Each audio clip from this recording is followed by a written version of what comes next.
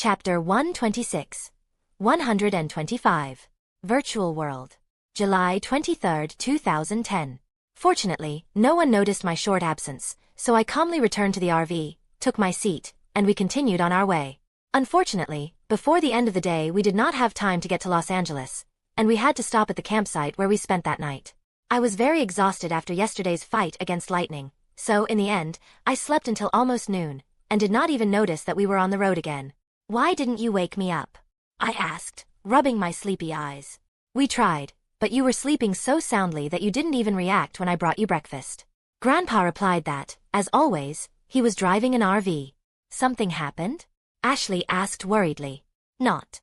It's just that the process of binding to the cloth was more tedious than I thought, and I needed to restore the lost energy. I lied because I didn't want my family to know what I did last night." "Are you sure?"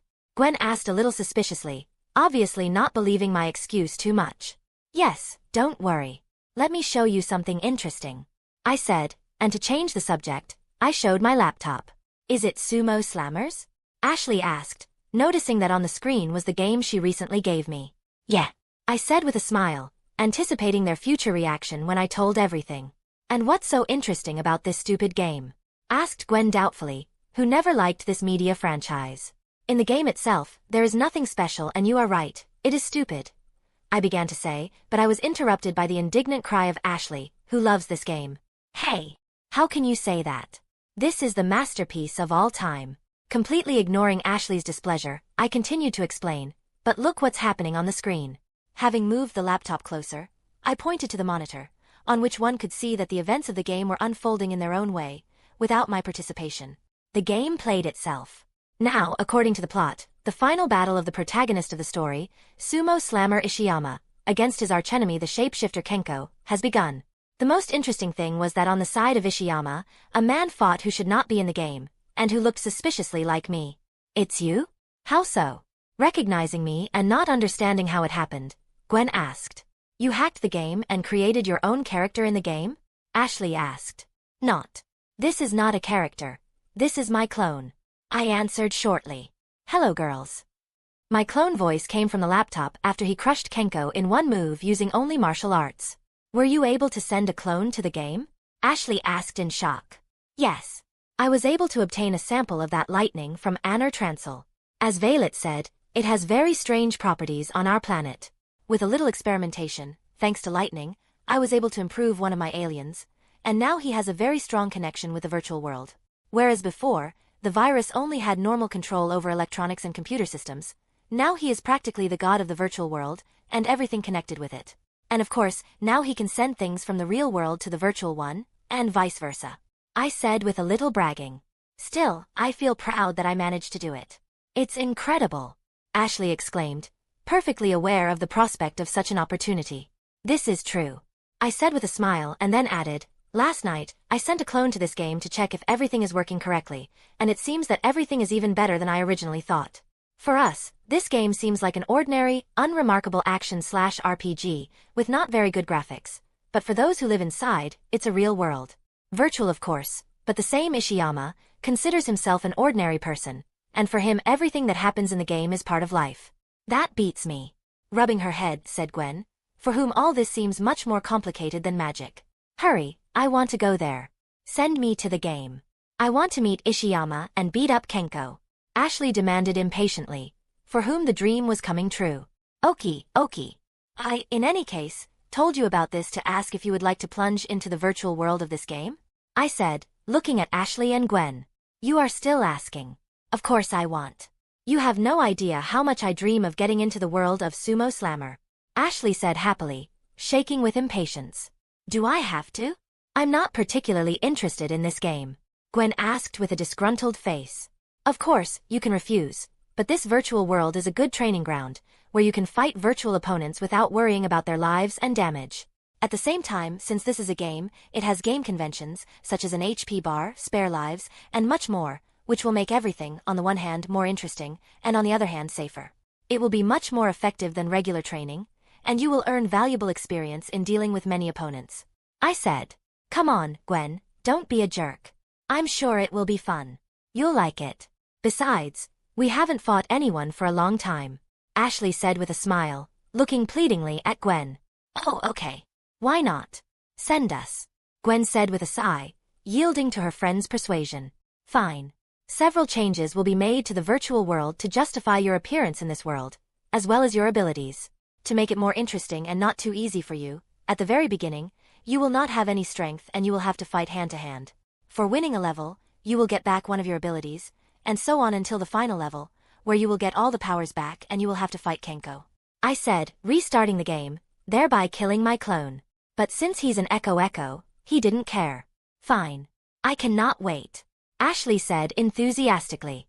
Now, this really sounds interesting. Gwen said with a smile, in which the fighting spirit woke up too. That's it, you can start. I'll make sure everything is in order, but don't relax there and stick together. Maybe it's a game, but there you can die for real. I said as I turned into the phantom virus. So I decided to name the enhanced virus. Considering what system lightning comes from, which changed it, in my opinion, this name is very appropriate. Don't worry, this isn't our first rodeo, Ashley said with a grin. As you say. Good luck to you. Oh yeah, when you finish the game, try to take Kenko's armor with you, which gives him shapeshifter powers. I'm wondering if it will function in the real world. And I said, and then shot the girls with a small lightning bolt. This lightning did not harm them in any way, but only converted them into computer data, which went to a laptop, or rather, to the virtual world of Sumo Slammer. Are there any problems? I asked loudly into the microphone of the laptop so that the girls could hear me inside the game. No, everything is okay. We're already at the first level. Answered the virtual Ashley, who looked to me only like a not very well-detailed video game character dressed in a kunoichi costume. So strange to not have magic again. Disgusting feeling. Gwen said, who, like Ashley, lost all her powers. Although they still have the tattoos, but they will not work until the girls find special tokens at levels 5 and 8. Since everything is in order, then have fun fighting with virtual samurai. I said, noticing that a bed of opponents was advancing on the girls. Are you sure it's safe? Gave a voice to grandfather, who all this time only listened to our conversation and did not interfere. Yes. I checked everything several times and did not notice any problems. As long as they are careful, there will be no problems, especially with their abilities. But, of course, I'll make sure the girls are okay. I don't screw up anymore. I said seriously. If you follow, then it's good. But, I have to say, it's a very interesting idea. Girls will definitely benefit from this virtual training. Grandpa said sincerely. Yeah, I think so too. They just lack the opportunity to gain combat experience, in a safe environment, so that they could even more adapt to their strengths and learn how to work as a team. Initially, I thought of building training droids for them, but this option is even better. I said honestly. I'll feel better too if I know girls can stand up for themselves. Max jumped with a smile, nodding his head. They are strong, they just lack the experience of real battles. They almost always fought droids or weak opponents, whom they always defeated with sheer force, without tactics or training. For all the time, they had only one difficult opponent, Hex, who made them seriously sweat. Hope, training in the game will teach them many tricks of the battle, and they will only get better. I said. They are strong, they just lack the experience of real battles. They almost always fought droids or weak opponents, whom they always defeated with sheer force, without tactics or training. For all the time, they had only one difficult opponent, Hex, who made them seriously sweat. Hope, training in the game will teach them many tricks of the battle, and they will only get better. I said. You are right. We only have an hour and a half to go. What are you going to do while the girls are having fun in the game? Max asked. I have one idea. I said with a smirk, a little mysteriously. Using the virtual world of Sumo Slammer as a training ground is certainly good, but you can create your own virtual world. When I said that the phantom virus became the god of the virtual world, I was not joking because as long as he is inside virtual reality, he is virtually invincible. And as befits a true god, the virus must have its own world, which he can manipulate as he pleases. More precisely, I can, and I don't have to worry about the rules of the real world and worry that the higher beings of the universe will come after me. Despite the acquired power, the virus is still limited by some rules and laws of the virtual and real world, and cannot do many things. But if I create my own virtual world that will meet all my desires and requirements, then, with the power of the virus, I will truly be a country there by an almighty god. Since Kevin Flynn was able to create a virtual world that was practically indistinguishable from reality, then I can do it too. Although, of course, I will try not to make his mistakes. And what will happen if I connect this world with the Omnitrix, It's even scary to imagine. At the very least, this is a chance to get rid of the codon flow binding. And as a maximum. In general, you can imagine the prospects, right? Although, at the moment, it is not the time to dream about what is not yet. But you need to get to work, and start creating a virtual world, with which Morgana will undoubtedly help me. After telling Max I was going to watch a movie, and taking Ashley's laptop since mine was busy, I set to work modeling my future world. This will take a significant amount of time, but it's worth it. Can't wait to see the finished result. Chapter 127. 126. Robot Invasion. Lex, this is work for you. Grandpa said loudly after a couple of hours, distracting me from designing my virtual world. What is there? I asked, setting my laptop aside as I walked over to the windshield. There are some robots running amok, Max said, pointing to a group of 40 robots. As Grandfather said, the robots ran amok and went crazy, breaking everything that they only met on the way. They overturned cars, smashed shop windows, tore out traffic lights and scared people who ran as far as possible from them. What the hell? What are we doing here? A machine uprising? I asked aloud, not understanding why they decided to start destroying everything. It seems that nothing like this should have happened in this city. We must stop them as soon as possible before they hurt anyone, Max said seriously, watching as one of the robots pulled out high-voltage power lines that fell right next to the man running away in fear. Yes, we need to get rid of them as soon as possible. And also find out who is to blame for what is happening, I said as I mentally ordered the cloth to change from casual wear to combat suit. Can you manage without help? Asked the grandfather. Don't worry, it's not that hard. Besides, I don't want to distract the girls. They just reached the last level, I said, turning into the big chill. Good luck then, Max said with a smile. Nodding to him, I became invisible and flew through the flow of the bus. Rising higher into the air so that no one could know where I came from, I flew closer to the robots, and right in the air turned into shock squatch. Having landed heavy on the asphalt, I sent a wave of electricity that immediately neutralized a dozen robots. Luckily, there were no humans around anymore, and I didn't have to worry about anyone other than the robots getting hurt by my attack. As soon as the rest of the robots saw what happened to their comrades, they froze for a second, after which they emitted a very nasty cry, and leaving what they had been doing before, ran at me, like bulls, in front of which they waved a red rag. All this is strange. Before disabling all the other robots, I decided that first we need to fix everything that they destroyed, since one of the robots tore out the hydrant, and the water was now creeping up to a broken power line. This could end badly, so I quickly used Restitutio Damnorum, and then attacked the rest of the robots, which were just about to get close to me. It only took one ball of lightning to fry the rest of the robots, and they fell limp to the ground. This whole situation seemed very suspicious to me, since I did not see an objective reason for the robots to make such a mess on this street. It looked like it was some kind of performance or a trap. Heck, I said out loud as I felt a signal from my sixth sense and heard a faint ticking sound that could only mean one thing. Fortunately, I managed to react, and right before the explosion I managed to cover all the robots with a very dense magic shield. The explosion of 30 robots was strong enough to destroy several blocks, and perhaps even I would not have been greeted. At least, the whole shield cracked and 8 withstood. When I removed the shields, I saw that nothing remained of the robots, only a deep crater in the asphalt, which I had to repair again. Now, I will not be able to find out who is the owner of these robots, and what the hell happened here. Whoa. This is Legion.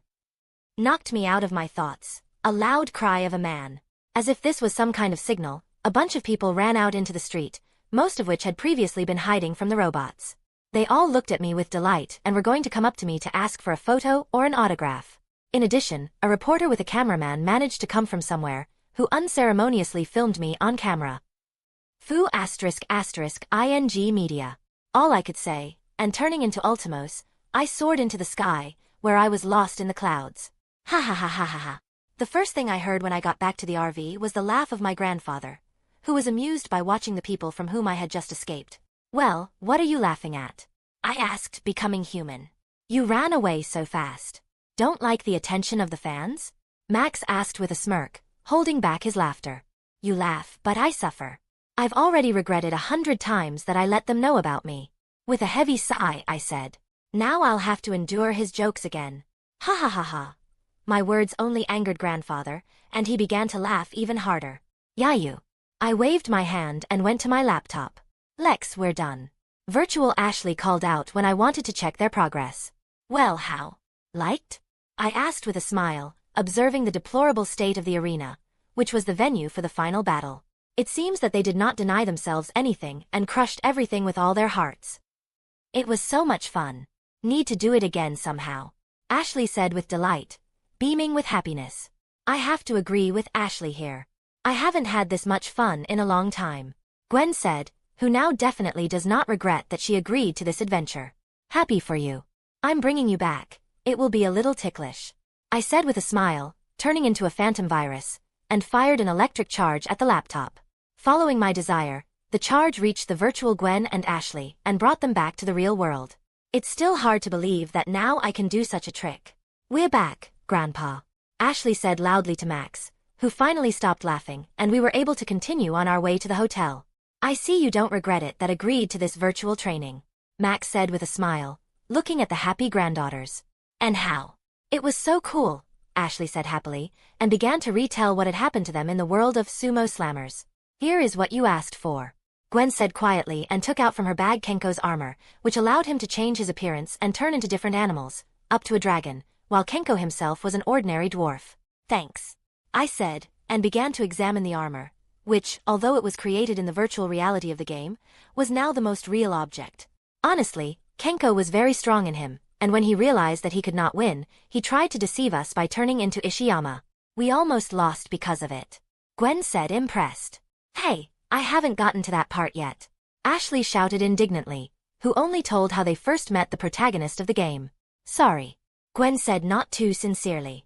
After grumbling a little, Ashley continued her story as I tried to figure out how this armor even works. They are clearly technological, but I could not figure out where they have a source of energy, and their structure was as strange as possible. Also, all over the inner surface of the armor, Japanese-like letters were drawn, which did not make any sense. Maybe there is some magic involved? Although, it's silly to look for meaning in an item that comes from a sumo game. Do you understand how they work? Ashley asked as she finished her story. Not. To be honest, I don't understand anything at all. It's the most sophisticated technology, or whatever it is, that I've come across since the Omnitrix. Do they even work? Asked a very reasonable question grandfather. We'll check it out now, I said and turned into a jury rig. It was just about the size of Kenko, so I was able to fit into the pilot seat and put on the armor, although it's more of an exoskeleton. Well, how? Gwen asked curiously. It seems to be mental control, I said as I felt the suit automatically fix my body and get to my feet following my command. Turn into someone. Like Kenko, Gwen suggested.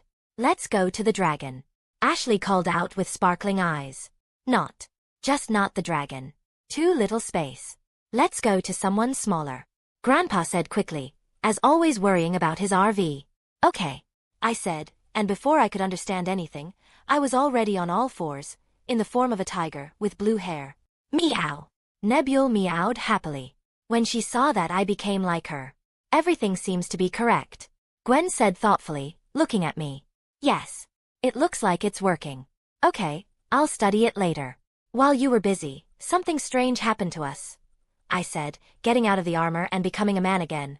Then I started talking about the battle with the robots as we continued to search for the hotel. Third POV. In a dark room filled with large monitors, sat a man in knightly armor and a gold-colored mask. He watched with interest the video, which played out the recent events when the Legion battled the army of robots rampaging in Los Angeles. While the knight was watching all the video materials that his order was able to obtain during this battle, another knight quietly entered the room, wearing standard armor. He silently stood behind the throne, on which sat a man in a golden mask, and respectfully waited for him to speak to him. I wonder what he said here? The masked man asked curiously, zooming in on the video in which the Legion, in the form of a yellow gorilla, glanced at the camera of the TV channel and said something. After then, turning into a blue-skinned humanoid, flew into the sky. We don't know, sir. Although the question was rather rhetorical, the knight who stood behind the throne nevertheless answered. So, were you able to track his movements? The knight on the throne asked his subordinate. No, sir. Although, as we expected, the Legion arrived almost immediately when the attack of the robot began, but he appeared as if from nowhere, and he also disappeared without leaving any traces. The knight answered, holding a tablet with a report in his hands. In general, as always, yes. At least, the plan to get his attention worked flawlessly. And the masked knight replied thoughtfully, glancing at the image of the hero. Yes, as our analysts expected, The Legion immediately reacted to such an extraordinary situation that the police would not have coped with on their own. In fact, it arrived even faster than we expected. Looks like he was close to town, replied the subordinate knight. Your heroic nature will destroy you, Legion, the man said gloatingly, anticipating how his plan of revenge would come to fruition. Should we continue with the plan? The subordinate asked for the sake of formality. Yes. But first, send a few more groups of robots to different parts of the city. It would be nice if we could tire out the Legion before the final battle. At least it would be nice to get rid of his girlfriends so that they don't interfere with our plan. After a moment's thought, the masked man said, Yes, sir. Saluting, said the knight. How is the condition of our troops? Finally asked the knight in mask. All of our forces are assembled and armed with our best technology. You just have to give the order to attack, said the knight respectfully. Fine. We leave in 12 hours. The Forever Knights go to war to punish a heretic who dares to go against our order. Rising from the throne, said Enoch, and it was he, pathetically waving his splash. Legion, you will greatly regret tampering with our great order. Your fate will be an excellent example for all the rest, fools who think too much about themselves. And you will answer for the shame that you personally inflicted on me during our last meeting. Enoch said expressively, with righteous anger, looking at the photo of the Legion. Chapter 128. 127. Katrix. It's really very suspicious, Gwen said when we checked into a hotel, not far from Hollywood, and I finished my story about the attack of robots. This attack was clearly a trap. And most likely just me. We need to keep your eyes open and be ready for the next attack or the appearance of an unknown enemy. I said seriously, taking out Kenko's armor again. It happened faster than you thought. See, grandfather said loudly, and pointed to the report on TV, which he had just turned on. The news channel was talking about another attack by robots, in another part of the city. There were 3 times as many of them, and they raged even more strongly, not at all sparing the city infrastructure. Well, at least people were not touched. Looks like today is going to be a tough day, I said with a sigh as I prepared to leave for battle. Let's deal with them ourselves, Gwen suggested. They obviously want to lure you out. It will be better if we go. They certainly don't expect it, Ashley added, who really just wanted to fight the robots again. Are you sure? I asked just in case. They're just robots. We can handle them with no problem, Ashley said confidently. In fact, if the girls go, it will at least upset the plans of an unknown enemy. Perhaps he will even begin to act recklessly, which plays into our hands. Grandfather shared his opinion. Okay, if you want, you can go. Just be careful, and if something happens, call me right away, I said sternly. Do not worry, everything will be fine, Gwen said with a smile. You can deal with Kenko's armor for now, Ashley said, clearly knowing that this is exactly what I want to do now. Well, you can no longer persuade me, I agree. Go and break a couple of dozen robots. Just be careful with their self-destruct system, I said with a smile. Thanks, Ashley quickly said, having already put on her suit, and opening the window, flew into the city. As always impatient, Gwen said shaking her head, and followed her friend, also dressed in her battlesuit. You won't send a clone after them? Max asked when we were alone in the room. Not, they are no longer so helpless. And it's really just robots. Besides, Morgana will look after them, I said confidently, though I couldn't completely leave the girls unattended. You grow up. Grandfather left in the end and went off to do his own thing. I have been an adult for a long time, I said in annoyance as I looked at the news report. Instead of the Legion expected by many, his assistants, Mystique and Rogue, arrived on the scene. Apparently, the hero decided that there would be enough of them to cope with the army of robots, which is destroying our city for the second time today. So it remains unknown who initiated this invasion, but it can be said with confidence that this person did not start anything good. Luckily, we have the Legion. Yeah, but I didn't notice that they believe in me so much, I muttered, watching how the camera was pointed at Ashley, who with her lightning destroyed almost half the army. And after all, maybe when she wants to act carefully so as not to destroy anything. The girls perfectly coped with their task and, having repaired the city with the help of a spell, Gwen and Ashley were already flying back, but there was a message about another appearance of robots. Since they decided to participate in this, then let them figure it out to the end. That's what I told them when Gwen called me and asked what to do next. And I was finally able to start a more thorough study of the war armor. Since my knowledge is not enough to understand how this virtual armor works, I will have to use the help of my smart friends. Transforming into Echo Echo, I created 5 clones, which turned into Upgrade, Grey Matter, Brainstorm, Jury-Rig and Phantom Virus, respectively, and I became human again. The special technopathy of the galvanic mechamorph will allow him to disassemble the armor into its component parts, with which the Jury-Rig's engineering skills will undoubtedly help him. And the ingenious intellect of Galvans and Cerebrocrustacea will be able to understand how the armor itself works. Well, the virus will help all the aliens with his skills in hacking any technology. I, on the other hand, will lead the clones like a conductor, and together we can understand this illogical armor from the game world. Several hours later. To be honest, it was harder than I thought. Armor violates several laws of physics, and works according to unknown rules. Even magic seems more logical to me than this obscure Kenko armor. Although, one should not expect anything else from an item from a stupid game, but still. This is literally the most difficult task I have ever faced in this life. Well, not counting the cloth, but this is already a completely different level.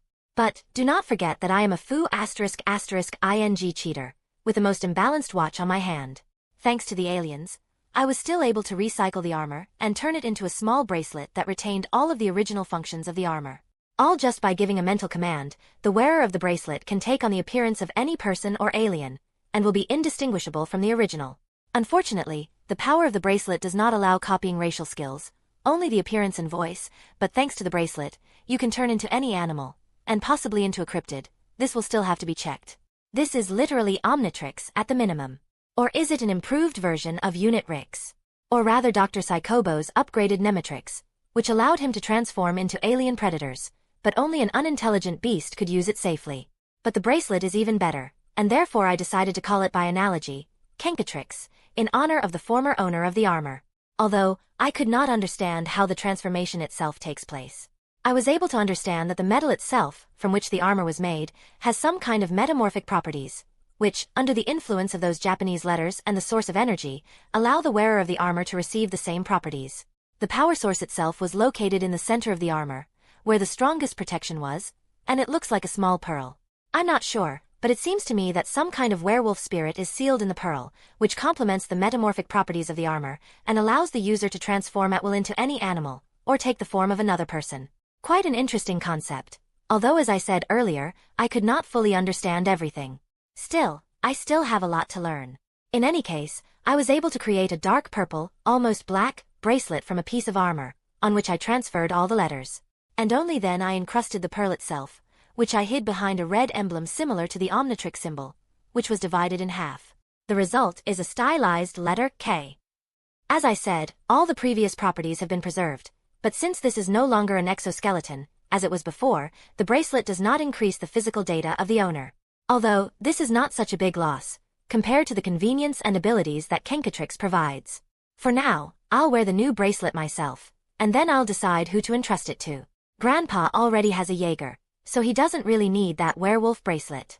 And the girls are not particularly suitable for his capabilities. To be honest, it seems to me that Kai is just the perfect host for Kenkatrix, but it's too early to judge this, especially since we don't know each other very well. Are you finally back? I asked the girls with a smirk as I put the rest of Kenko's armor into inventory. Maybe I'll still need them. I hate robots, Ashley said angrily, and collapsed into bed from exhaustion. As soon as the girls finished with one army of robots, a new horde appeared, larger than the previous one. And so on for several hours. Given that they had previously fought in sumo slammers, it is not surprising that they spent all their strength today. You made up your mind to deal with them. Shrugging, I said. But who would have thought that there would be so many of them? Ashley complained. I will never follow your lead again, Ashley. Gwen said softly, who was much more difficult, because she could not use her fire, because of the danger of the tattoo. Sorry. Ashley said plaintively. There is a new army in Beverly Hills, said Morgana, who coordinated the girls all day, at my request. But not this, Gwen said doomedly, as she thought that was all for today. Okay, rest. I'll be done with this. At the same time, I'll check out a new toy, I said, getting up from my chair and pointing to the new bracelet on my arm, right above the disguised Omnitrix. Good luck, Ashley said wearily and fell asleep instantly. Looking at Gwen, I saw that she, too, was already asleep. They could have asked for help if they were so tired. Shaking my head, I said, after using Kenkatrix, turned into an eagle, with blue feathers, and flying out the window, flew to the area where celebrities live. By the way, as it turned out that all the animals that Catrix turns into are larger and stronger than ordinary animals, and for some reason, they always have a blue color. Though I don't mind, considering that's my favorite color. Thanks to the speed of the eagle, I quickly reached the elite area, where almost 1,000 robots were rampaging. Notably, someone spent money on the creation of these toys. Right in the air, I turned into a 4-meter blue bear and, like a cannonball, landed in a cluster of droids, which I began to violently tear apart. These robots were obviously of lower quality than the ones I had fought this morning, but there were more of them and some of them had laser weapons. In order not to be such an easy target, I turned into a blue jaguar and began to maneuver between the robots, tearing them apart with my sharp claws. Given the chance, I thought it would be a good idea to test the cloth in battle as well, so several black cords came out of me that followed my will and helped me destroy the robots. Pretty comfortable, like I've got some new arms, I thought involuntarily, biting my teeth into the droid's head. The number of robots dropped quite a bit, but since I didn't want to drag out the battle, I jumped into the air and turned into a 15M Oriental Dragon. Of course, blue. Bye-bye. I roared, and breathed a stream of high-temperature fire into them, which instantly melted the remaining 300 robots. Pretty awesome, I involuntarily said, looking at the destruction I had caused. If not for the spell, repairing the entire area would have cost the city authorities a very impressive amount. And here it's not even clear who tried harder, me or the robots. Covering the robots with a shield, which, despite their deplorable state, nevertheless self-destructed, in order not to attract attention, I turned into a bat and flew back to the hotel. But after flying a few blocks, I felt that someone was following me. And to check who the impudent one is, I flew up to one of the skyscrapers and waited. 5 minutes later, I heard the door to the roof open and 5 people came in. "You," I said with surprise when I saw my guests. I didn't think we'd meet so soon. Chapter 129. 128. Confrontation. July 24, 2010. Lex, the robots have reappeared. This time, in Griffith Park, said Morgana, waking me up at 6 in the morning. Looks like it's time for the final round, I muttered, rubbing my sleepy eyes. Everything, just like those guys said. Morgana said, referring to the people I met last night. Right. Did you do everything I asked? I asked, washing my face and ordering the cloth to look like my suit. Yes, everything is ready. All you have to do is sell the signal and the house of cards will fall apart. With a pleased voice, said Morgana. Then do your job. Send all the collected information wherever you need it. Since they decided to play dirty, let them feel what it's like when all their secrets come out. With a bloodthirsty smile, I said. And made. Now all the ins and outs of the order are in the public domain. Morgana said. Wonderful. Then, it's time to end this whole circus, I said with a smirk, and without warning anyone, I left the hotel, going to deal with the last batch of robots and their owners. Third POV. Since yesterday, groups of robots of unknown origin began to appear in Los Angeles, which did not touch people, but staged a mayhem throughout the city. In total, there were 12 such attacks, and fortunately, before something irreparable happened, the Legion and his assistants managed to neutralize the hordes of robots. What's strange so it is that there was no reaction from the authorities and law enforcement agencies of the city, and apart from the heroes, no one dealt with this problem. Although logically, the government should have already brought an army into the city, which was supposed to at least help the heroes deal with the robots. But nothing of the sort happened. The only reaction from the city authorities was the decision to introduce a temporary state of emergency, which forbade residents from leaving their homes until the problem was resolved. Many people did not like this and smart people already saw some kind of conspiracy in this, but since the Legion coped with the invasion of the rebellious machines without any problems, no one was in a hurry to make any rash decisions that could only spoil everything. But it was about how, since this morning, information about some ancient order of knights did not begin to appear on the internet and in the press, who started this whole mess in LA. And as they say, the shit hit the fan, and the information provided by an unknown anonymous person spread throughout the country, revealing many dirty secrets of many people, as well as revealing the secret to the centuries-old actions of the Order, which was originally supposed to protect the world. The culmination of this whole event was the appearance of a video on all screens of the country, which depicted another battle of the Legion against robots, which ended with the appearance of that very order and the disclosure of even more dirty secrets. Lex POV. And that was the last one, I said, tearing Wrath, the last working droid, with my claws. This time there were fewer of them, but they were all of excellent quality, so I had to work hard. Though who am I kidding, it was just a little warm-up before starting the main action. Transforming into an ice pick, I froze all the broken robots so they wouldn't ruin this beautiful park with their explosion. After becoming human, I turned to face the Griffith Observatory and said loudly, "I know you are here. You can't hide." "Ho, so you guessed it." Their emptiness arrogant voice rang out. Then, as if the whole landscape in front of me was a painting, someone pulled the canvas and revealed the true essence of things. Behind the fake appeared a giant mech, with a familiar golden mask, 2,000 armed Eternal Knights, and several thousand more robots very familiar to me. "Good camouflage system," I sincerely praised, pointing to the canvas, which projected what was behind and was able to hide an entire army in plain sight. "Thanks, I'm glad you appreciated it. We've been working hard for you," the mech pilot said kindly. "It is very kind of you. I can't imagine how much this rubbish cost you, just to divert my attention. You really did a great job," I said sincerely. "We are pleased that you appreciated our efforts. But it looks like you're not at all surprised by our appearance," Enoch said puzzled, and it was he who was sitting in the mech, which was created in the image of his knightly armor. At first I could not figure out who was behind these robots, but then, before all the robots self-destructed, I was able to notice a very familiar stigma. "Seriously, you should at least remove your ubiquitous infinity sign, otherwise it's not even funny," I said with a smile, blatantly lying. "What? Is our sign still on the robots?" Enoch asked in shock, looked at his subordinate, who was standing at the left leg of the fur. Yes sir. In order to create so many robots, we used the punching machine we used earlier for one secret project, and it looks like someone forgot to remove the badge that identifies us," the knight said awkwardly. "Idiots!" Enoch exclaimed furiously, and then added, "The whole point of this plan was to remain anonymous to the last, so that the Legion would not suspect the trap being prepared for him." Yes, I sympathize.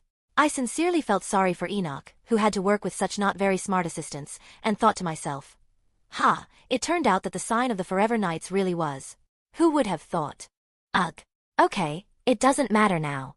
The main thing is that you still came here, and we can take revenge on you." Turning to me, said Enoch, returning his arrogant tone.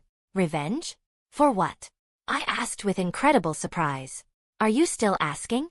You attacked my castle, beat up all my people, dishonored me and took my entire collection." Enoch growled, practically foaming at the mouth. "Not all. Just a couple of items."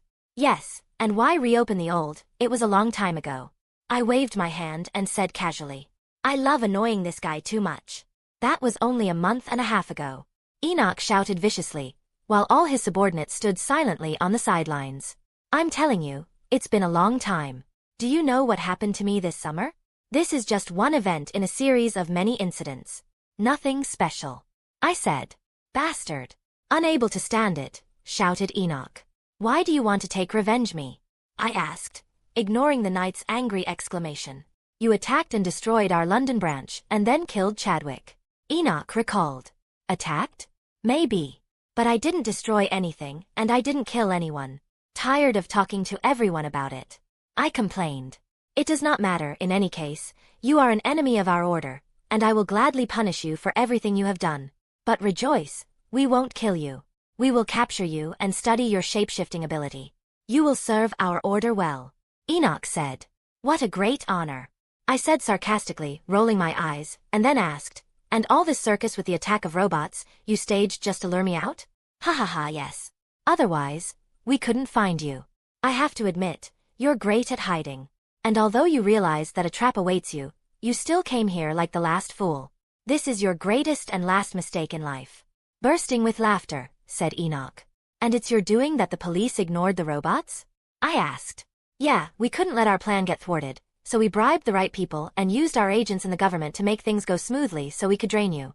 Although, we did not expect that your girlfriends are so strong and will cope with almost all attacks. But in any case, you are now alone and no one will help you," gloated Enoch. "I still love villains. They always strive to share their plans." "People in the government?" I asked with a grin. "Finally. Our order is so ancient and powerful that you can't even imagine. Our members have infiltrated various structures around the world, and if we wanted to, we could rule the world. Ha ha ha ha." Enoch boasted, clearly exaggerating a little at the end. "Well no. I just imagine everything perfectly. I will say more. I know absolutely everything about your order," I said with a grin. "What? What are you talking about?" Enoch asked incredulously. "Did you really think that having learned about the trap in advance, I would not prepare for your arrival?" I asked, bloodlust in my voice. What did you do? Enoch asked fearfully, clearly feeling a bad premonition. You know, I have known about your order for a long time and even know your history of origin. Out of respect for Sir George and what he has done in the past, I have decided to leave you alone. At least for the time being. But when I visited your London branch, I saw something that made me very angry. I said seriously, pressing telekinesis on all the assembled knights so that they could not move. When I realized that you were preparing a trap for me, I decided that this is a chance to end you. Of course, I could just beat you all up and be done with it, but I thought that was too little punishment for bastards like you, who imagine themselves to be doing all sorts of crap for centuries. I said, increasing the pressure with every word. What did you do? Shouted Enoch as his mech fell to his knees. I have taken away your greatest advantage. Your secrecy. I grinned bloodthirstily, pulling out a large holographic screen from my phone. No, Enoch said doomedly, seeing on the screen a report from several TV channels that told everything I had gathered about the Forever Knights. And there was a lot of dirt and secrets. Smile. You are filmed by a hidden camera. I said with a smile, pointing to the drone flying in the sky, who filmed all our dialogue and broadcast it around the world. Well, Richard Dreyfuss III, do you like my plan? I asked with a grin, calling Enoch by his real name. Bastard. I'll kill you. Enoch shouted furiously and fired a rocket at me from the mech's hand. Calmly covering myself from the explosion with a magic shield, I continued. Now, the whole world knows your names, your crimes and your plans. We'll start hunting for you, because with your actions you have angered a lot of influential people. The President of the United States was very unhappy when he learned that you wanted to replace him with a robotic double during a baseball game a few days later. Sir, our bank accounts. They are all empty. The right hand of Enoch gave a voice. Oh yes, I forgot to mention that. Now you are bankrupt. Your entire fortune has gone to charities around the world. You don't have to thank me. I know how happy you are to know that the money of your order will go to a good cause and will cover at least some of the harm that you have done to the world over all these centuries. I said with a grin, turning off the drone, since my next words should not be heard by anyone. Die! Enoch shouted furiously and tried to shoot me with a rocket again, but he didn't succeed, as I tore all his mech into pieces with telekinesis. It won't be fun if you all get caught now. So run and don't look back. I said as I removed the telekinetic pressure from all the knights. True, everyone was so shocked by what had just happened that no one even moved. Well, what are you worth? The army will be here soon. I said, but no one responded. You're not funny at all. I said with a sigh, and then turned into a humongosaur and shouted louder. I said run. Hide so you don't get caught. Ha ha ha ha ha ha. This time all the knights heard me and threw down their weapons and ran wherever their eyes looked.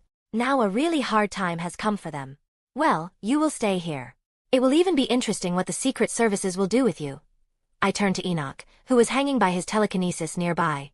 I'll take revenge, said Enoch weakly, who did not particularly believe in it. No, you won't get revenge. You will most likely never see white light again. And it is unlikely that any of your former comrades will come to save you, because now they have more important things to do. I said with a smirk, and then knocked out Enoch with a blow. Now I feel like a villain. I muttered involuntarily. After destroying all the robots left here, I teleported from here, since the army was really close. Besides, I have an appointment with my new allies, Chapter 130. 129. The Forever King. And how it all came to this, I thought involuntarily, sitting on the golden throne, looking at my new subordinates. I had a crown on my head and a royal robe draped over my shoulders. About 300 Forever Knights gathered in front of the throne, led by 5 knights in red armor that I knew well. All of them now bowed their heads in submission to me, kneeling. You can go up, I said imposingly, sitting comfortably on the throne. Hearing my command, all the knights stood at attention, after which, simultaneously putting their right hand to their hearts, they loudly exclaimed, Long live, the true Forever King! Long live to the true Forever King! Long live to the true Forever King! Long live to the true Forever King! Their fanaticism knows no bounds. I thought calmly about the fact that I was now being crowned. If someone does not understand what is happening now, then I will explain everything. To make things clearer, I have to go back to last night, when I was visited by uninvited guests. As some of you may have already guessed, these were the 5 knights in red armor that I met while infiltrating the London branch of the Forever Knights. As it turned out, the words that I said about their order and Sir George, after our duel was over, quite strongly influenced the outlook of these forever ninjas. It turns out they have such a title. When the ninja woke up from the magical sleep that I had placed on them, they decided to reconsider their allegiance to the Order of the Forever Knights and, for the first time in their lives, decide on their own what they really want to dedicate their lives to, and most importantly to whom. Unexpectedly, it was the ninja who turned on the storage destruction system. It was they who destroyed the place for the protection of which they were, in fact, created. Well, at least they did not abandon their former comrades, and saved all the Forever Knights that were on the upper floors of the vault. After all, they are ordinary soldiers and did not deserve such a death. By the way, I found out the origin of the Forever Ninja. The majority of this elite squad are level 6 androids created by the late Chadwick, but there are 12 of them who act as commanders. They were orphans who had been recruited by the Order as children, brainwashed into their allegiance and undergoing rigorous training to become elite warriors and bodyguards for high-ranking members of the Order. Everything is so sad that they don't even have their own names, but only the call signs they got from the names of the Knights of the Round Table, who, most likely, were also eternal knights in the past. In my case, I met Kay. This is the girl I fought. Yvain, he fought Lee, a knight with a shield, goes by the call sign Borse, and the other two are called Lamorak and Bedivere. Somewhere in the world there are still forever ninjas with the call signs Gawain, Beaumain, Galahad, Percival, Uriens, Gaheris and Agravain. So, back to the topic. After the ninja left the London branch, they began to think about what to do next, because, in fact, they became traitors to their order. As is clear, they decided to find the one who pushed them to change, that is, me. Ironically, creating such subordinates was the main mistake of the Forever Knights. They created 2 loyal soldiers who honor the code the most.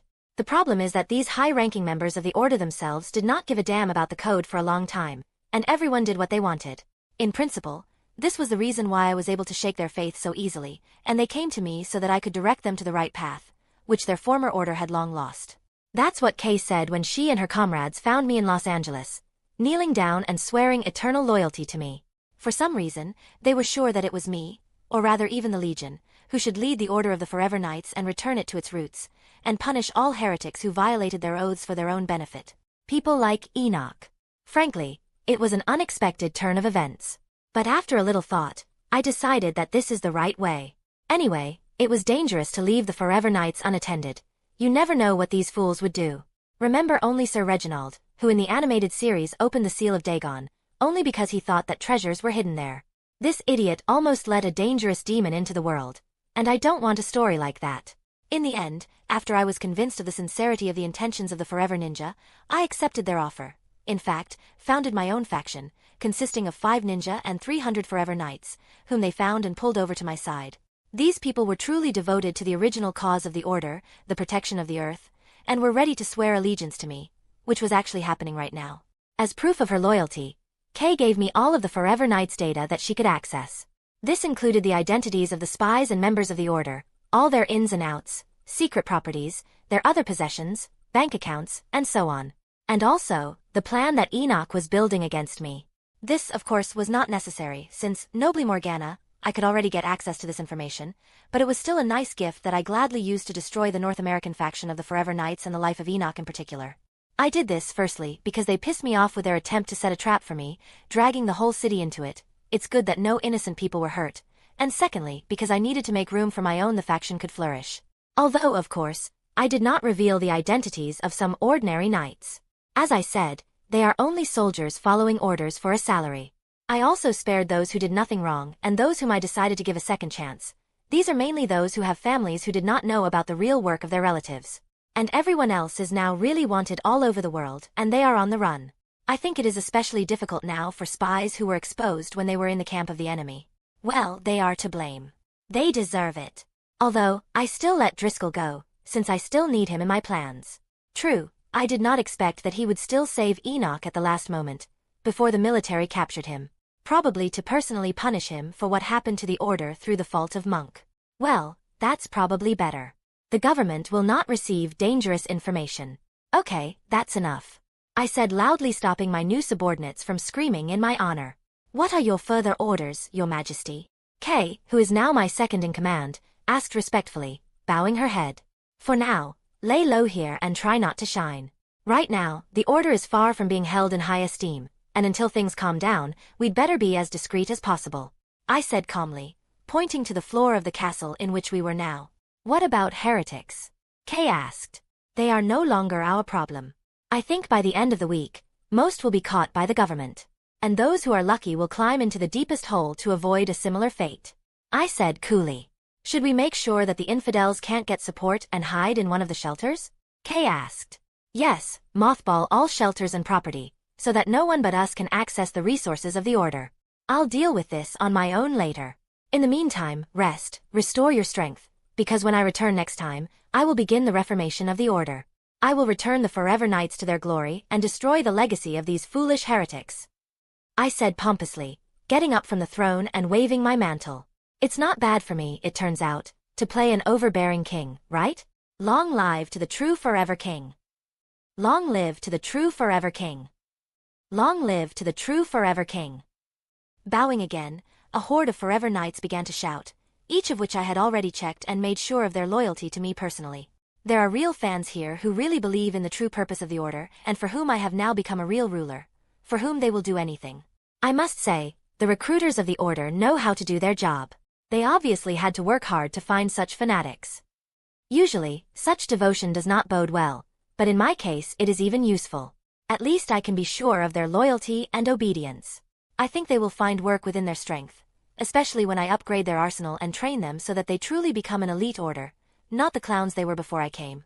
Still, it will be easier for me if I have assistants who can deal with minor problems. Not all say me forever to do all work. I hope, in the future, I can entrust them with the protection of the earth, in my absence. I will be calmer if I have forces subordinate to me personally. And I won't have to trust the same plumbers, which I honestly have a little doubt about, especially after they left my planet to fend for themselves after defeating Vilgax the first time. Well, that doesn't matter now. It's time to go back to the family. They must have seen my little show and must be worried that I'm gone for a long time. Kay, I leave you in charge. Make sure everyone gets everything they need to relax. The main thing to remember is not to walk around the street in your armor. I looked at my assistant and said, As you wish, Your Majesty. Kay bowed low. We have a lot of work ahead of us, but trust me, we can fulfill our duty to protect the Earth. Playing the role of the king again, I said loudly, after which I teleported back to the hotel, Chapter 131. 130. Portala. I'm back. I said loudly, right after teleporting to the hotel. You've caused real chaos.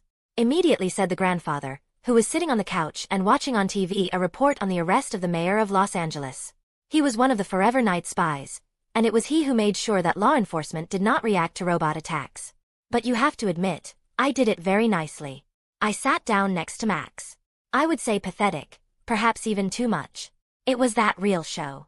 The whole country will be in a fever for a very long time, at least while the arrests continue. Grandpa said as he switched the channel to another news report, this time about the arrest of a famous billionaire who was also an Forever Knight.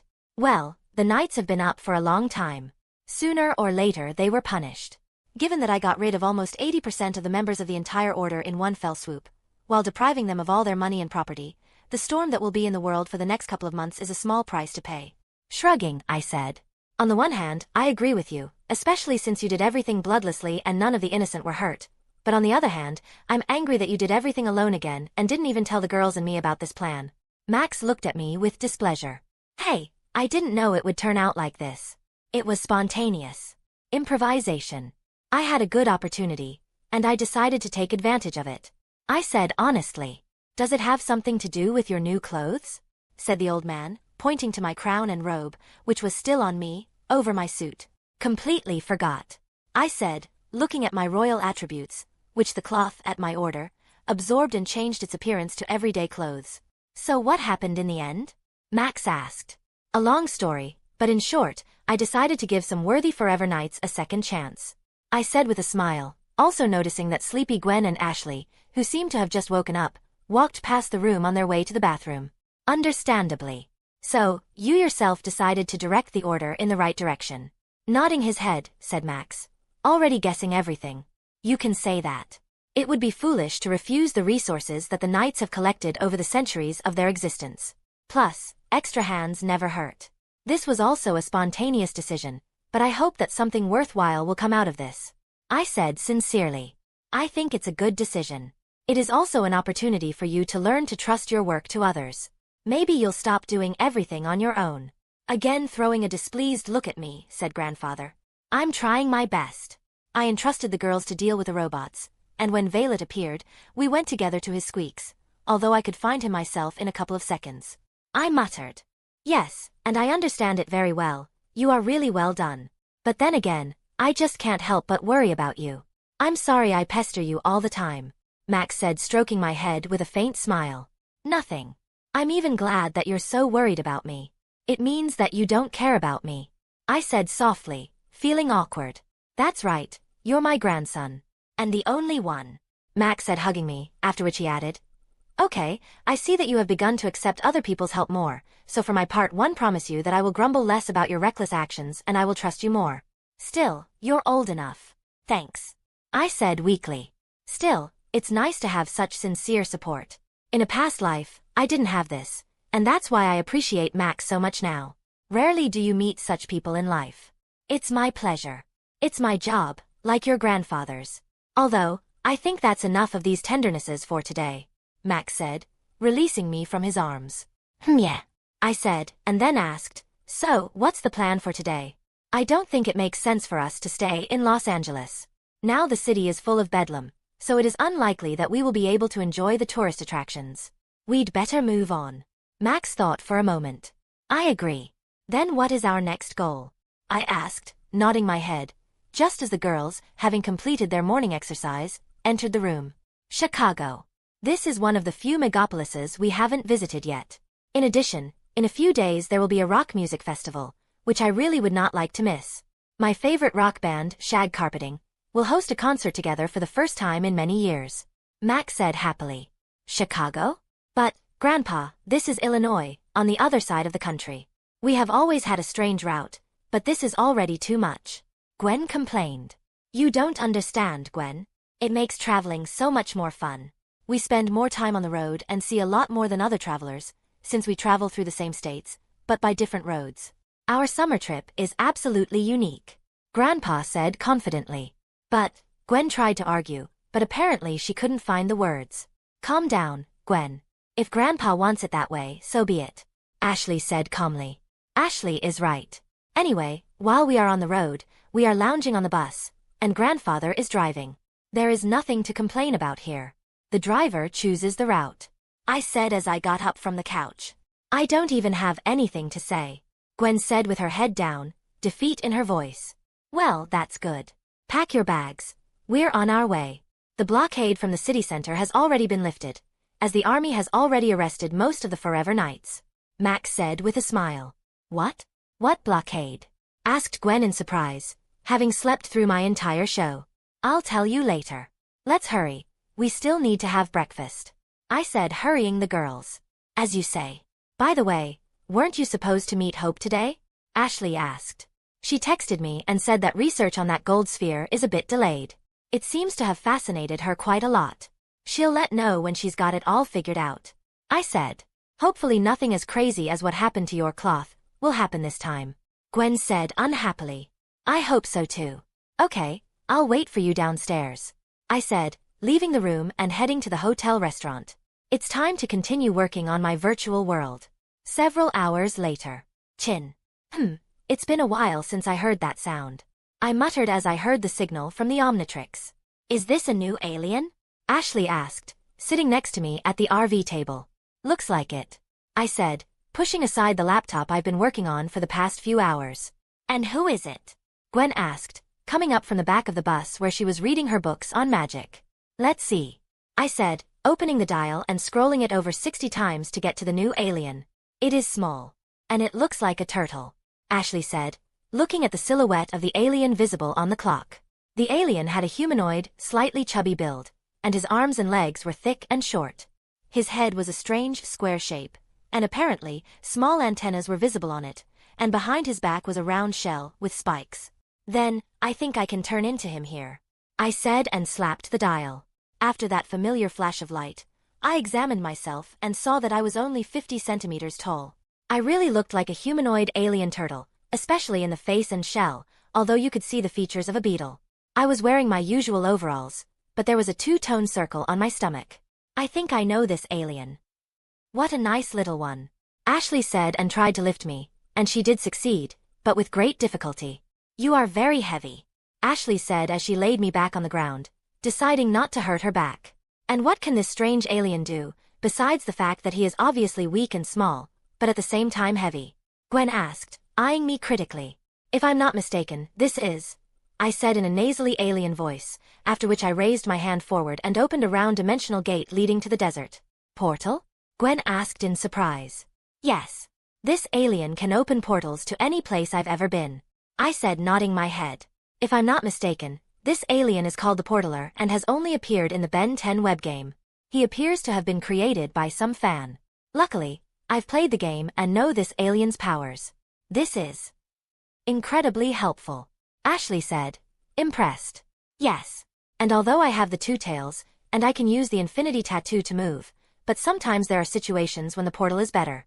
For example, to move a large number of people or cargo. Plus, the portal can always be used in combat to redirect an attack, I said quickly, already beginning to analyze the usefulness of this ability. What else can he do? Gwen asked, curious.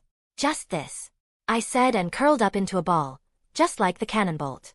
Apparently, this is a defense mechanism against predators inherent in this race. This is not particularly useful, but thanks to the spikes on the carapace, the Portaler has good penetration power. It looks like this alien is more like a mixture of an armadillo and a turtle, and not skulls and a beetle, as I originally thought. It's funny, Ashley said as she watched me roll on the floor of the bus. Variety never hurts. I already have quite a few aliens that have similar powers, but that doesn't make them any less useful. Everything depends on the situation. And portals will definitely come in handy for me someday, I said as I got to my feet. I think you're right. By the way, have you checked Ashley? Gwen asked, suddenly changing the subject. Check? What are you talking about? Ashley asked incredulously. I'm talking about your electrokinesis tattoo, Gwen replied. What's wrong with her? Ashley asked, looking at your hand. She's fine. It looks like my theory was correct, and Ashley's mental resistance, which she trained due to her osmosion powers, protected her from the effects of the tattoo, I said quickly. Is that how? This is good, Gwen said with relief. What are you talking about? Can you explain to me properly? Ashley asked loudly, completely confused about what was happening. You know, Ashley? I started to speak, wishing to turn back into a man, but everything did not go according to plan. What the hell?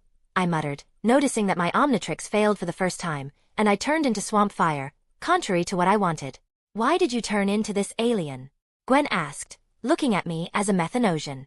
I don't know, I said honestly, looking at the Omnitrix emblem. Become a man and explain to me already what you were talking about before, Ashley practically ordered. I can't, I said when I realized that the Omnitrix was not responding to my mental commands, and even a slap on the emblem on my chest did not cancel the transformation. What the hell? Chapter 132. 131. Bloom. Are you joking? Gwen asked, concern in her voice. No, I really can't turn into a human in any way. The Omnitrix is completely unresponsive to my commands. Even Kenkatrix is useless, I said, continuing to slap the emblem on my chest. Why is this happening? Ashley asked, also hitting the emblem, but nothing came of it. I do not know. My Omnitrix has always worked properly, I said hesitantly, trying to find a solution to this problem. I think it's time for you to bloom. Morgana's voice came from my laptop, which she was in to help me create my world. That's right, bloom. It slipped from my mind. Thanks for the reminder, Morgana, I said with relief, having stopped trying to return to human form. Bloom? What are you speaking about? Gwen asked incredulously. This is a feature of this race.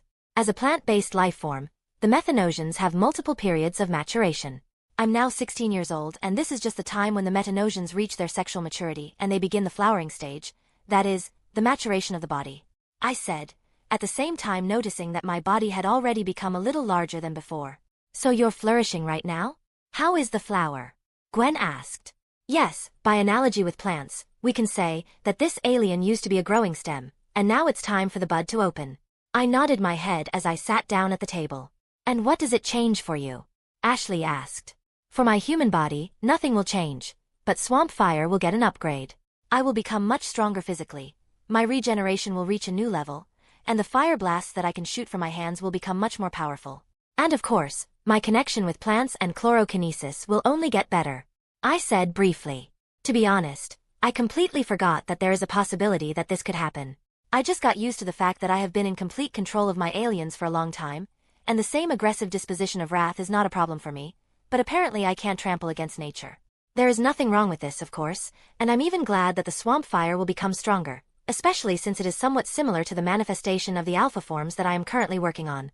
But the fact that flowering happened so abruptly and unexpectedly is unpleasant. It's good that I was in a safe environment, and not in the middle of a battle. It also reminded me of the problem of Big Chill. I do not want to bear children because of the instincts of the Necrophrygian race. I'm still too young for this. And actually, I'm a man. So something needs to be done to prevent this from happening.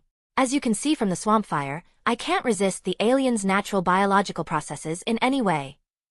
And what do you do now? Ashley asked, breaking my flow of thoughts. Just wait for the bloom to end.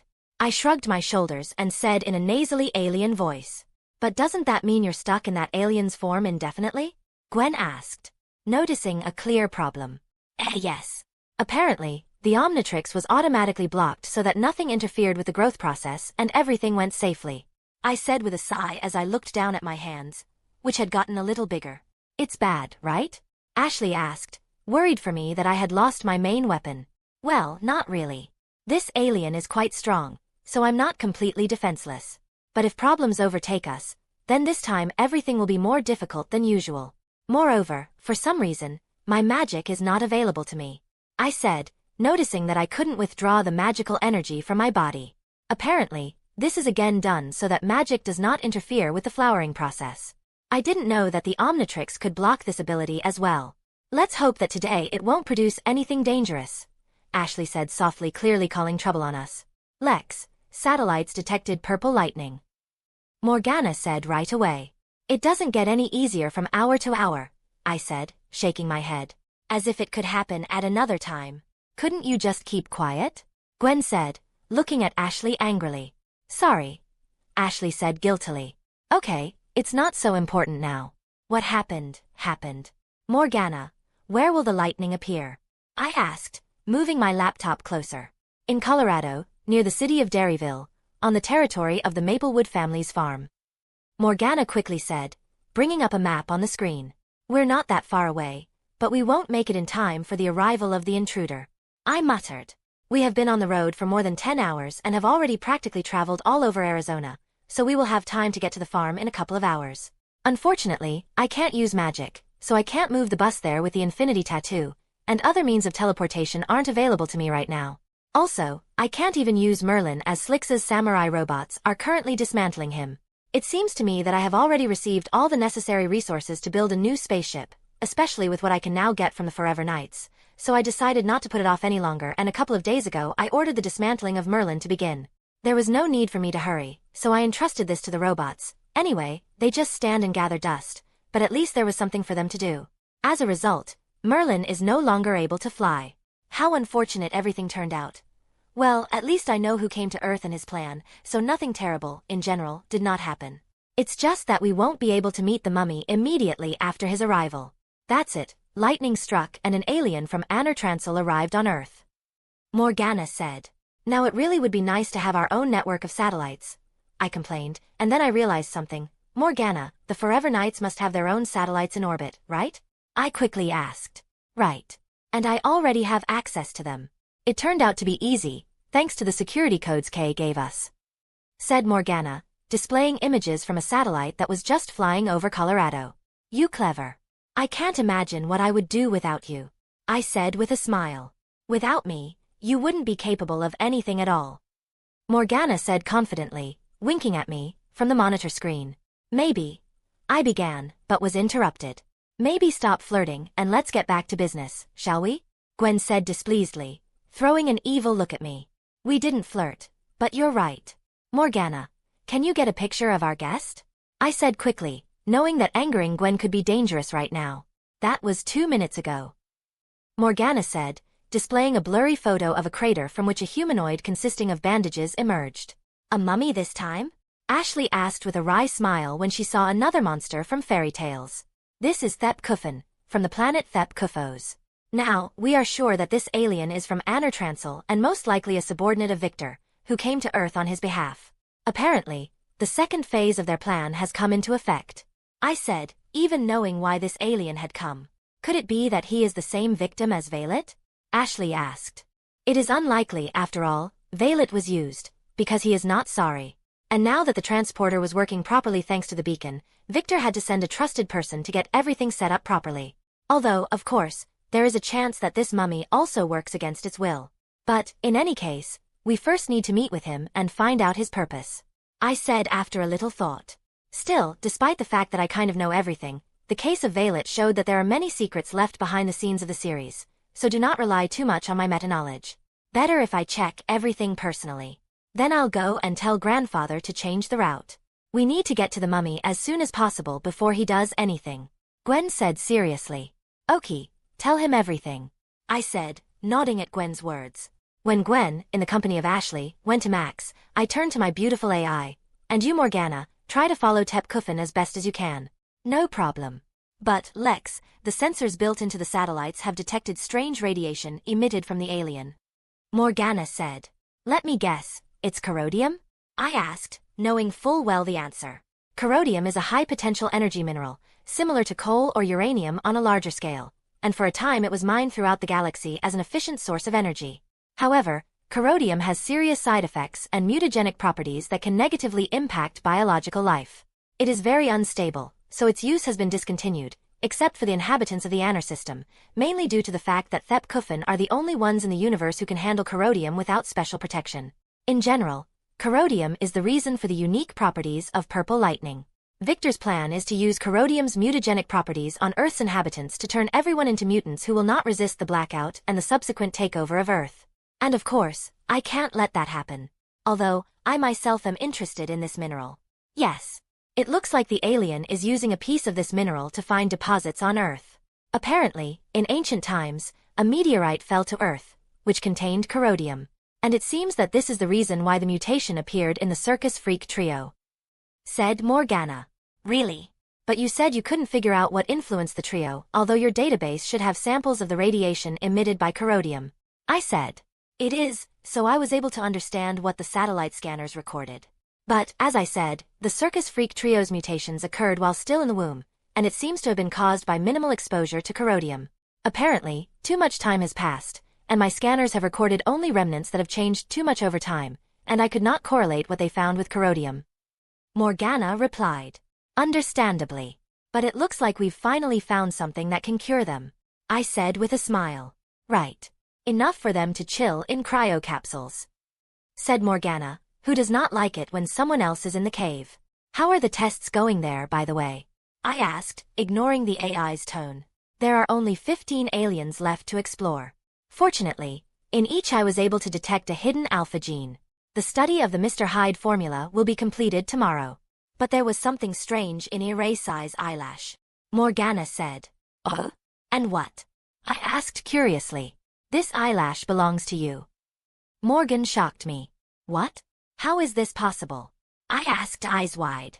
I don't know, but according to spectral analysis, this eyelash has your DNA, so it must have come off from you when you were in that alien form. True, this happened. Apparently when you were already over 18 years old. Morgana explained. So in the future, I lost my eyelash, and it somehow ended up in the past, where Chadwick found it. I concluded from the information received. Apparently, that's the way it is. I said calmly. Foo *** ing time travel. I said unhappily. This always gives me a headache. Okay. It won't change anything, and it doesn't matter now. Maybe I'll do what Chadwick did and build an anti-alien weapon, just in case. For now, let's keep working on our world while we're on our way to Derryville. I muttered. As you say. Morgana said with a smile, opening our common project. Chapter 133. 132. The Mummy. Looks like we've arrived. Grandpa said as he stopped the bus at the edge of the Maplewood family's farm. Are you sure we're here? Gwen asked dubiously, looking at the huge fields, where there were only cows that were sleeping peacefully. Yes. Morgana gave exactly these coordinates. I said confidently, still in the form of Swampfire. Let's go quickly. We need to find the mummy as soon as possible. Who knows where he might have gone while we were getting here? Ashley said impatiently, trying to run out of the bus. Don't rush, Ashley. Morgana has detected traces of codium, which means we need protection. Fortunately, I took care of this beforehand, and your suits have a radiation protection function. So in no case do not take them off, unless of course you want to turn into ugly mutants.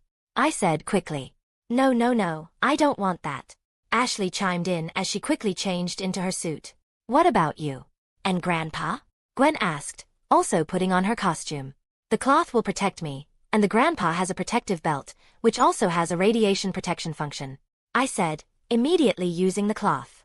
Thanks to its special properties, I was now wearing my normal costume, but it had stretched out and was now a perfect fit for the Metanosian's figure.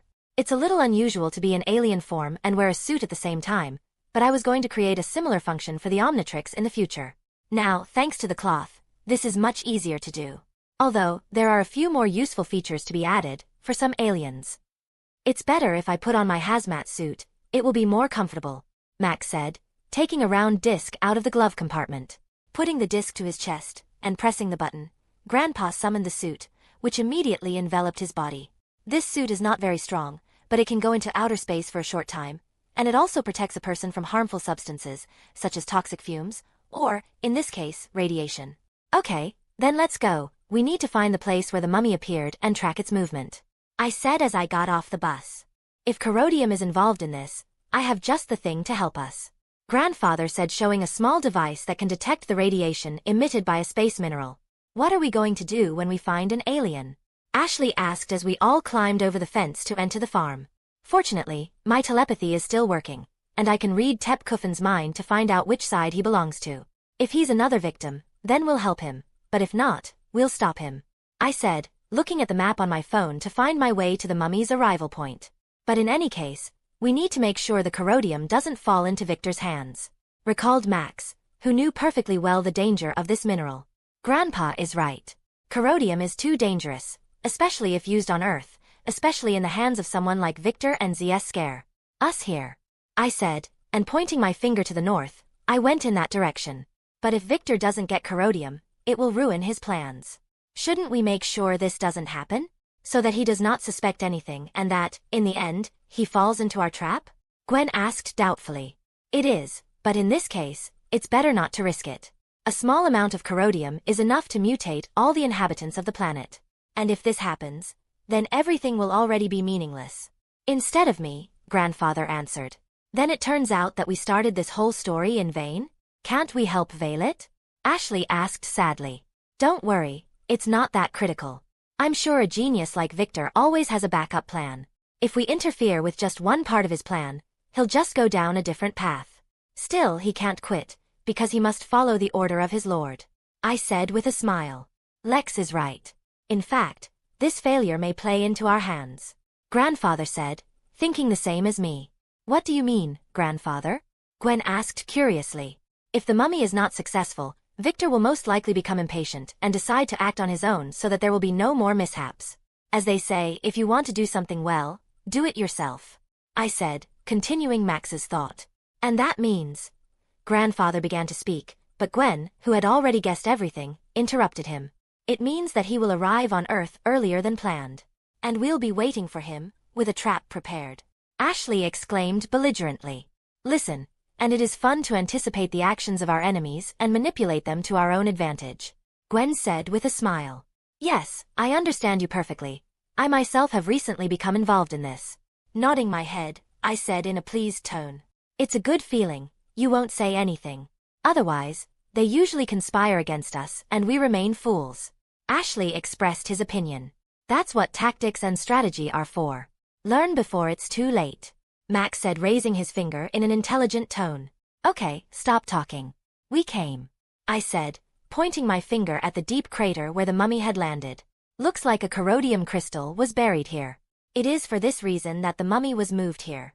He dug up the crystal and with its help is now looking for others, said Grandfather, checking the area with his instrument. And it looks like that someone has already managed to undergo a mutation due to the radiation remaining in the pit. I said, noticing footprints near the crater that glowed with an ominous purple light. Something lately, there is too much purple in my surroundings. And what are we going to do? Gwen asked, looking warily at the footprints. We'll have to split up. Gwen, you and Grandpa, find all the mutants. This should not be allowed to become an epidemic. Ashley and I will follow the trail of the mummy. Thinking for a bit, I said. Okay, but what about the mutants? We what? Do you have to kill them all? Gwen asked with hidden fear. No, don't worry, it's not that bad. If exposure to codium is short-term, then the mutants can still be returned to normal. It is only necessary to isolate them and give time for all the infection to disappear, Max said quickly, reassuring the girls. Grandpa, set your radar to find the minimum radiation to find all the mutants, and we will use the help of Morgana and find the mummy. We'd better hurry and not drag this out, I said and fired a barrage of fire from my hands, which destroyed all the remnants of radiation. So it will be more reliable. Fine, but don't forget to be careful with codium and never take off your suits. Let's go, Gwen, let's go that way. Max reminded again, and having adjusted the radar, he went towards the nearest mutant. Good luck. Finally threw Gwen and went after Max. So where do we go? Ashley asked. Last time, Morgana spotted him at the silo tower. Looks like that's where the second crystal is, I said looking at my phone. Then, let's hurry up. Don't left behind, Ashley said with a smile and soared into the air, using telekinesis. Let's see who else is left behind, I shouted with a smirk, and releasing a jet flame from my hands, with the help of which I quickly overtook Ashley. Hey, not fair, Ashley shouted indignantly, but I ignored her and flew even faster. Less than a minute later, a tower appeared on the horizon, and I switched to flying with telekinesis so as not to make noise and attract the attention of the alien. As I flew closer, I saw a pit being furiously dug by a humanoid figure made entirely of bandages. Indeed, a real mummy. What can you not meet in this world? Ashley said in a whisper, flying up, hovering in the air next to me. To be honest, I stopped being surprised a long time ago, I said in the same whisper. So, is he also under Victor's control? Or does he act of his own free will? Ashley asked. Wait a second, I'll check it now, I said, and putting my fingers to my temple to focus, I began to invade the alien's mind to read his thoughts. Fortunately, he did not have any mental protection, and I was able to find out everything that interested me without any problems. Well, sometimes you regret that you can read minds. What only muck you will not see. He is not under control. He is an ardent fanatic of ZSCare and takes pleasure in following Victor's orders, wishing to darken our planet, I said curtly, removing my hand. Then you mean attack? Ashley asked for prevention. Yes. Let's show him that he shouldn't have come to Earth, I said with a grin. And how? Ashley said shortly, after which she flew down, having previously absorbed the hurricane from her homemade bracelet with different materials. The mummy obviously did not expect that a metal girl engulfed in fire would fall on him from the sky, so he took the whole blow and flew out of the crater, while grief. Ashley, right, chose the way to fight, because against the alien, which consists entirely of bandages, fire is best suited. Tep Kuffin landed on his feet with no problem, and as he put out his burning bandages, he looked at Ashley. Since the alien was well aware that his bandages were useless against the burning Ashley, he decided to use the surrounding area. Almost instantly wrapping a nearby silo with his bandages, the mummy pulled it out and dropped it right on Ashley, who had just left the crater and clearly did not expect that the building would be thrown at her. Ashley had a rather funny expression on her face when she saw the tower falling on her, but I didn't even bother to help, because I knew that this was not a problem for my girlfriend. Which she further proved. Having no problem stopping the tower with her telekinesis, Ashley threw it at the mummy. Now the alien had to wonder, although he did not have time for this, as Ashley accelerated the flight of the building, and it successfully fell on Thep Kuffin, crushing him. True, there was no sense from this, as due to the fact that he, in fact, is a sentient bandage, physical attacks do not harm him. And even if you cut it into pieces, the mummy can easily get back together. Ashley already understood this herself when she saw how torn bandages crawled out from under the tower on their own, which quickly gathered together into an intact alien, who this time attacked the girl herself, but more violently. While Ashley burned the bandages and dodged the fragments of the tower thrown by the mummy, I calmly obtained the codium crystal and sent it to the spatial storage. When the time comes, I will study its properties with pleasure. How long are you going to play? I calmly asked Ashley. He is too agile and recovers too quickly. I can't knock it out, only burn it completely, Ashley complained, sending a barrage of lightning at the mummy, which was also of little use. Okay, let me finish it, I said, coming closer.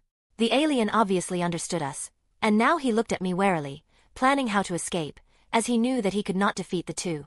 As a last resort, he opened his chest and tried to irradiate us with codium, although it was no use. I, in turn, simply used telekinesis and tore out the crystal, which immediately went to inventory, to the second one. Thanks. This is exactly what we need, I said sweetly, and threw a few seeds I created under the alien's feet. The seeds under my control burrowed into the ground, then sprouted into thick vines that burst out of the ground and quickly enveloped the alien who tried to escape, wrapping him in an impregnable cocoon from which he can never escape. Here you go, you bastard. Feel what it's like to be wrapped up. You love to do that. Ashley yelled vindicatively, still offended that a building had been thrown at her. And now what? Ashley calmed down a bit. We just have to wait for Gwen and Grandpa to finish their task. And then we decide what to do with it. I'll have to check to see if there's more codium nearby. It is dangerous to leave it in such a place, I said. Okay, then I'll call them and ask how they are doing, Ashley said as she pulled out her phone. Nodding at the girl's words, I noticed a piece of burnt bandage on the ground, which Mummy tore off himself so as not to burn out from Ashley's fire. Here's a new addition to my collection, I thought as I put Tepkuffin's DNA into inventory. Unfortunately, while the flowering process is going on, the Omnitrix can't even use the DNA scan, so I'll have to wait until everything is over. Only then can I use the mummy. It would have happened sooner, otherwise it's unpleasant when I can't use magic, and I'm limited by the abilities of one alien. They already finished too. I said where we are, so they'll be here soon, Ashley said as she ended the conversation. Well, then let's wait, I said, and strengthened the cocoon of plants, as I felt that the alien had already severely shredded the inside of its prison. He obviously really wants to escape, although who will allow him? Chapter 134. 133. The Mummy 2. We had to wait 15 minutes until Grandpa and Gwen arrived. All this time I kept the cocoon with the mummy. I had to constantly restore it, as the alien tried very hard to escape. I see you had fun here, Gwen said first, pointing to the traces of the battle that had taken place here. Ashley, as always, does not know the measure, I said with a smile, ignoring the indignant cry of Ashley, who clearly did not agree with my words. I understand that the alien was not ready for a constructive conversation? Max asked, looking at the cocoon. Yes, we stopped him, and now it remains to decide what to do with this villain. How did it go for you? Were there many mutants? I asked, tightening the cocoon even more. Here's a stubborn one. Everything is fine. We were able to find all the mutants. Several cows, pigs, a farming family and children living nearby were affected. Thankfully, thanks to Gwen, they are all back to normal and have no memory of what happened, Grandpa said. Is that how? And what did you do? I asked Gwen curiously. I decided to try using the cleansing spell from Bezel's book, and it worked great on the mutants. The spell destroyed all codium radiation in the bodies of the victims. I thought that this method would be more reliable than just waiting for the codium to weather, Gwen said with pride in her voice. Not bad idea. Still, who knows whether the radiation would really disappear completely. There could be some health side effects left, but we are sure that everything will be fine with them. Nodding my head, I said. Yes, I also said. Max replied with a smile, stroking Gwen on the head, which was embarrassed by this. By the way, about the spell. It won't be good to leave things as they are, so could you restore the silo? I still can't, I said, pointing to my appearance. Sure, no problem. I trained this spell well during the robot attacks in Los Angeles. Restitutio damnorum, Gwen said with a smile, and using a spell, she repaired all the damage inflicted during the battle. Even the hole that Tepkuffin was digging was gone. Grandfather, is there still codium in the area? I asked as I watched the magic work. Gwen is getting better and better. Yes. There should be 2 more pieces, Grandpa said as she readjusted her radar and studied its readings. Then we must take them, so that no one accidentally stumbles upon them and turns into a mutant, Ashley said. This is understandable, but first we need to do something with the mummy. He is too nimble and a simple prison will not hold him. In addition, Victor can always return mummy in Anner Transel, which would be highly undesirable. And I would not want to leave him unattended. Who knows what he can do? I said thoughtfully. Well, then let's send him to a prison from which he cannot escape and Victor cannot help him in any way, Grandfather suggested. Null Void? Are you sure this is a good idea? I asked, immediately understanding what he was talking about. Of course, I will contact my friends, who will lock the alien in jail and keep an eye on him until we finish this business. I will describe in detail all his abilities and he will not be able to escape. Given that this is a completely different dimension, Victor's teleporter will not reach him in any way. Grandpa said confidently. Well, if so, then I think this is the most suitable option. Thinking for a bit, I said. We need to isolate Tep-Kufen from Victor, and that's really the best way. Given what I remember from the show, the mummy must have a transmitter that can track him. It is unlikely that the signal will be able to break through the dimensions, so Victor will most likely think that the mummy is dead. Let's hope that this does not scare him, and soon he will arrive on Earth himself. I'm tired of playing strategist. It is more convenient when the enemy simply comes and you just need to beat him. But there really is too much at stake. I thought to myself. Okay, then contact your friends and warn them of everything, while the girls and I will pick up the rest of the codium shards. I said again when I had finished thinking. No problem. Nodding his head, said Grandpa, taking out his phone. Gwen, there was a freezing spell in Bezel's book. Can you use it? I asked, looking at the girl. Yes, but what is it? Gwen asked. The mummy can't calm down and is trying to escape. We can't leave him like that. Due to his special physiology, it is very difficult to knock him out. Even my telepathy does not help here. The only way is to freeze him to sleep. I said, once again strengthening the cocoon. And since you can't use the Omnitrix or magic, only I can do it now. No problems. South Glass. Gwen said quickly, and creating a spell that, for some reason, was in Creole, exhaled an icy breath on the cocoon with the mummy, which instantly froze both the cocoon and the mummy. Now, I'll be much calmer. But still, how inconvenient not to be able to use all your powers. This is a real nightmare. I thought displeasedly, letting go of my grip on the vines as I felt they were completely frozen. As, in general, and the mummy. Then shall we go after codium? Ashley asked, tapping the frozen cocoon a little to test its strength. Yes, we must be in time before dawn breaks. In this area people get up very early and it will not be good if they replace us. I said, catching the radar that was thrown to me, from still talking on the phone, Grandpa. And where do we go? Gwen asked as she wrapped herself in a layer of magic to take off. This is an alternate way of flying that she learned to avoid relying on the fire charm. To the ice cream factory, and to the local school. I said, correlating the radar readings and the map of the area. Well, then Gwen and I will fly to school. Ashley suggested, also flying up into the air. Okay, hold the radar, and I can handle it myself. When you're done, I'll meet you here. I said as I tossed the said device to Gwen. Whoever comes later buys pizza. Ashley yelled, and quickly flew away. She is right. Gwen said with a smile and flew away in the same way. It's already clear to everyone that I will succumb. If you wanted pizza, you could just ask. I muttered, shaking my head, and also flew off in search of the crystal. July 25, 2010. We got both crystals without any problems. And now I have a total of 4 codium crystals. Given that it is quite rare and generally banned from use in almost the entire known universe, this is not a bad catch. When we returned to Max, he had already agreed on everything, and we sent the mummy to Null Void, where the plumbers immediately received him and locked him in the darkest cell, leaving him right there, frozen, to be sure. After that, we returned to the bus and, having found the nearest parking lot, went to sleep.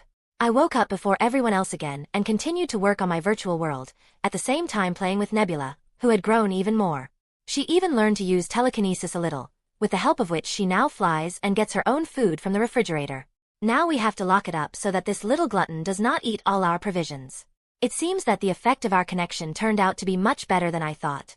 Also, as Morgana said, today she finished the analysis of the Mr. Hyde formula and, surprisingly, it turned out that its main component was codium. That's such a coincidence. Although, given its mutagenic properties, it is not so strange. The formula also includes many different herbs, both from the Earth and from other planets, and of course, the blood of aliens, which, under the influence of codium, turns people into alien hybrids. There was also one strange component unknown to me, which apparently was necessary for the stabilization of the serum, and so that it could be safely used by people. Fortunately, Morgana was able to unravel the composition and formula of this substance, and I was able to reproduce it without any problems. Since I'm stuck in Swampfire form, I can't go to the cave, even though I can fly, but the distance is too far and I don't want to spend several hours on the road. I will have to postpone work on recreating the Hyde formula, but this does not mean that I cannot start modeling the cure for Gilbert. All the necessary components for the formula I can get later, but the medicine also needs the blood of an alien, in this case a Techadonian, in order to remove exactly parts of the DNA of this species from Gilbert's body. Luckily, I know that there is one member of this race living in the underground city of Bellwood, and when the flowering is over, I will take his DNA, at the same time, and buy all the necessary ingredients. Still, this is the right place to look for medicinal herbs from other planets. Also, I couldn't resist and decided to try and improve the hide formula. I don't know why I need it, but it won't be superfluous. Maybe, I will one day need the ability to turn a human into an alien/human hybrid. Especially since I have no problem getting DNA samples from all sorts of aliens thanks to my Omnitrix. Unfortunately, without my equipment, I won't be able to study codium, so the circus trio's healing is delayed again, but I guess they won't mind waiting a little longer. How many times I say, but it's terrible not to be able to use the Omnitrix to its full potential. I immediately lose most of my abilities. Still, it's very convenient when you have such a wide variety of skills for a variety of occasions. And as always, I realized this only when I lost this opportunity. I will definitely make sure that this does not happen again, and do not care if I have to go against the nature of my aliens. Even if I have to sterilize them, I will do it. I hope the flowering will end soon, otherwise tomorrow is a full moon and I have to be in London to pick up Excalibur. Wow, you really are blooming. Ashley's voice had just woken up when she saw my renewed appearance. During the night I became taller and a little more massive in the shoulders. My arms have gotten bigger and have red spikes that I can use to get more seeds. My fingers got longer and changed color to yellow. And around my neck appeared something like a collar, something like a tulip petal. The second stage of flowering has begun. There is one more left and I will finally be free, I said, continuing to work at the computer. Understandably. Where's the pizza you owe us? Ashley asked, rubbing her belly, which was clearly empty. Here, I said and pulled out from under the table 5 boxes of pizza that I hid from Nebula. Good boy. Ashley said with a smirk and kissed me on the lips, took one of the boxes. It seems to have made a compliment, but it seems to have offended, I involuntarily thought. Half an hour later, Grandpa woke up and we immediately continued on our way to Chicago, without even waiting for Gwen to wake up. Max really does not want to miss the concert of his favorite band. Chapter 135. 134. Road to Chicago. It took us a few more hours to drive all the way through the state of Arizona, and here we were in Colorado, where we stopped in a small parking lot to have a decent lunch. By the way, I remember. Lex, in a couple of days, Philadelphia is hosting the Junior Baseball National Championship Finals. Looks like the team from your school will be participating, right? Said Grandpa, distracting me from eating his next culinary masterpiece. It turns out that even if I'm in the form of a methanosian, his food does not become tastier. Sadness. Yes, last week they beat the team from New Jersey and reached the final. Nodding my head, I said, do you want to visit the championship? After all, they are students from your former school. It would be nice to cheer for them. Max asked. No, it doesn't make sense. First, because the guys on the team hate me. And second, because the final was cancelled. I said calmly. What? Cancelled? Why? Grandfather asked with surprise, adding a new batch of beetles to my plate. I told about it during the exposure of the Forever Knights. The team that the guys had to compete with in the finals consisted entirely of robots. The Knights started all this to try to replace the president, who was supposed to arrive at the championship finals, with an android double in order to gain more power in the country. I said, secretly handing over part of his portion to Nebula, who was under the table and ate these bugs with pleasure. Oh yes, exactly. You also said that the president was very angry about this.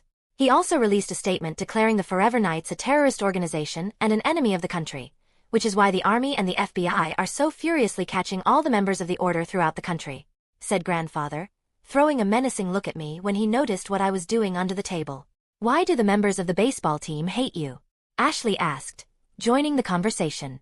Because I refused to join their team. Which I answered, having stopped feeding Nebula so as not to anger my grandfather even more. Only? Ashley asked, not particularly impressed by the reason, as she also stopped doing the same thing under the table as I did. Lex is very good at sports, and while studying at school he was constantly involved in different sports, was in several clubs and participated in several championships. But he stubbornly refused to play baseball, and probably turned down invitations to join the club hundreds of times.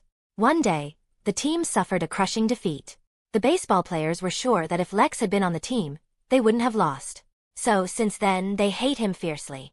Gwen went into more detail as she secretly burned part of Grandpa's meal, violating the prohibition against using the power of the pyrokinesis tattoo. And I understand her very well. Truth? Ashley asked with interest. Yes. They even started mocking me and playing pranks on me. I said, and then added, actually, they soon stopped it when, for some mysterious reason, several players broke their arms. In accidents. Accidents, yeah, that's how it was, said Ashley with a smirk, who also met with similar people at school, because of her status as an outcast, and who answered her abusers in the same way. Still, most of these people are ordinary cowards, and if you fight back, they will immediately run away. Children, Max said, shaking his head, taking the dishes and putting them in the sink. Why didn't you want to join the baseball club? Ashley inquired. I just don't understand this sport. I didn't want to waste my time on things I don't care about. I love soccer more, I answered, stroking my tigress. Oh, that's how it is, said Ashley, nodding, who started the whole conversation so as not to eat Max's dish, although this plan was not successful. What are your plans for today? Gwen asked, immediately pulling out her books on magic. Today we have to spend the whole day on the road, and tomorrow by lunchtime, I hope we will get to Chicago, Grandpa said as he sat in the driver's seat. And what is planned after this rock festival? Asked Ashley, who decided to start improving her matter manipulation skills while using the cover. Well, since we're not going to Philadelphia, then we're on our way to St. Louis, Missouri, said Grandfather, showing a nostalgic smile, because this city is very important to him and Verdona. Oh yeah, Xylan should be here soon, I thought to myself, remembering the courier who delivered the Omnitrix to me. By the way, about plans. Grandpa, Tetrax should be arriving on Earth pretty soon, I said as I opened my laptop. Something happened? Grandfather asked, immediately alert. Not. But I promised to help him with his planet, so I'll have to fly away with him for a couple of days. I said. Okay, Tetrax is a good man and he deserves a chance to redeem himself from the past. Besides, it's a big deal, so you can go. Max thought for a moment. Hooray, we're going to space. Ashley screamed excitedly. I didn't say you could go with Tetrax too. Only Lex can, Max said sternly, looking menacingly at the girls. But, Ashley tried to argue, but no one allowed her. No buts. Space is too dangerous a place. You are not ready yet. In an intolerant voice, said Grandpa, when we left the parking lot and went further along the route. Is Lex ready? Ashley asked angrily. I don't think so, but I trust him enough to let him go. Lex is strong enough to stand up for himself. Plus, Tetrax will look after him. And do not forget that he will fly not to have fun, but to resurrect an entire race of aliens. For this, can take risks. Grandpa replied. Okay, Ashley said, making a displeased face, who was nevertheless convinced by Grandpa's arguments. Don't worry, Ashley, we still have our whole lives ahead of us. We will have time to explore the entire universe. And not only this one. I promised with a smile, stroking the girl on the head. Okay, Ashley said, happily accepting my strokes, showing a beautiful smile. But if you leave Earth, what will happen to Victor? Asked Gwen, who also wanted to go with me, but she also accepted Grandpa's arguments. Well, I'm not leaving tomorrow. Tetrax will arrive only next month. I think by then we'll have dealt with Victor and his plan. Even if not, I think Tetrax will not mind waiting a couple of days, I said calmly. Understandably, Gwen said with a nod of her head. By the way, about Victor and his plan. We should call Wes and the Saturdays and tell them about our meeting with the mummy. Grandpa remembered. Don't worry, I already called Kai and Zach and told him everything. I even talked to Violet. It turned out that he knew Cthulhu, that was the name of that Tep Kuffin. He is indeed a loyal subordinate of Zskar and the son of Cthulhu, another loyal servant who is second in line to Victor and the leader of the Dagon cult. I said. Dagon? And here is the bad news, Grandpa said seriously. Who is this Dagon? Ashley asked with interest. A very powerful demon from another dimension that tried to take over our universe many centuries ago. Although this is only a legend, but if there is a cult in the Anner system, dedicated to him, it seems to me that all this is not just. Max said. Grandpa, you forgot what world we live in. Of course, this legend is true, I said with a smile. Seriously? And what happened to this demon? Asked Gwen with interest, who actually loves stories like this. He was eventually defeated with a powerful weapon, but he was never defeated. Whoever inspired him sealed the demon and found it in order to ensure that the seal was never opened. Guess from 3 attempts exactly where the demon was sealed, I said with a grin. On the Earth. Gwen thought instantly. And that order? Is it the Forever Knights? Grandfather asked, obviously not knowing the ins and outs of these terrorists. Yes, I learned about it from the archives of the Knights when I captured part of the order. And the weapon that the founder of the order used was called Ascalon, and he was donated by a little gray man, like a frog coming from the stars. I quoted a little from Sir George's notes, which Kay found yesterday when she checked the castle, where they are now located, and sent them to me this morning. Galvan. Grandpa understood instantly. I will say more, it was Asmuth, the creator of the Omnitrix. Ascalon was his first greatest invention, which he entrusted to mankind in order to get rid of Dagon, who threatened the entire universe. I said, "Wow, what a coincidence. How small the world is, it turns out," Grandfather said in amazement. "Wait, what about the seal?" Gwen asked. "Well, since the world hasn't been taken over by an interdimensional demon yet, it still hasn't been opened." "True, and the place where it is located is unknown. Probably under one of the Forever Knights' castles, but they did build a lot of them." I said, "You can't leave this demon just like that. It will be necessary to deal with him, so that no idiots will let him out." Ashley said belligerently. "That's true, of course, but I don't think we can do anything right now. At a minimum, we need to get Ascalon, and only then we will think about what to do. In the meantime, I'll find the seal and make sure it's safe so that, as you said, no idiots let Dagon out." I said with a shrug. "That's good, it's better not to leave it to chance." Gwen agreed with me, and then understanding something quickly said, "Wait, but if Dagon is sealed on Earth, and there is a cult leader of this demon in Zscare's entourage, does this mean that this is why Zscare targeted our planet and so wants to capture it?" I never thought about it that way." I muttered, and after a little thought I said, "No, it's still unlikely. I understand Zscare personality well and don't think he does what he does for Dagon. Rather, he does it for his own ambitions.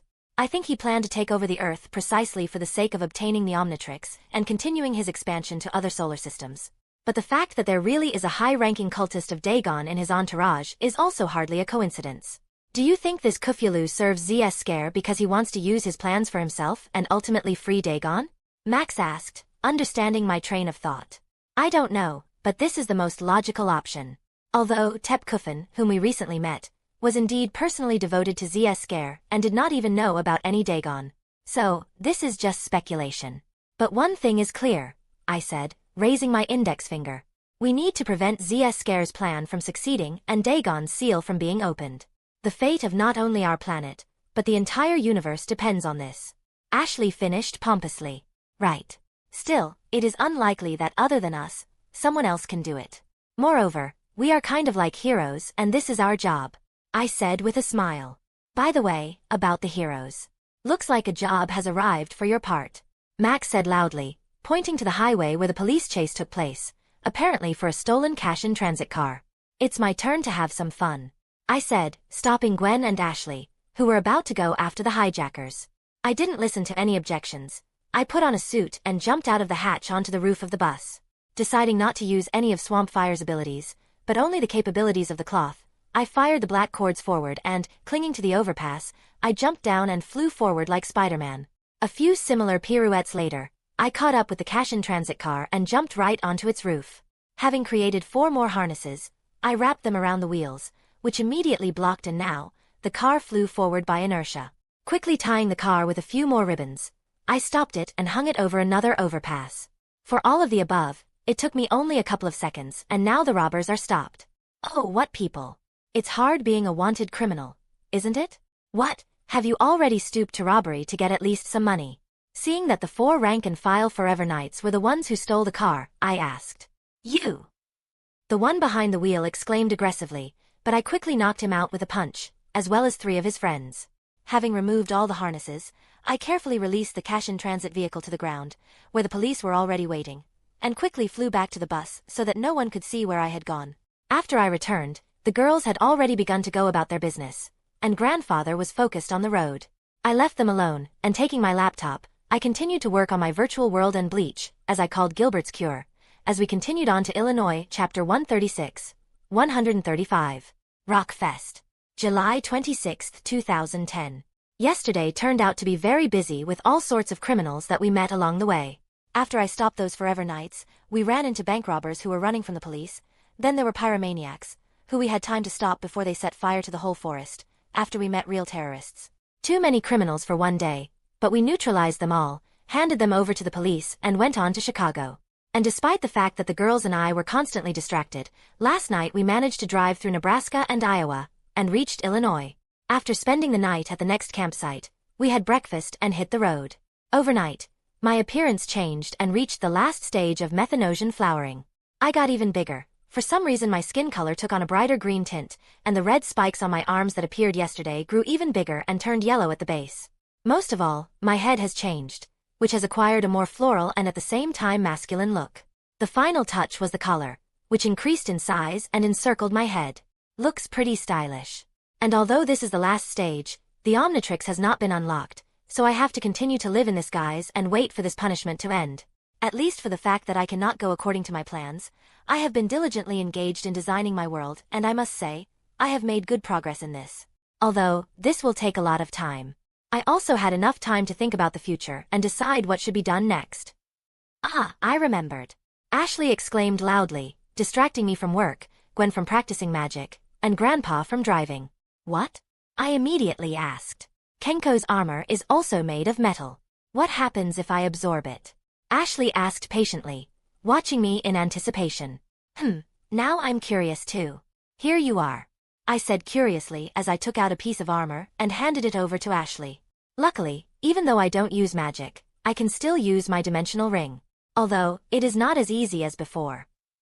Well, Ashley muttered as she absorbed the purple metal. And? Gwen asked with interest, watching the purple Ashley. It's not clear yet, Ashley began to say, but stopped when she noticed that her arm was stretching down on its own. Putting her hand back in place, Ashley began to try again to do this trick again, but instead her leg swelled into a puddle and she fell to the ground. When she managed to gather herself back, Ashley began to try to take control of her body, which she quickly succeeded in, and she began to play with her changeable body. You are rubber, Gwen concluded as she watched Ashley's manipulations. Yeah, I can stretch my body as much as I want, like it's made of rubber, but if I lose concentration, I'll lose a stable shape. It's harder than usual, but I think if I practice, I'll get used to it, Ashley said with a smile as her hair began to involuntarily pull down. Given the metamorphic properties of this metal, I expected something like this. This material is great for your collection. It has the properties of rubber, but remains a metal. This is much better than using regular rubber, which has many weaknesses. Thinking a little, I said. And besides, it's a lot of fun, Ashley said happily, playing with her outstretched hands to the ground. Yes, very, I said awkwardly, and then added, if you want to understand what your rubber body is capable of, I advise you to read manga and comics. This will open your eyes to how powerful this ability is. Okay, Ashley said, practically ignoring my words as she was now trying to curl up into a ball, which she somehow managed to do. Grandfather, do we still have a long way to go? I asked loudly, ignoring Ashley's frills, in this case, literally. There are only a couple of hours left, Max replied. Okay, so that's enough time, I muttered as I started my new project, codenamed Watchtower. 2 hours later. Finally we arrived, Gwen said with a sigh. Yeah, the road seemed too long that time, agreed Ashley, who had finally stopped playing with the new metal. And I'm still an alien, I said displeasedly, not feeling the same joy as the girls. It's okay, but we can have fun at rock festivals. My favorite band's concert is tomorrow, so today we can walk all day and see what this festival has to offer, Grandfather said enthusiastically, for some reason putting on a denim vest with stripes. But I'm an alien, I reminded once more. Oh yes, people are not used to the fact that an alien can walk nearby. They will be afraid of you, realizing why I am so dissatisfied, Grandfather said embarrassedly. So you have to sit on the bus until you become human? Ashley asked sympathetically. It turns out that it is. I could create a massaging projector to hide my appearance, but it would take too long without the help of my aliens, I said with a sigh, laying my head on the table. What about this spell? Gwen suggested, showing me one of the books Hope had given her that I had never read. Henge no Jutsu? Seriously? After reading the description of the spell, I involuntarily asked. Yes, it's an ancient Japanese spell. If you roll it up, then a thin shell of magic will appear around the body, which can be given the appearance of any person and disguised. Although, this shell itself is fragile and easy to dispel, so you have to be careful, Gwen said enthusiastically, obviously not understanding the reason for my surprise. Okay, do your magic, I said, deciding not to pay attention to the next oddities of this world. Okay. Although, the incantation is in Japanese and I'm not sure about the pronunciation, but... Henge no Jutsu, Gwen said, after which she cast the spells. Everything worked as it should, and a pink mist poured out of Gwen's hands, which quickly enveloped my body. And when he disappeared, I was already in my human form, but it was only an appearance, because I am still Swampfire. A useful spell, I'll have to read those books too, I thought as I looked at my human hands. Well, since this problem is sorted out, let's go have fun, Grandpa said with a smile as he put on a goofy-looking sunglasses. That's who will definitely have fun at this festival. I'm hungry, let's go find some festival food. Jumping out of the bus, offering Ashley. We can also look at the souvenirs that are sold here, Gwen said with equal enthusiasm, following Ashley. I'm sure you'll like it here. When I was young, I often attended such events. They leave unforgettable impressions. Finally building a rocker hairstyle, Max said, also leaving the bus and leaving me alone. Why such enthusiasm? I asked myself, also leaving the bus. By the way, before I forget, Morgana? I said as I took out my phone. What's wrong, dear? The AI asked with a smile. If my memory serves me, this festival was supposed to be a meteorological robot with artificial intelligence. Could you take care of him? I said softly. Does he pose a danger? Morgana asked seriously. I'm not sure, but it's better to be safe than sorry. If nothing happens, we will then return it to the owner. Although, artificial intelligence in the hands of a person does not lead to anything good, so you will need to make sure that it never gets out of control, I said, not paying attention to the fact that my words sound hypocritical. All right, I'll capture him and lock him in cyberspace. Then you decide what to do with him, Morgana said readily, not paying attention to the fate of her brother. Then you can take the drone and use it to find the robot, I said, taking out the drone I had left. Don't be bored, darling, Morgana said flirtatiously and seized control of the drone and flew away to look for the evil weather robot. Although, he doesn't have to be evil yet. Well, never mind. For the next couple of hours, we walked around the festival separately and did not even meet. Grandpa met his old friends, with whom he was apparently in the same rock band during his school days. I think I even saw Mr. Grandsmith. Gwen was hanging out with some girls who seemed to know about magic, and what did they just forget here? And Ashley was busy participating in various food-eating contests. And where does so much climb into she? I didn't get bored either, and I accidentally met musicians from Australia. They were actually aliens in disguise from another galaxy, with whom I had a good time. They seemed to realize that I was also in disguise and thought I was a rock fan from another planet like them, so we quickly hit it off. I did not try to convince them of this conclusion, and calmly communicated with them, as they turned out to be very interesting interlocutors, because they were several centuries old. These guys had a lot of interesting stories. They even started to teach me how to play the guitar, which I wanted to learn for a very long time, but was not up to it. Unfortunately, they belong to the Kalkan race, which do not have any outstanding abilities, other than their longevity, so I did not take their DNA, although this did not overshadow my pastime. Just as I was checking in to see how the others were doing, I got a call from Hope, which I immediately answered as I was wondering how she was doing. Hey, Hope. How are you? I asked with a smile, having missed my little wife. Hey. It's great, although I miss you so much, Hope said happily. I miss you too. Well, what's new? I asked. The translation of those pages is ready, and I've finished researching that sphere, although I'm still not sure what it is. It will be better if you look at the results yourself, Hope said. Well, if nothing interferes, I'll be with you tomorrow, I said. Lex, Hope said softly. Yes? What happened? I asked quickly, feeling the concern in the girl's voice.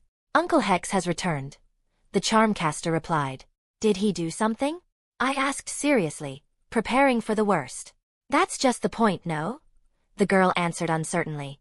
And what does it mean? I asked incredulously. Uncle showed up at the castle door 2 days ago. He did not even try to get inside, but simply asked to listen to him. Of course, I expected some kind of catch, but he was completely different, Hope said. Different? I asked with interest. Like before. When he wasn't Hesk yet, Hope said, not believing herself. Are you sure? Yes. Plus, he showed up in a normal suit and got rid of his stupid tattoo, Hope said quickly. Wow, I said involuntarily, knowing full well that this didn't sound like Hex. Exactly. I had the same reaction. The girl replied. And what did he want? I asked with interest. He asked for forgiveness.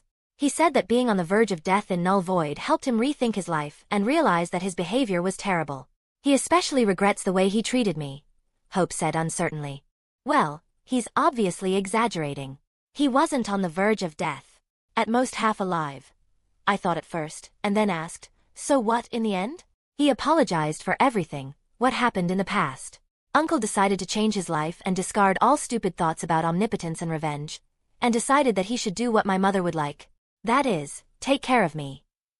He said that he understands that forgiveness will be difficult to earn, but he will do everything possible to atone for his mistakes, no matter how long it takes.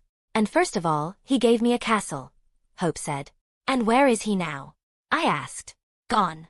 Uncle said he found a teaching job at Friedkin University, near Bellwood. He lives there now. He is waiting for me, in the hope that I will find the strength in myself to talk to him again.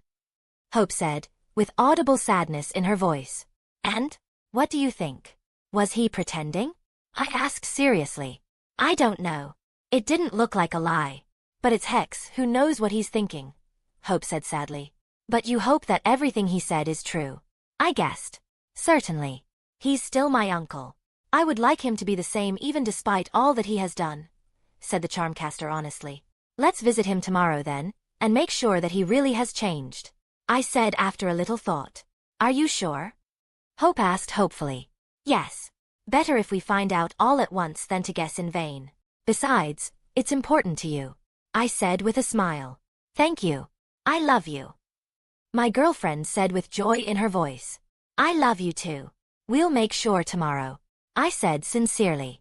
Till tomorrow. I'm waiting for you, Hope said and hung up.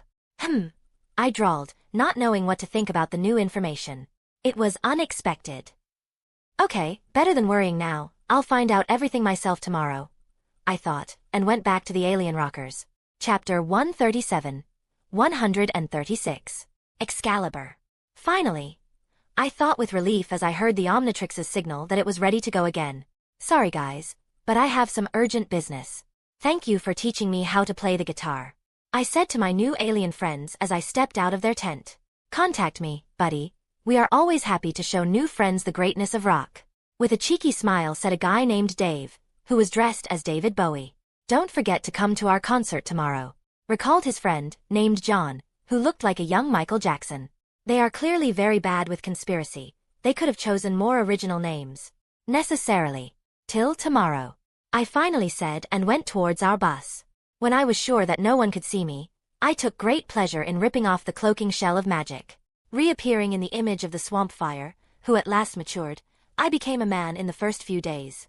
Oh, I missed you so much, I involuntarily said, examining my human form, which this time was not fake. I never want to be stuck as an alien form again, I said decisively, involuntarily clenching my fist.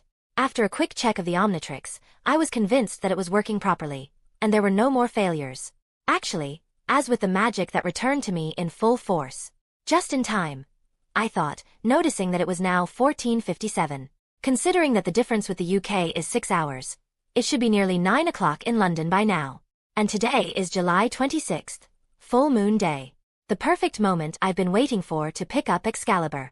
Wasting no time, I turned into a portaler and opened a portal to Victoria Tower. To prevent anyone from seeing my machinations, since I don't want to attract the attention of the government, who would certainly want to get their hands on the legendary sword, I used a powerful spell that, if translated, would mean illusion of normality. The effect of this spell allows to create a dome that will cover a certain area and hide from the usual muggles everything that happens inside. Since I didn't want to interfere with traffic, I domed the Thames and only part of the Victoria Tower and Big Ben, where the clones, at my command, placed both eyepieces that I found in fake graves a week ago. Just, when the clock struck 9 o'clock in the evening and the full moon appeared in the sky, the magic began. Moonlight struck directly on both eyepieces, from which 2 concentrated beams flew out, which connected at one point, right in the center of the river, not far from Westminster Bridge. The beam apparently activated some kind of hidden mechanism, and a stone crypt began to rise from the bottom of the river, where the sword should be hidden, and its first owner, Arthur Pendragon himself, is buried. Leaving the clones to look after the area so that no one bothered me, I jumped off the bridge on which I watched all this lunar show, and flew up to the crypt, which I immediately entered after making sure that there were no traps. The inside was not exactly what I expected. It was clearly an ancient place that had been underwater for a very long time, but the whole entourage was spoiled by copper pipes that were attached to the walls. It appears to be part of the steampunk mechanism that the Forever Knights installed centuries ago to hide this crypt. After passing through a thick iron door that protected this place from water, I found myself in an unremarkable stone room, where the main mechanism was located, as well as the very sword in the stone. For a legendary sword wielded by fellow legendary figures, it looked unimpressive, I would even say too simple. This sword is easily confused with a regular two-handed sword. Although, perhaps there is some hidden meaning in this. Just as I thought, I said with a smile as I tried to pull the sword out of the stone but failed. So you don't think I'm worthy? I asked the sword, not even trying to use force to draw it out, because I knew it was useless. Well, as if I care, I said, and turned into a ghost freak to take advantage of his intangibility and draw the sword without damaging the stone. I don't know what this stone is made of, but it's absurdly strong.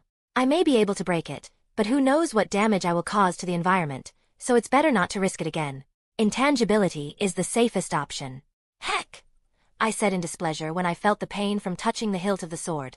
It seems to have a negative effect on the ectonurites. Well, it's not for nothing that it's a holy sword. Just right for killing ghosts. How about this? I muttered intently, covering my hand with armament mana to protect myself from the negative impact.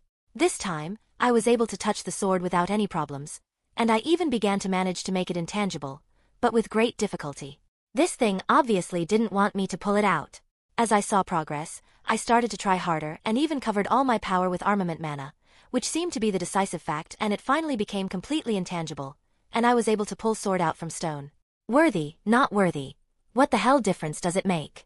The smartass always win, I said with a satisfied smile as I looked at the sword, which despite its size weighed over a ton. Well, what can you do? I asked, turning into a human. As if they heard me, the sword itself and the stone in which it was enclosed shone with a bright light, after which the sound of breaking glass was heard, and the stone fell apart into pieces. The sword began to weigh as much as an ordinary sword should weigh. Was it some kind of charms? So now I'm worthy to use you? Noticing that the stone had become ordinary, I again turned to the sword, and again it seemed to hear me. After another flash of light, I did not have a steel two-handed sword in my hands, but an alien-looking small blaster, which very much resembled the weapon used by Rook in the Omniverse. So it's a proto-tool? I asked in surprise when I saw the true appearance of the legendary Excalibur. And very ancient. Perhaps the first prototype? Continuing to inspect the instrument, I noticed that it was larger than the one that Rook used in the series and had quite a few scuffs, apparently from the fact that it was used a lot in the past.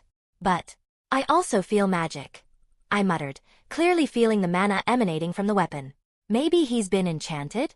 So what do we have? This is clearly an ancient proto-tool, most likely created on Galvan Prime, as will future versions. As is usually the case, he accidentally ended up on Earth, where he was found by a random person who used him for conquest. Perhaps it was King Arthur. And considering the mana, it can be assumed that the same Merlin had a hand in it, which made the weapon a mixture of magic and high technology. I guessed to myself. And this is the perfect weapon for me, I added aloud, looking at the proto-tool with delight. I've been thinking about creating something like this for a long time, since it's too time-consuming and actually pointless to make for each of my aliens their own weapons.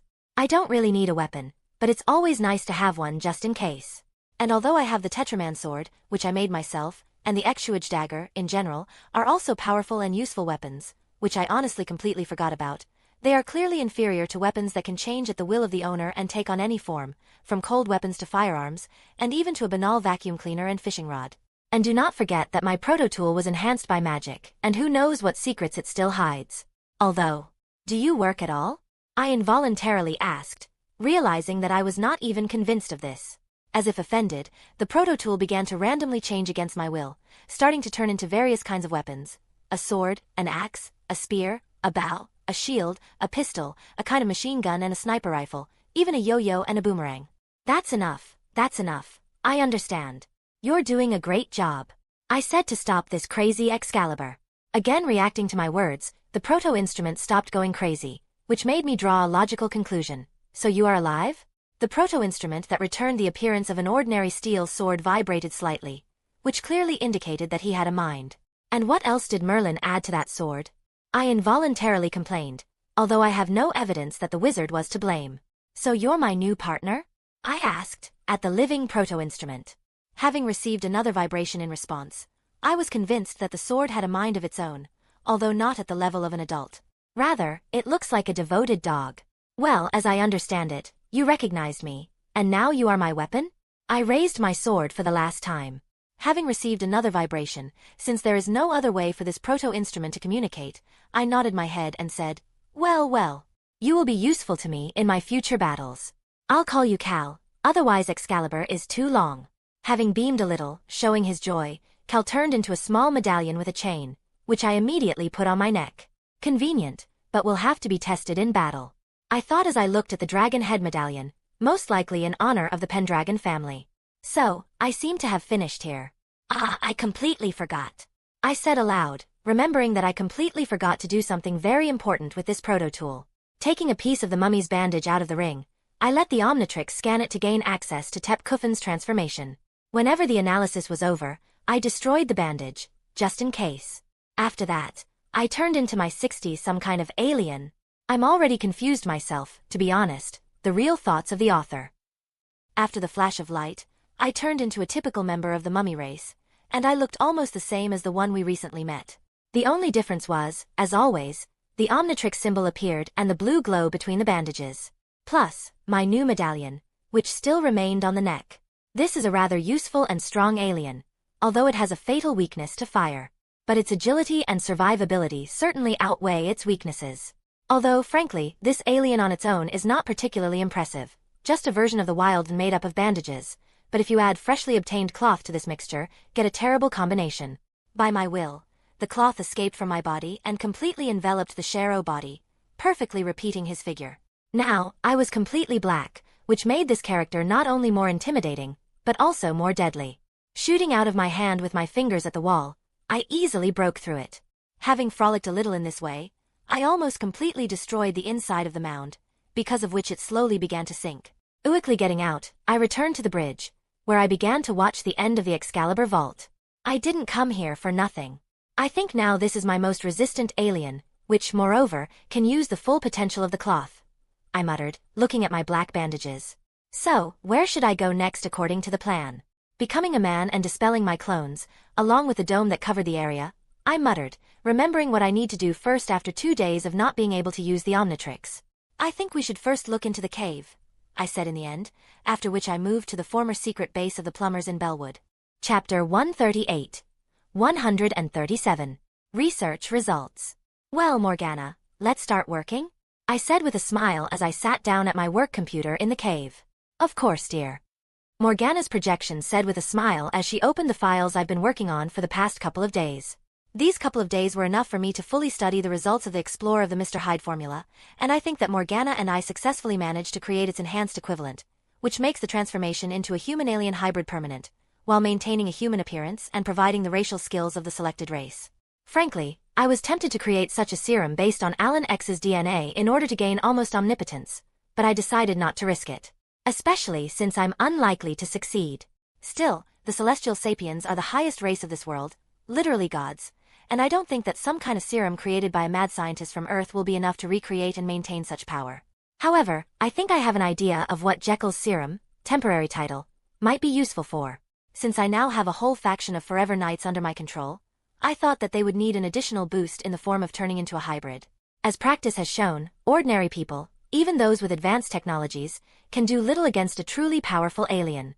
And since in the future I want to entrust the protection of the Earth to my new subordinates, I will be calmer if my knights have superpowers. Of course, I'm not going to just create an army of super soldiers. We all know where this can lead, especially since, in fact, this is exactly what Vilgax wants to achieve. To get a dose of Jekyll's serum, my knights will have to work hard, shedding rivers of sweat and tears. Although, I think my 5 forever ninjas have already earned this opportunity. This is to serve as a reward and my thanks for choosing me as their king. In addition, it will serve as a good incentive for others. True, before building such Napoleonic plans, it is worth synthesizing the Jekyll serum, since so far it has been created only virtually. I think we can create a stockpile of the Mr. Hyde formula. What if one day I need an army and I can turn a bunch of people into hybrids that will lose their power when their help is no longer needed? Anything can happen in life. I still have my serum based on the blood of aliens, which I haven't perfected yet, I muttered, remembering my first experiment. I don't really need it anymore, since the keystone and magic are enough for me, but I think it can be adapted, I thought, opening up my research and noticing that my past problems with this serum could possibly be solved by the same codium. How funny. It seems that Dr. Jekyll and I used the same method, but came up with completely different results. I came up with a general boosting serum made from the blood of certain aliens, and he came up with a formula, basically, temporarily turning him into a monster, as he used whatever blood he could get his hands on. I unconsciously muttered as I read Jekyll's research I found in his lab.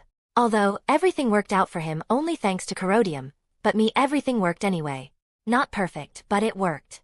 But this codium is unusual. I continue to talk to myself, turning into a shero, thanks to which I can safely work with this mineral. Having created a magic dome around me so that the radiation would not saturate the entire cave, I took out one of the fragments of codium and carefully broke off several pieces, which I ground into dust, and already sent it to the analyzer. Locking the codium in a protected area, I cleared the air with a spell and sat back down in my seat, waiting for Morgana to finish her analysis.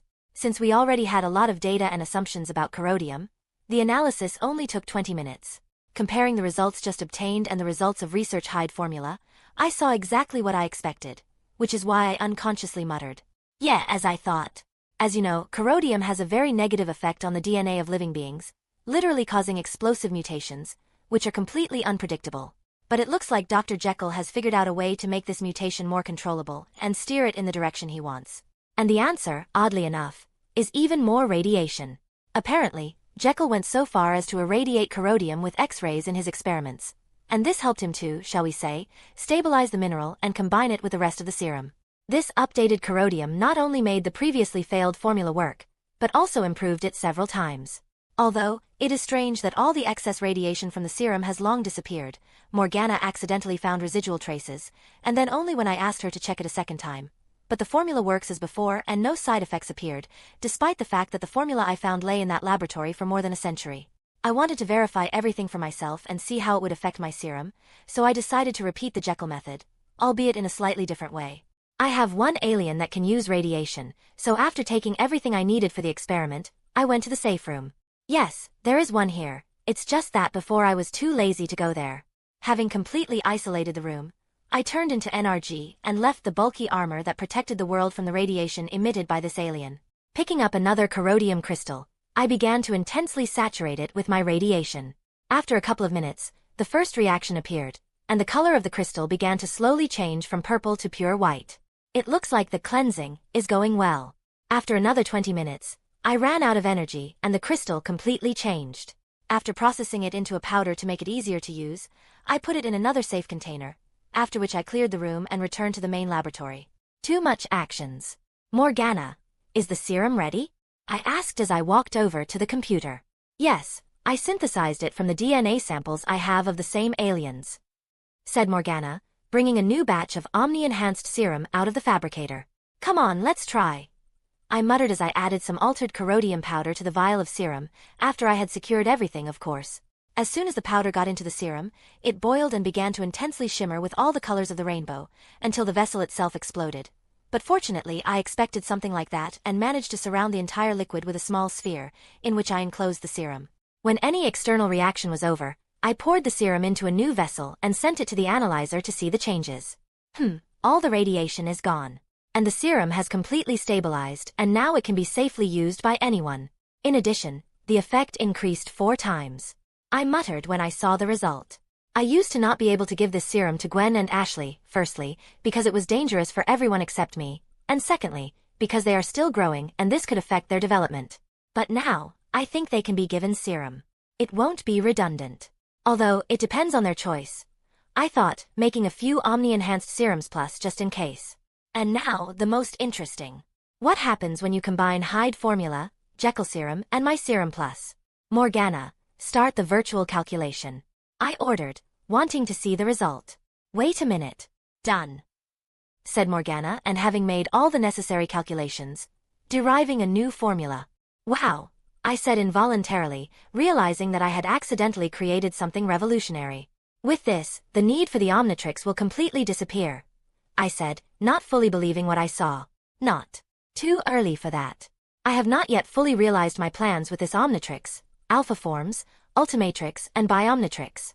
I must first finish with this, and only then move on to this formula, which will be the finale of all my research. Shaking my head, I thought. Honey, it's not so rosy. Look at this part of the formula. Morgana caught my attention, magnifying the problematic part on the screen. Yes, you are right. If you use it in this state, then a real disaster will happen. It looks like one more unknown detail is missing to complete the whole picture, I said, noticing that the connection of the 3 serums didn't go as smoothly as I thought. Well, that's good. I still have a lot of time to find the answer, otherwise this thing would only distract me, I said with relief, also thinking, it's even scary to imagine what will happen if this formula falls into the wrong hands. Morgana, remove her to hell. When we find the 4th component, we will return to her, but for now this forbidden information, I said seriously, not wanting to risk it. As you say, dear, Morgana said with a smile, and destroyed something that could lead to the death of the entire universe, and I'm not exaggerating. Okay, that's sorted out. It remains only to buy all the necessary ingredients, and it will be possible to synthesize a supply of Hyde formula and Jekyll serum. And it will be possible to make personal serums for Kay, Iwane, Bourse, Lamorak, and Bedivere, I thought as I leaned back in my chair. How is the creation of Bleached going? I asked my dear assistant. I think everything is ready. It remains only to obtain the blood of the Techadonian and conduct the final test, Morgana announced, displaying a special formula based on the invention of Dr. Jekyll, but having the exact opposite effect. That's good, but I think we need to finish these 3 first, I said, turning my chair and looking at the circus freak trio, who had been in cryopods for several weeks now. Do you think bleach will help them? Morgana asked. Well, if we can identify absolutely all of their mutations and program the bleach to destroy them, then most likely yes. But they are unlikely to survive it. In addition, we need to deal with the remnants of codium, which is also unpleasant, given how deep he penetrated them, I said after some thought. And what will you do? I will cure them, of course. I promised, I said calmly, and then added, although they will not become ordinary people. In order for them to survive all the procedures, you will have to give them an Omni-Enchanted Serum Plus. I was hoping to cure them and let them go so they wouldn't be my problem anymore, but now with the new powers from the serum, I'll have to keep an eye on them to make them even more trouble than before. I thought with displeasure, because I knew that this was the only way and the serum itself could not be removed from the body, because I took care of it in advance and now I regret it. Okay, once I get down to business, I need to finish it. Isolate all of their mutations that need to be removed, I said and got up from my chair and got to work. First, I dismantled the cryocapsules and replaced them with stimulating healing flasks, into which I immediately placed the bodies, so far freaks. The flasks themselves I filled with healing mucus, which can be excreted by Dr. Fatty. It is perfect for this situation, as it will be able to maintain the bodies of the freaks during the change. Then, I gave all 3 of them in turn injections with strong sleeping pills and painkillers so that they would not wake up and their pain would be less. And it will be very painful, because it is a restructuring of the whole organism. And in the end, I only introduced the bleach synthesized especially for them and immediately added Serum Plus, to keep them alive. It will take time, but I think they will be fine, I said. I saw that all 3 began to convulse, which means that everything is working. So they have to spend about 2 more weeks. Okay, then I'll go to the underground city, for ingredients and blood. I'll be back soon, don't miss it, I said loudly and, turning into ultraviolet, ran away from the cave to go shopping. Chapter 139. 138. Moonbase. I knew roughly where to find the alien medicinal herbs and other ingredients I needed, so I quickly bought everything I needed. I also found a Techadonian who was selling his inventions on the market, and quietly put him to sleep, took some of his blood, and then left as if nothing had happened. Unfortunately, I learned one unpleasant thing while shopping. The aliens are afraid of me. More precisely, the Legion. For some reason, they think I'm a terrible xenophobe and hate all aliens. When I arrived at the market in the form of an alien, everyone immediately recognized me because of the symbol of the Omnitrix, and a real panic began. The aliens seriously thought that I had come to kill them all. It was an embarrassing moment. When I wanted to make it clear that I would not do anything to anyone, no one even listened to me, because everyone fled from me in horror. To prevent this from turning into a mass escape of aliens, I had to leave, and then return in the form of a slug, disguised as a random alien and hiding the clock symbol. To be honest, it is not clear why I would have such a reputation, because in fact, from aliens, I fought only with Vilgax and his army. And as far as I remember from the words of Tetrax, Vilgax is not very well liked in the galaxy. To be afraid, of course, but not like. Although, of course, there was also a battle with Vulcanus and 66, but they are known criminals and I don't think that decent aliens have any business with them. It's quite possible that someone is spreading bad rumors about me. Although, I'm not up to it now, but I will have to solve this problem, because I don't want the good aliens to be afraid of me. I am not a xenophobe at all, But on the contrary, sometimes I like some aliens even more than people. The same Tetrax is a great guy. Probably, it will be necessary to act as heroes not only on the surface, but also in the underground city. If I save a couple of aliens, then at least it will show that I do not wish them anything bad. With these thoughts in mind, I finally finished buying everything on the list that Morgana gave me, after which I returned to the cave and continued to work. It took me only 20 minutes to synthesize the hide formula, since now I had everything I needed, including the powder from the improved codium, but I had to tinker with the Jekyll serum. As I said before, my Jekyll serum can permanently turn an ordinary person into a human-alien hybrid, while providing only racial skills, not appearance. In general, like most real half-breeds. Although, this does not work with all types of aliens and this serum can only be used once, only with one race. So you have to choose wisely. Well, of course, it cannot be used on those who are already half an alien, otherwise it will be certain death. To complete the synthesized serum, you need to add the blood extract of the alien whose powers you want to receive. Since I want to give the serum to my forever ninja, I had to think for a long time about the abilities that would suit them. Suitable for combat, but not too powerful or complex to make them easier to master, and ones that won't be a problem for me if things don't go well. After thinking, and weighing all the pros and cons, I decided to create a Jekyll serum based on the blood of Pyronite, Sandarian, Cascan, Antarxis, and Nocidian, to respectively grant the powers of fire, sand, water, ice, and electricity. I think the elemental forces are the most suitable, quite simple and the least dangerous, although useful. Let them decide for themselves who gets what powers, I muttered as I finished the gift for the ninja. When that was done, I also created some, so to speak, empty Jekyll serums, so that I could quickly create a ready-made version with the power of a suitable alien, if the situation required it. After I put the result of my work today into my inventory, I set about creating a cure for Gilbert. Since I already had everything prepared, I only processed the blood of the Techadonian, and the bleach, created specifically for the former artisan, was ready. I did not hesitate and immediately administered the medicine to the guy and transferred him to the Bacta tank, a capsule with Dr. Fatty's healing mucus, and connected a dropper with nutrients, as a serious restructuring of the body awaits him. Since, unlike the situation with the Circus Frege trio, this medicine was created specifically for him to remove the alien part from his DNA, there were no problems and side effects and everything worked successfully. Didn't even need my Omni-Enhanced Serum Plus. This is of course a painful procedure, but as long as Gilbert is unconscious, he does not care. It will take about a month for all the changes to take effect, and he becomes a full-blooded human. After that, I will let him go and see what he will do with his second chance, which I gave him. Hope, all this work will not be meaningless. Okay, finally done with this. What's up with the search for the alpha gene? I asked Morgana, stretching a little. By the beginning of next month, everything will be ready. Morgana replied. Well, that's cool. I'll have time to deal with Victor and go on a mission with Tetrax. After that, the real work will begin, I said with a smile, noticing that it was almost 7 o'clock in the evening. By the way, did you catch Sam? I asked, remembering the meteorological robot whose AI I had asked to disable Morgana. Yes, although he certainly resisted. But what could OM do against the magnificent me? It's already locked up and won't be able to get out of cyberspace until you give the command. Morgana said proudly, turning up her virtual nose. Good. Then, in order to distract its creator from the sudden disappearance of his invention, arrange for him a place as a meteorologist on some major channel. His dream will come true and he will no longer be up to Sam. I said, deciding on a good thing for Vance Veteroy and also distract him. Everything will be for the best, love. Morgana said coquettishly, starting to complete my task, most likely through bribing the right people. I didn't expect anything else. Okay, time to go do some other business before it's too late. I said, getting up from my seat. Good luck. Morgana said in the end, when I teleported to the moon. I came here to find an intergalactic communication system created by the plumbers, which is now abandoned. In fact, it was built shortly before the first victory over Vilgax, and was never used for its intended purpose. When the plumbers left Earth, they just left this brand new lunar base with a communication system as the need for it disappeared. Since no one needs it at the moment, I decided to requisition it and use it for my own purpose.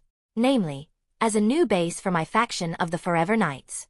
It seemed that the place where my people are now is not very safe, as they have already been attacked several times by the Knights on the run, in the hope of getting resources and a place to hide from the government. Kay told me this when I was working on the serums. My Knights did not blunder and repulse the attack, but this means that it is no longer possible to stay in that castle, as in others, as their location is known to heretics. Initially, I didn't intend to use the Forever Knight's former castles as a base for my faction, as it was stupid and not practical. But I thought I had time to build a space station in Earth orbit, just like the Justice League. But it turned out that my faction now needs its own safe place where they can relax and train. And as you know, I decided to use a moon base that no one needs for this purpose. Of course, I could just move them to the cave, but this is my personal corner of paradise and I did not want other people to live there, even if they were completely devoted to me. Besides, Morgana would definitely be angry. I roughly knew the coordinates of the base, so I had no problem finding her in one of the craters on the far side of the satellite. Approaching the disguised entrance, I turned into a phantom virus and quickly hacked into all the systems of the base, letting Morgana in, who quickly captured her, immediately separating the base from the plumber's network and erasing her existence from all databases. Now, this place really belongs to me. Entering inside, I began to inspect the base, which was called Selena. It was not too big by space standards, but more than 1,000 people could easily live here. Everything need for this is there. Think, my guys will be quite comfortable here. After making sure that everything was in order, I quickly made several modifications and added something on my own, after which I opened a portal and let several dozen samurai robots into the base, which will now serve as the base's attendants. Having also delivered a supply of food to the base, filled the water tanks and set up the air supply system, I was satisfied with my work, put on my Forever King costume and moved to the castle, directly to Kay. "Your Majesty!" exclaimed the girl whom I had interrupted from her rest. "You can sit," I said calmly, sitting on a chair. "Yes, Your Majesty," Kay said respectfully, sitting across from her. "I see you had a hard time," I said, pointing to the girl's slightly tattered armor. "Yes, we did not expect the heretics to attack us at night. Luckily we fought back and no one was hurt except for a few bruises, but we never got to rest as you ordered. We are waiting for the next attack," said the girl. "I understand. It's not safe here anymore. Luckily I found you a new home," I said, imitating the habits of the king. "But, how can we just walk away and leave this place?" the ninja asked uncertainly. "It's just a rundown castle, which also reminds of the Order's failed path. We don't need him. We are starting all over again, and it will be better if we discard everything old, including this place. In addition, it is important for me that you are full of energy and ready for the beginning of the Reformation and changes in the Order. We do not need this senseless conflict." I said the nonsense that first came to my voice. "I understand. Thank you for your concern, Your Majesty," Kay said gratefully, believing in my words without any doubt. "Then let everyone know about the move. Let them collect all their things and I will bring you to the new base," I ordered. "Just a second, my king." Bowing deeply, the girl said and ran off to collect all her comrades. In less than an hour, which I killed playing games on my phone, not too royal, huh? Everyone was ready and I turned into a portaler, opening a dimensional gate to the moon base. After showing the residential sector, where there were enough rooms for the knights to live alone, I began to conduct a tour and show how everything works. "Can go outside, but do not forget to put on a spacesuit. After all, we are on the moon," I said as we all gathered in the large conference room. "Have questions?" I asked, looking at 305 people, who were completely delighted with their new place of residence. Seeing no reaction, I finally added, "In the basement, I installed a transporter, created by Gilbert, with which you can move to Earth and buy everything you need. But again, don't do it in your armor and don't draw undue attention." "Got it?" "Yes, Your Majesty," everyone exclaimed happily, deafening me for a second. "Well, that's good. Settle in for now, and I'll be back in a few days and we'll get to work," I said, standing up. Following me, all the knights got to their feet, and then knelt down with their hands on their hearts, and again they were probably going to shout their fanatical crap, but I managed to move back to Chicago in time. They are too loud. Chapter 140. 139. Nightmare. "Looks like I'm just in time," I muttered as I moved straight to our RV. Now the sky was filled with leaden clouds, in which the very iconic purple lightning crackled. Looks like Victor made another attempt to find his master.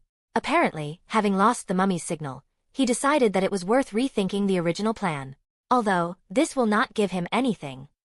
Just when the lightning was about to strike the ground, I transformed into the phantom virus and pulled it towards me like a lightning rod without any problem, completely absorbing it. It only gave me a small boost of energy. "Everything is good?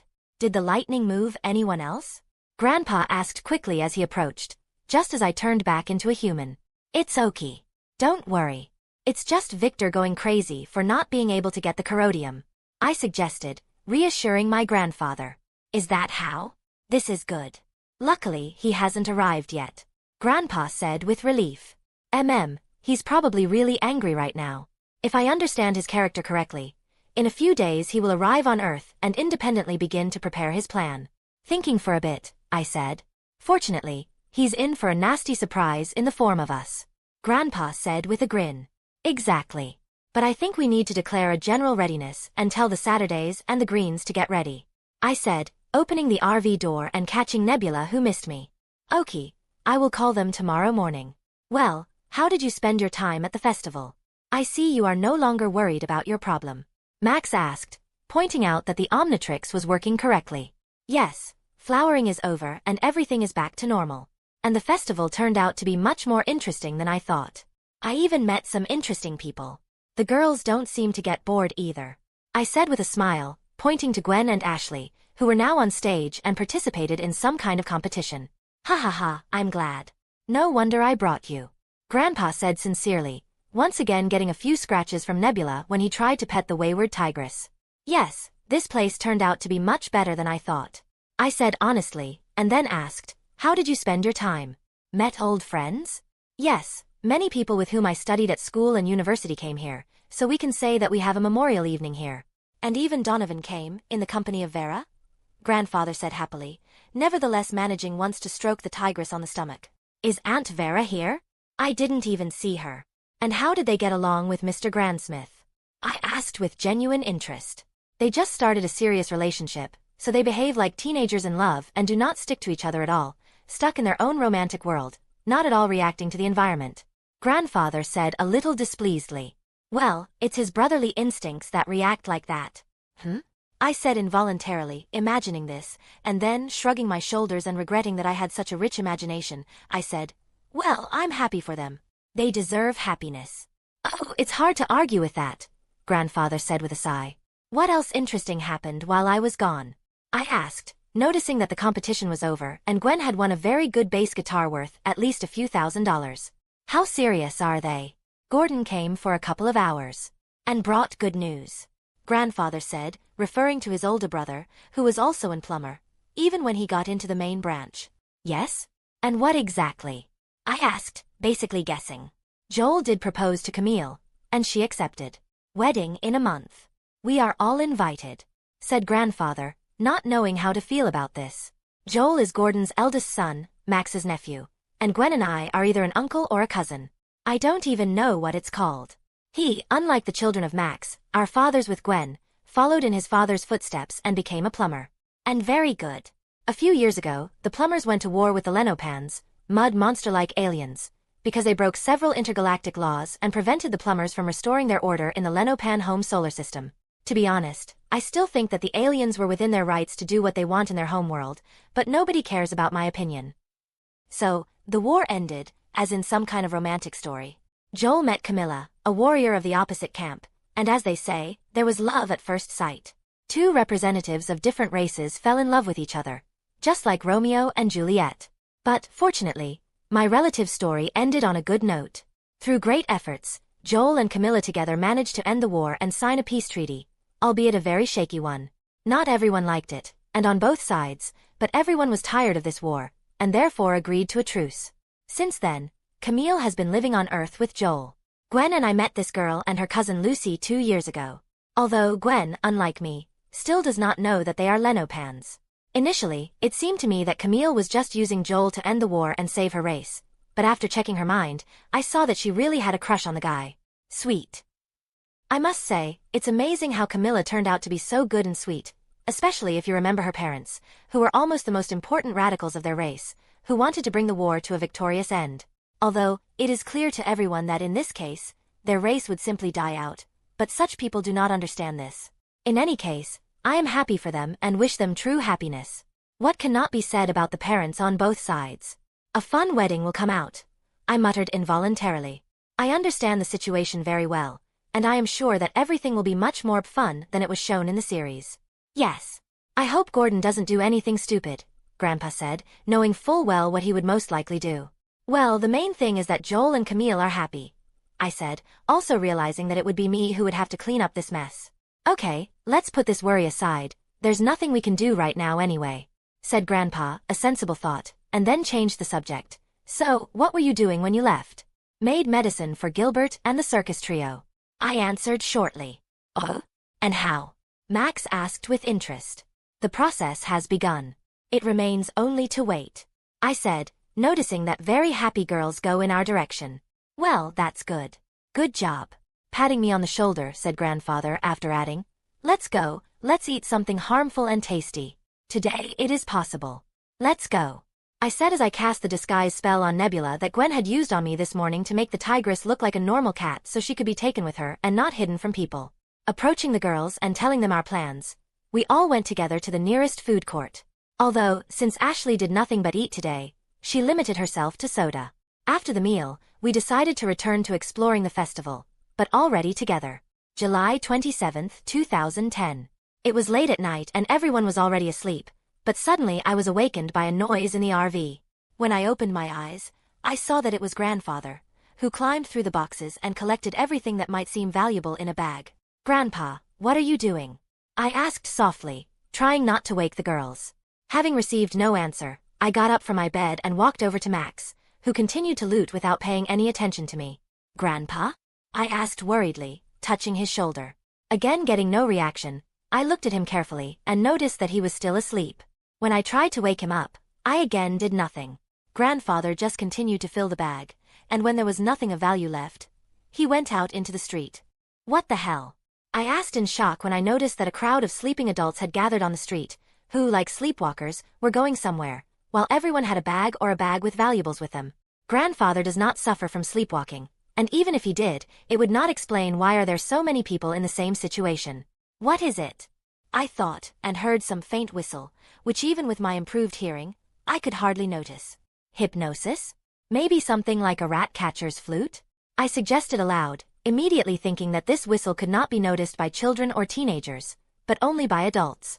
Not wanting Grandfather to go somewhere, I quickly neutralized him with Cobra Sapien's sleeping poison and put him back in bed. After that, I turned into a wild mutt and tried to use his hearing to find the source of the whistle. The Vulpomancer did not let me down, and now I could very clearly hear the mesmerizing whistle coming from somewhere in the city center. Skillfully maneuvering between hypnotized people, I ran to the whistle at great speed to find out what the hell was going on here. In a few minutes, I ended up next to the river, on the banks of which was my old acquaintance, who became the cause of this entire epidemic of lunatics. He stood on a mountain of jewels that had been dumped by hypnotized adults, and was clearly very happy. Ha ha ha ha. Yes, yes, bring all your good to me. Make me rich. The ugly clown I haven't seen for a couple of months exclaimed with great joy while dancing a strange dance. Next to Zomboso, and it was him if you haven't guessed yet, there was a tape recorder, which was the source of this hypno whistle. Looks like he managed to find the devil's tape, or whatever they call it. You don't seem to have learned your lesson from last time, do you, Zomboso? I asked loudly, becoming the man in the costume to get the attention of the clown I really hate. What? Wow, you. Immediately recognizing me, Zomboso shouted with incredible hatred. Why are you so angry? I asked innocently. Last time, because of you, I returned to that world. Do you know how much it cost me to get back here? Zomboso said with hatred, saying something very suspicious. What are you talking about? I immediately asked, sensing something was wrong. You don't need to know about it. Now the main thing is that I can take revenge on you, and at the same time eat your brains, ha ha ha ha. With a crazy laugh, the clown said. What? I involuntarily asked, taken aback by such words. Capture him, my faithful servants. Zomboso shouted loudly, pointing his finger at me as the sleepwalkers dropped their things and started running at me, wanting to tear me to pieces, at the behest of the clown. Wanting to get this over with quickly, in order to save the poor people and still know what Zomboso meant, I quickly turned into a portaler and opened a portal to the desert, right behind the back of the clown, which in the next second was driven into it by my water dragon. After destroying the tape recorder with a jet of water and freeing people from hypnosis, I managed to fly into the portal at the last second before it crept in, still in the form of water hazard. So, are you a real zombie? I asked in surprise when I saw Zomboso, who had lost his makeup because of the water and became visible his true appearance, which could only be described as a living dead. Yes, and all because of you. Zomboso shouted furiously, attacking me with a laser whip, which I just caught and snatched from the clown's hands. What are you talking about? I asked, not remembering anything like that in the animated series. I managed to escape and not get infected. I escaped from there and even almost gained a foothold in this world, but you came and ruined everything. I came back and this time I still got the virus from that damned monster, Zoso said, crying with bitter tears. So you're from another universe where there was a zombie apocalypse?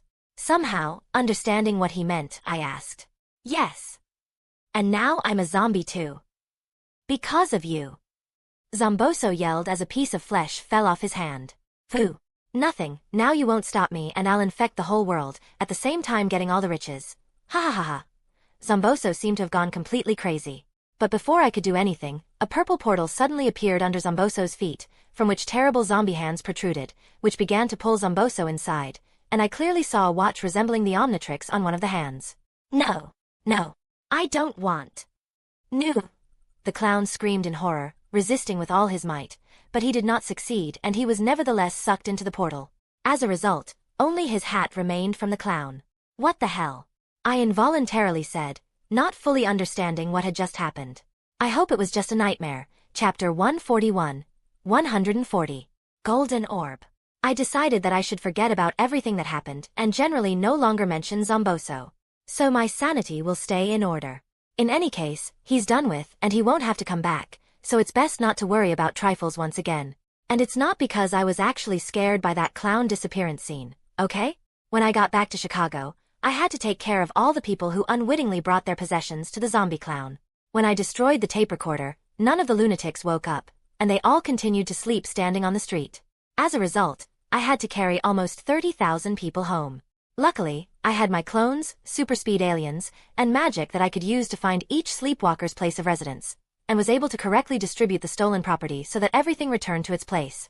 As a result, 3 hours later, all the victims of hypnosis were back in their beds without noticing anything.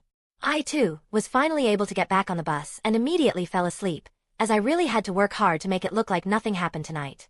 Although, that's how it was. What happened was just a nightmare. Negation of reality. Grandfather woke me up at 8 o'clock in the morning. I didn't get enough sleep, but since I had plans for today, I couldn't sleep much longer. First feeding Nebula, who began to manage her telekinesis better and better, I went to breakfast with Max and the girls. Fortunately, Grandfather was in a good mood and we were able to persuade him to go to a cafe. And then, we parted again, each to his own business.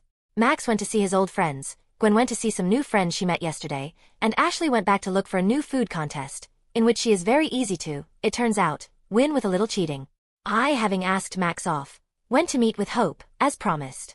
Although, I will have to return to the festival by 6 o'clock in the evening, when Grandfather's favorite band will perform, since I promised that I would definitely be present at the performance. And after that, there will be a performance by Calkins, which is also not to be missed. Hey, I said softly, distracting Hope, who was in Hex's room, reading something raptly. Lex. The girl shouted joyfully when she realized that it was me, jumping into my arms.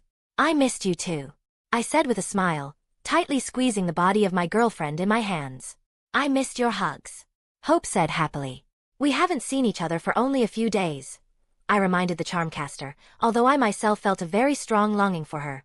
Too long, Hope said irritably, reaching for a kiss. Happy to give it to her, we began a passionate kissing session to show how much we missed each other, which eventually escalated into a horizontal position, and you know how it ended. 3 hours later. I missed that, Hope said with a broad smile, lying beside her without clothes. Yes, me too, I said honestly, although probably shouldn't have. For the next 10 minutes, we just lay in silence, enjoying the pleasant atmosphere, after which we decided to do important things anyway. After taking a shower, which took a little longer for obvious reasons, we began to retell what had happened over the past few days. First, I told her about the meeting with Violet, Victor's plan, and the victory over the mummy, after which I showed her Cal, the former Excalibur. Also, in general terms, I told how our family trip was going, and after that I gave the floor to Hope and began to listen to how her working days went. For the first 2 days, she only studied the golden orb that I gave her, and also waited for the translation of the black pages to be ready. Then Hex appeared, and somehow everything flew out of her head, as she constantly pondered the past conversation and thought about what she should do with Herb new uncle. Eventually, only yesterday she decided to call and consult with me. I sort of managed to calm her down and she was able to take her mind off Hex and continue her work on exploring the golden orb. I ripped it off just as she was looking for the right spell. So you haven't been able to find out what this golden sphere is? I asked, munching on the pizza I had brought especially for Hope, since I knew she was probably hungry. I used every exploratory spell on it that I know and that I could find in my uncle's books, but I could only find out that this orb is some kind of map that should lead to some secret place. Hope said unhappily. Map, huh? I asked, holding the aforementioned sphere in my hands. Yes. Although, it is better to say, the key. At the certain time, the orb will have to open the way to that mysterious place and lead to trials, after passing which you will receive an inconceivable reward. At least according to what is written on the sphere. Hope quoted, pointing out very small writing that I hadn't noticed before. They must have been hidden. And when will that time come? I asked. That's the thing, I don't know yet. But I think I've found a ritual that can figure it out. Hope said, pointing to the book she had been reading before I arrived.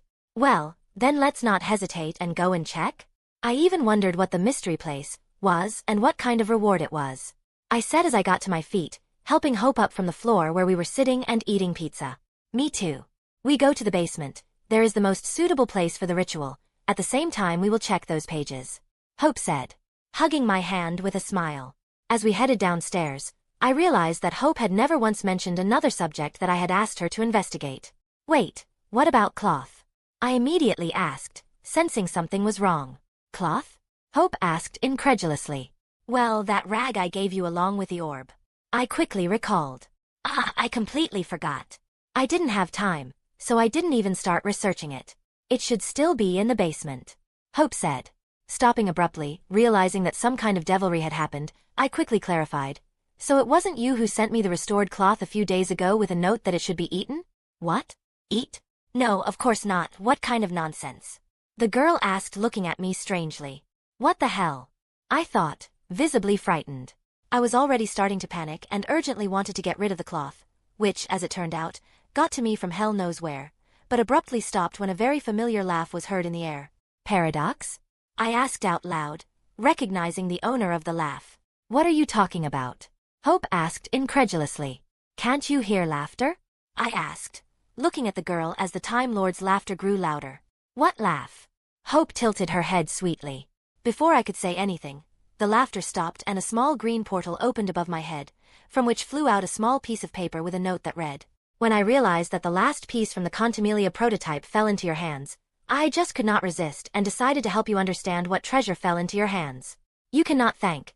This is my thanks for helping Ben 10-000. Your favorite, Professor Paradox. That's not funny at all. I really got scared. I thought angrily, clutching the note. What was it? Hope asked, unable to understand anything. Do not pay attention. Message from an old friend. Through my teeth, I said. Someday, I'll kick that bastard's ass. I promised myself, deciding not to forget this incident, and no matter how much time passes, Paradox will one day get punished for his stupid jokes. Okay, stop wasting time. Let's go. I said, pulling on Hope's arm. Okay, Hope said indistinctly, whom I scared a little with my strange behavior. When we got to the basement, there was a very familiar cauldron in the center, with a translation potion that was still covered with a lid. Is it okay that the pages lie there for several days longer than they should? I asked, pointing to the boiler. There is nothing wrong. Once the translation has been completed, the entire effect of the potion is over and it won't harm the pages in any way. Hope said with a smile as she started drawing the ritual circle from the book. Why don't you call on your stone creatures to help? I asked, remembering the last time in this place, Hope was preparing a ritual to seal ZS scare. The ritual is too complicated this time. Although they are intelligent, they are not very smart and skillful. So this time you have to do it yourself. Hope said, very concentrated on drawing some complex figure. Well then, let me help you. I said readily. Okie. Here, hold the magic chalk. You need to draw this drawing on the ceiling exactly above the place where I draw, Hope said, handing me the crayon and pointing to the complex octagonal figure in the book, consisting of many characters of unknown origin. No problem. Quickly memorizing the whole drawing, I said, and then turned into a spider monkey, climbed to the ceiling and began to do my part of the work. This turned out to be much more difficult to do than I thought, and I was only able to finish painting an hour later, 15 minutes later than Hope. That's what experience means. Done. Descending from the ceiling and becoming a man, I said, and then asked, what is this ritual supposed to do?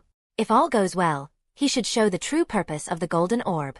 True, I thought the same when I used another spell and nothing happened. Let's just hope it works out this time. Hope said, looking a little angry that she was having such a hard time deciphering the secret of this orb. It's clear. Well, then start the ritual. I said, putting the golden orb in the center of the drawing, and stepped aside so as not to interfere. Okie. Asterisk. Asterisk. Asterisk. Asterisk. 2%. Asterisk. Hope said and cast a spell in a new language for me, putting her hands to the edge of the drawing and began to saturate it with her mana. As always, everything lit up with the color of Hope's magic, and the rezinka began to blaze. When all the lines glowed evenly pink, the sphere slowly flew up into the air and started spinning like crazy. This went on for several minutes without any change. But then, everything suddenly began to fade, and Hope loudly shouted, "I don't have enough mana. Help me." Quickly running to the girl, I put my hands on her back and began to transfer my mana to her so that the ritual would not fail. Since I have much more mana than Hope, I soon intercepted the ritual, and everything began to glow blue. The golden orb kept spinning for a few more minutes, until it suddenly released a wave of air that sent us Hope right into the wall. Luckily, I managed to stop us with telekinesis before we hit. Beautiful, Hope said fascinated, looking at the place of the ritual. Also looking there, I saw something similar to a hologram that showed the outer space of our solar system. The hologram was replaced by different images, showing our planets in turn, which, in the end, slowly began to line up in a straight line. Finally, the hologram zoomed in on the sun at the center of the line, pointing to a specific spot on our star. Parade of planets, I said slowly, understanding the meaning of the vision shown to us as the hologram disappeared and the entire ritual ceased. So it's time when the path opens and the orb leads to the mysterious place. Is that the day the planetary alignment happens? Hope asked, picking up the fallen orb. Apparently, yes. But this is not just a parade of planets. This is a full parade when all the planets line up in a straight line. This only happens once every 170 years. I said, erasing the entire ritual pattern, since we no longer need it. And when is the full parade next? Hope asked, not at all versed in such things. If they don't lie here, next year. In May. I said after checking the internet. Oh, it's very soon. We were lucky. Hope said. Yeah, lucky. Well, what do you think? Are you using the key? Will you go to the mysterious place? The charmcaster asked curiously. Probably. I'm really curious what's behind this. I said, shrugging my shoulders and taking the sphere from the hands of the girl, sent it to inventory, where it will lie until needed. Aren't you afraid of the trials that were spoken about in that sphere? Maybe not worth the risk? Hope asked worriedly. Don't worry, if it turns out to be too dangerous, I can always escape. I said, stroking the girl on the head. It's good that you don't always have to persevere. Hope said with a smile as she hugged me and kissed me on the cheek. Yes. This is my forte. I said with a cheeky smile. So, what is next? The charms asked, ignoring my previous words. Pages. I said seriously, looking at the cauldron. Time to finish them off and see if they can help me get what I want. Chapter 142. 141. Solid Shadow. Can they just be pulled out? Just in case, I asked, removing the lid from the boiler. Yes. Do not worry. Now, it's just useless water. Hope said with a smile, standing next to her. Okie.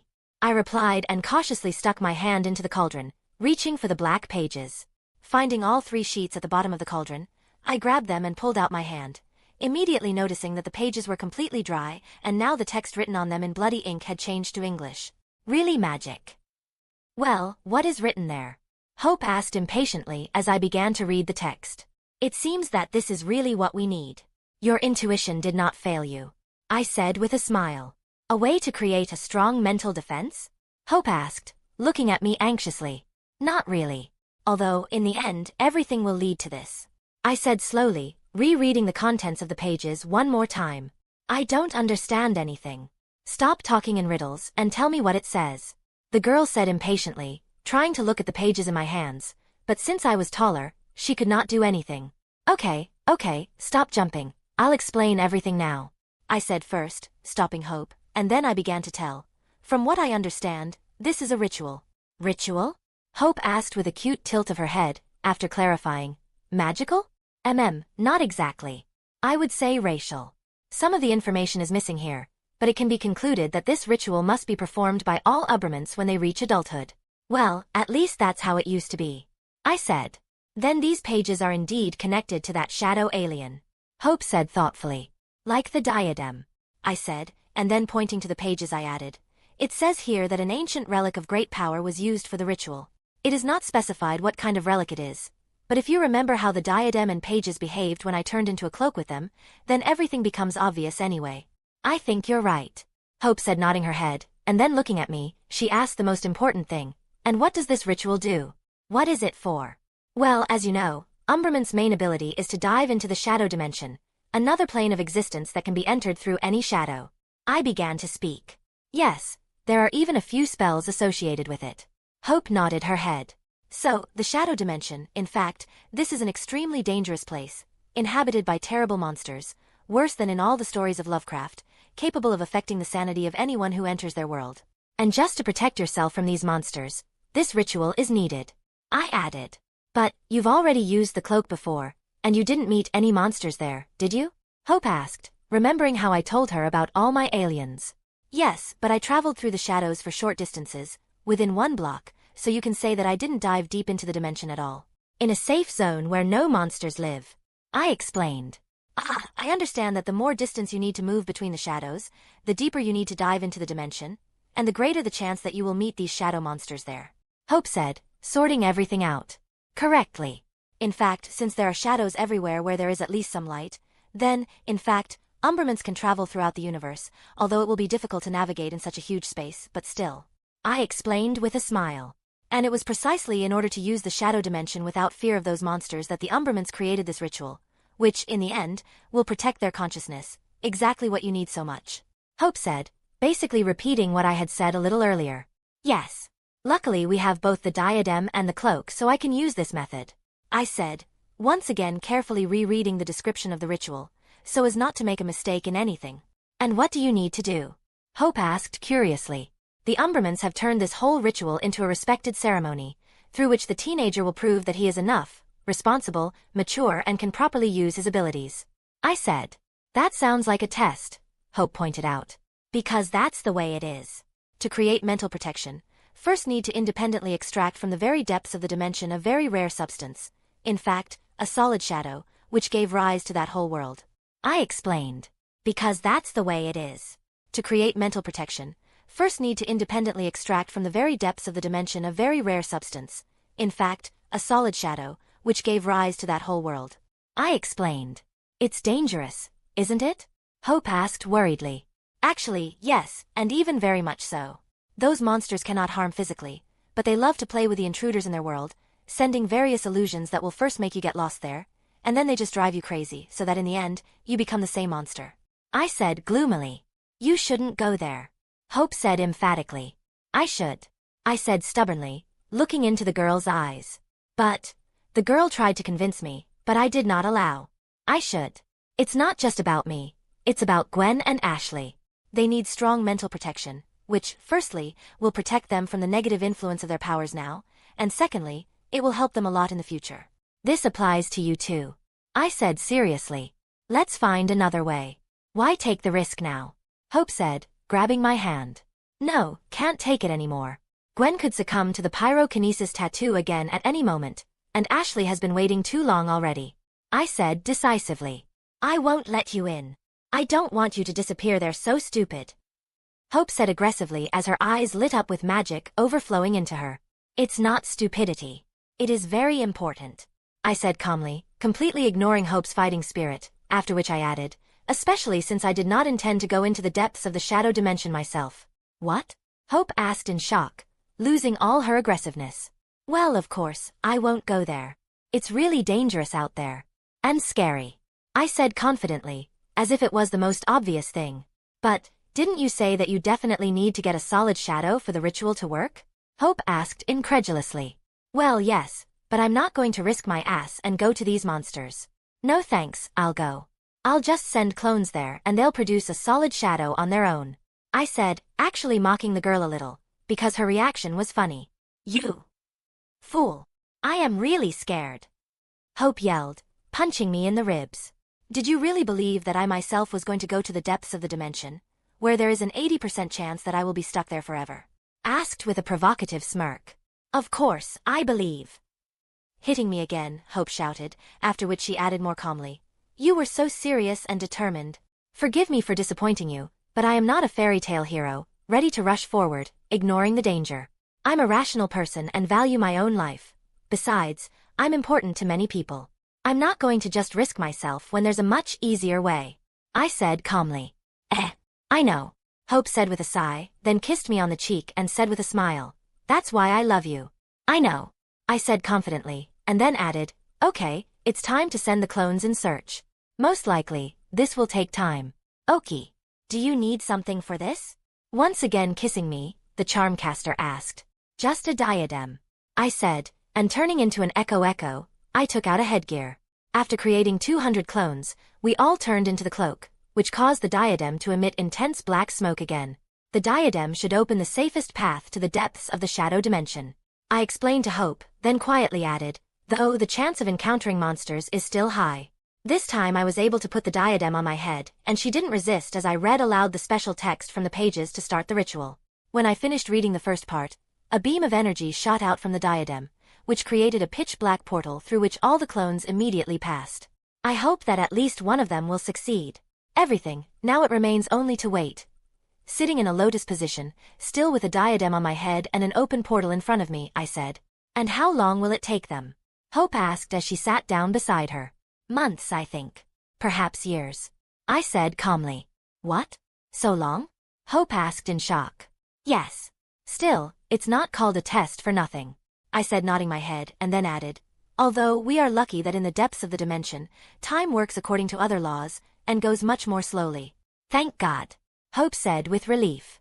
For the next few minutes, we sat in silence just staring at the black portal, which proved oppressive to Hope, so she could not stand it and asked, maybe we can do something? I'm not allowed to undo Umberman's appearance and remove the diadem, otherwise the portal will close and the clones won't be able to return. I said, but when I noticed that Hope was sad, I suggested, maybe then tell me more, something about magic? How then? Okie. Hope said with a bright smile, and then she began to tell another story while we continued to wait. Looks like it's the last survivor. I said when only the third clone passed through the portal and was able to complete the mission. Yeah, you didn't exaggerate the danger. Of the 200 clones, only 3 survived.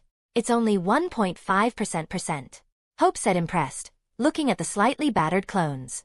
If they could transform into other aliens, more would survive, but that would break the whole ritual. I already found a loophole making it look like my clones are contenders for the test. In any case, this is enough. I said, accepting from all the clones all the solid shadow they had obtained. It's only about 200 grams. Hope said after looking at the substance, which looked very much like black stones. That should be enough for 5. Even stay a little longer. I said closing the black portal. 5? Asked the charmcaster, tilting her head.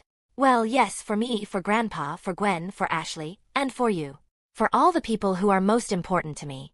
I said with a smile. Thanks. That's good to hear. Hope said softly, hugging me, ignoring my appearance. It's my pleasure. I just told the truth. And now what? Hope asked, suppressing her raging feelings. You need to swallow a piece of solid shadow. I said, dividing all the substance I had into 5 parts, taking one for himself and one betraying Hope. The rest will stay in inventory for now. Swallow? Hope asked dubiously, looking at what was essentially a black stone. And put a diadem on your head. I said, and then explained in more detail. The diadem is made of the same material and it will have to do all the work. And how does it work in general? The girl asked. According to what is written on the pages, the diadem uses a solid shadow that has entered the body and create a metaphysical shield around the mind that will protect our creation from any kind of interference or negative influence. In theory, this shield is as changeable as the shadow, which makes it impregnable. I explained, immediately swallowing a piece of hard shadow. As soon as it was in my mouth, it immediately dissolved, and I felt an unknown coolness fill my brain, under the control of the diadem. It's funny. When that feeling went away, I put the diadem on Hope's head, continuing to imbue her with this alien's energy to make it work, even though Hope is human. And it's all? Hope asked, somewhat disappointed, when it was all over. The main changes will take place at night, when we will sleep. Tomorrow we will have protection from all telepaths and other fans of playing with the mind. I said, becoming a man and removing the diadem. Whatever you say, it's incredibly useful in our world. Hope said with a smile, hugging me again. And there is. I said, hugging the girl to me, and looked at the time. 5:15 p.m., should be on time. I thought, and asked aloud. Now, go to Hex? Apparently only remembering that we planned to visit him today, Hope put on a serious face and just nodded. Also nodding, I activated the infinity tattoo. Finding the right place, I enveloped us in a dome of magic and transported us to Friedkin University. Chapter 143. 142. Friedkin University. Friedkin University is located east of Bellwood and is part of the Ivy League. It's not too big and has only one campus, which is located in a large gray Gothic building with a purple roof, in front of which Hope and I appeared. It's rather strange, but this college and those who study here are aware of the existence of magic, and there are even several courses related to the occult, but magic itself is not taught here, as it is too comprehensive and it is difficult to compose a suitable course.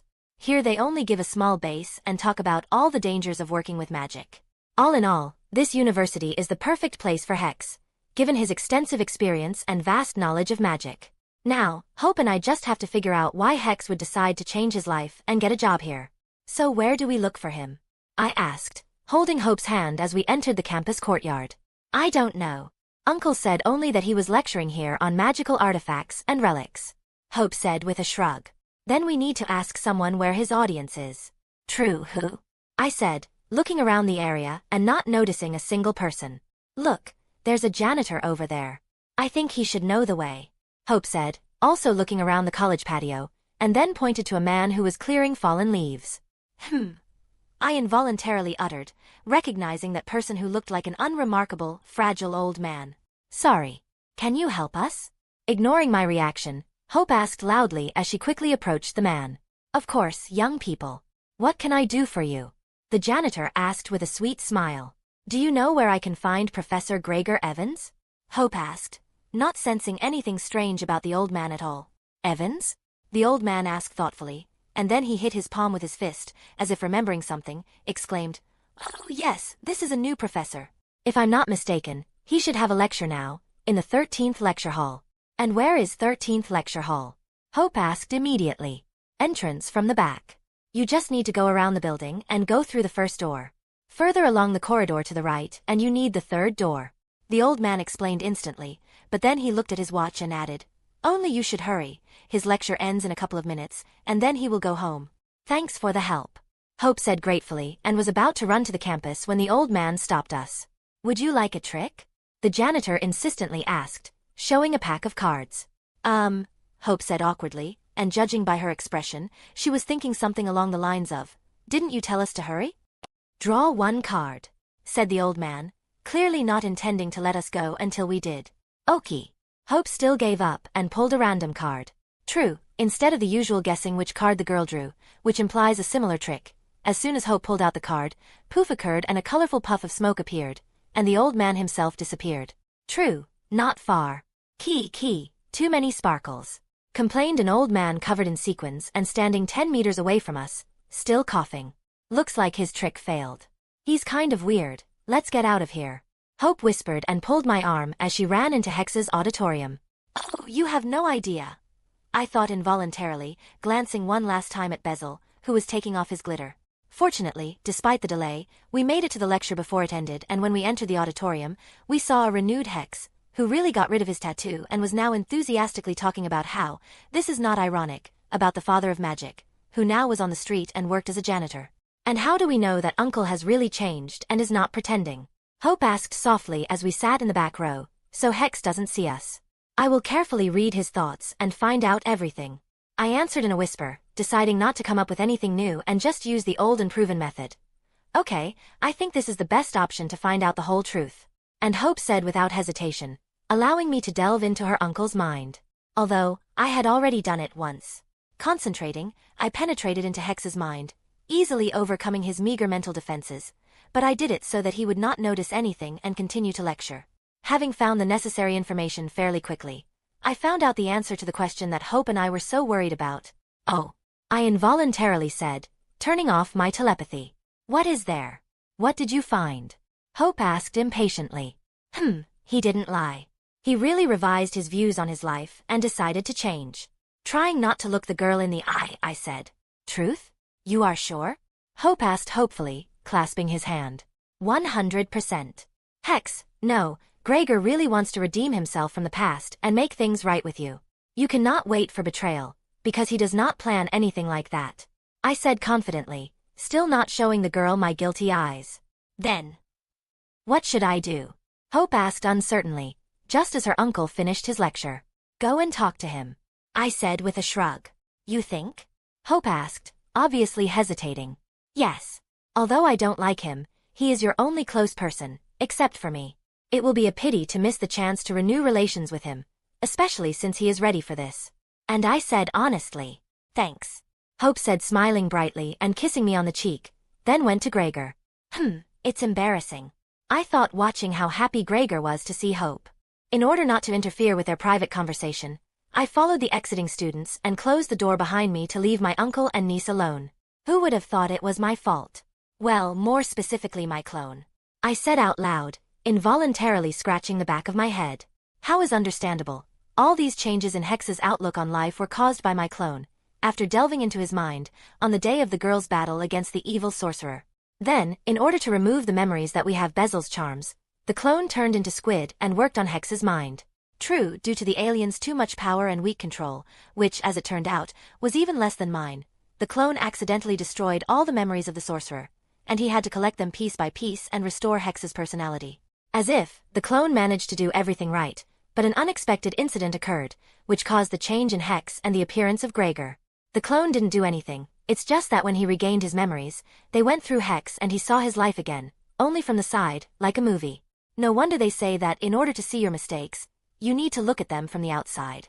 Seeing all his nefarious deeds again and the way he behaved after his sister's death, Hex really changed. He himself decided that this could no longer continue and decided to start life anew. What an amazing turn of life. The evil sorcerer became a decent man, a college professor, and it only took the destruction of all memory and its painstaking restoration. It's not even my fault, everything happened by chance, and even benefited. By the way, it turned out that Hex really almost died in the null void. I overestimated his survivability. Apparently, the fracture of 2 legs was too much for him and he was almost devoured by the guard. Luckily, he was rescued by some prisoner and he was getting Hex out, so he helped him get out into our world. I hope this doesn't play a cruel joke on me. In any case, things really turned out for the best, and her uncle returned to Hope. Although, I'm not thrilled about it myself, but it makes Hope happy, so I'll just shut up my displeasure and help her. Although, if Hex stumbles again, I'll send him to the sun. From there, he will not return. Where's your girlfriend? The janitor distracted me from my thoughts, sitting next to me on the bench on which I was sitting. She's having some kind of family reunion. I answered shortly. It's clear. The old man just said, but after a couple of minutes of silence, he added, the same can be said about us, right? Are you aware? About being my grandmother's son? Yes, I know. I also know that you are the same Bezel, I said, looking at the old man, who is possibly the most powerful wizard in the universe. As I thought.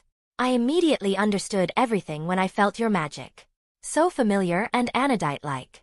Bezel said, nodding his head, then adding, you were even able to bind the charm of luck and, by some miracle, the keystone. How did you even manage to do it? Hardly. And with pain. I grimaced, remembering that explosion. Still, be careful with the charms. If they are used for too long, they begin to have a negative effect on the mind of the owner. This is especially pronounced if you tie several amulets to yourself, said Bezel instructively. You are a bit late with this warning. It would have come in handy sooner. But fortunately, I was able to solve this problem, I said, and then after thinking for a while I asked, so you got rid of the Charmcaster and don't use them anymore? And for this reason too. I was fed up with all magic, and when I left, I got rid of all my relics to devote myself to my new passion, tricks. Although, I've been doing them for 50 years, but I'm not very good at it, said Bezel very confidently. Yes, I see, I said dryly, pointing to the sequins that were still on his beard. So what? You won't even judge me for giving up magic and doing such a useless thing as others say? Bezel suddenly asked loudly, obviously surprised at my reaction to his words.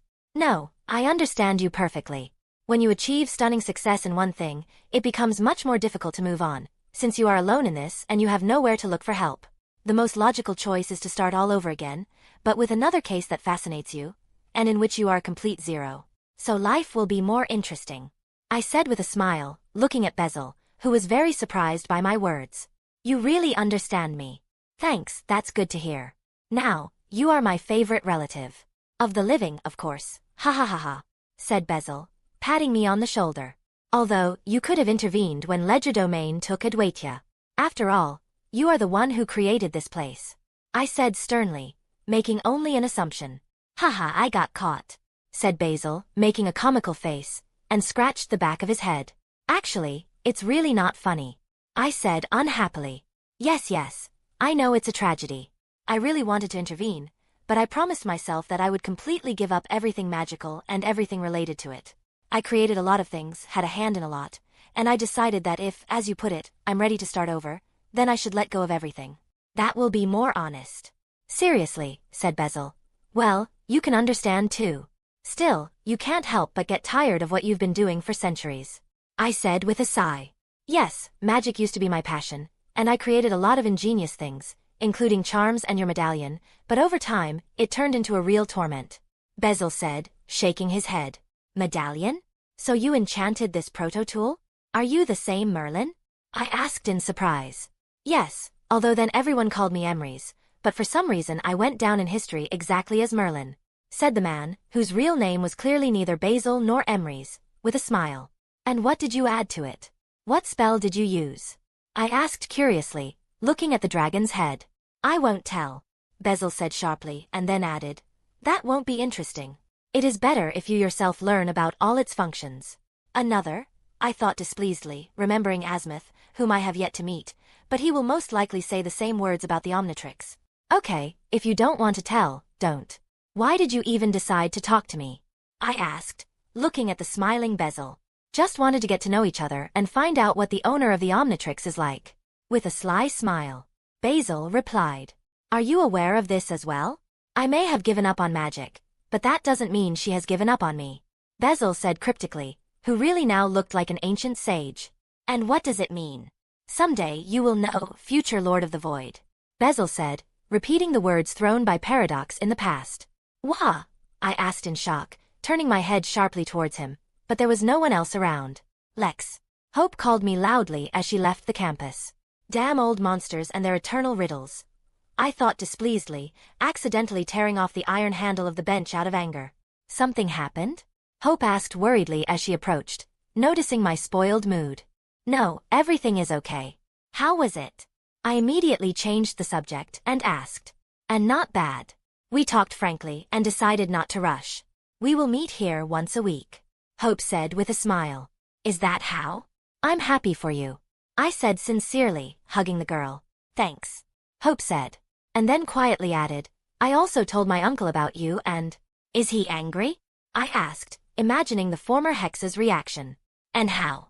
Now, he wants to kill you even more than before. And Hope said awkwardly. Well, let him try. With a bloodthirsty smile I said. Just don't accidentally kill him, asked the witch. Do not worry. I will do everything clean. I will show him that I am the best match for you, even if through force, I said with a thumbs up. Oh, I was expecting something like this, the girl said doomedly, shaking her head, after which she added more cheerfully. It's time for us to return. Actually, I just need to go to a rock band concert. Do you want to join us? I looked at the time and saw that there were only 3 minutes left before the start. I asked. Why not? Sounds fun. Let's go. The girl said happily.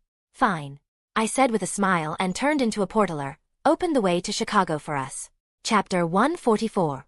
143. Mental Protection. Wow, there are really a lot of people here, Hope said impressed as we moved to the rock festival.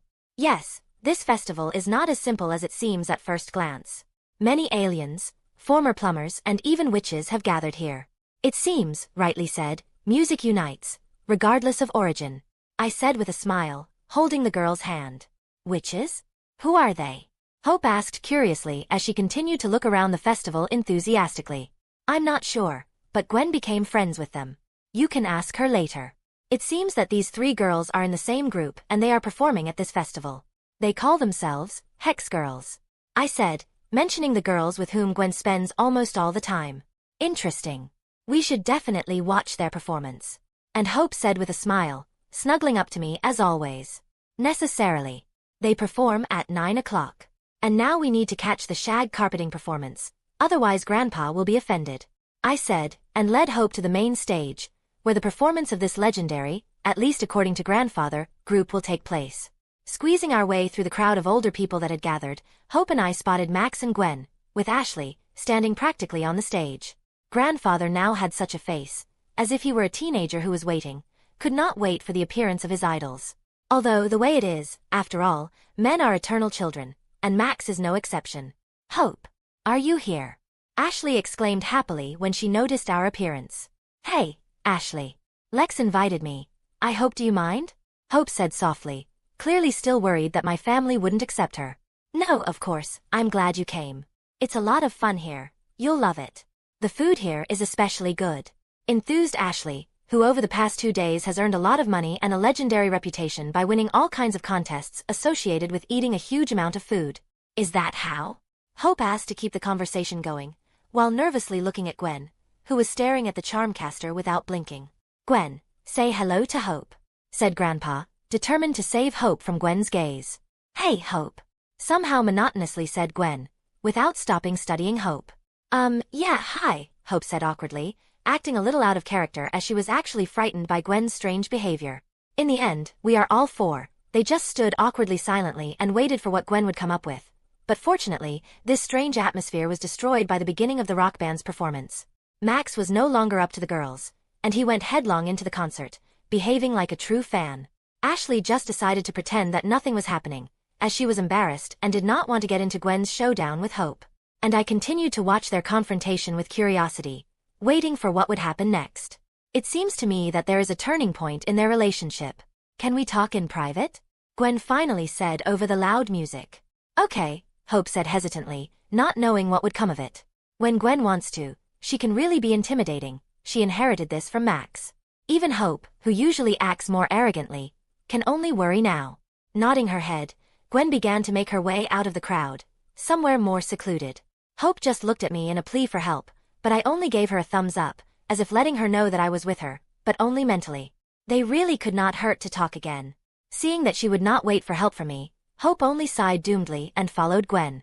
Although in the end, she decided something for herself and went more decisively, clearly overcoming her nervousness. This is the Hope I know and love. I hope this time it will be different and they won't start fighting. I involuntarily muttered, concentrating on the concert. 3 performances later. Gwen and Hope didn't get back until an hour later, but luckily I didn't see any signs of a fight, so I guess they were really just talking. Besides, they even seemed to have become closer, and now they could talk normally, mostly on topics related to magic. I think progress has been made, but now I'm nibbling curiously. After the concert of Max's favorite band ended and he reached a state of euphoria, we went to the performance of My Alien Friends, which was about to begin on the other side of the park where the festival is taking place. In the end, it turned out very well. These guys know how to put on a show with good music, and even I participated a little and showed the guitar skills that I mastered yesterday. After that, we had dinner and then went to the concert of Gwen's friends, which impressed me the most today. I think the day turned out to be quite good, and we visited this festival not in vain. Now we were all tired back to the RV, and finally, I got the chance to ask Hope how his conversation with Gwen went. So, what were you talking about? I asked the girl quietly so that no one else could hear. She apologized. Hope replied quietly. Seriously? I asked with a good deal of surprise. Yes, to be honest, I myself was shocked when she asked for forgiveness for all the nasty things that she said about me and for the way she treated me. Hope said sincerely. Unexpected, but I think it's a good start. Thinking for a bit, I said. Yes, Gwen said that she would no longer be angry with me and even sincerely asked me to become a teacher of magic. Hope said with a smile, clearly enjoying it. It's really good. I'm happy for you, I said, stroking the girl on the head. You were right when you said things would get better with time. Although, she is clearly still mad at you, and when we talked about you, she used a lot of bad words. Hope said. Did you talk about me too? I asked awkwardly. Of course, we mostly talked about you, Hope said with a bright smile. They obviously washed all my bones, I thought, involuntarily shrugging my shoulders. Girls. Hope, will you stay with us? Max asked loudly as we approached the bus. No, sorry, I still have things to do in the castle, and besides, I don't want to embarrass you, Hope said politely, clearly pointing out that there simply wasn't enough room for her in our RV. As you know. But if anything, you are always welcome here, Max said with a smile, starting to remove his rock paraphernalia and wash off his hair gel. Thank you, Ms.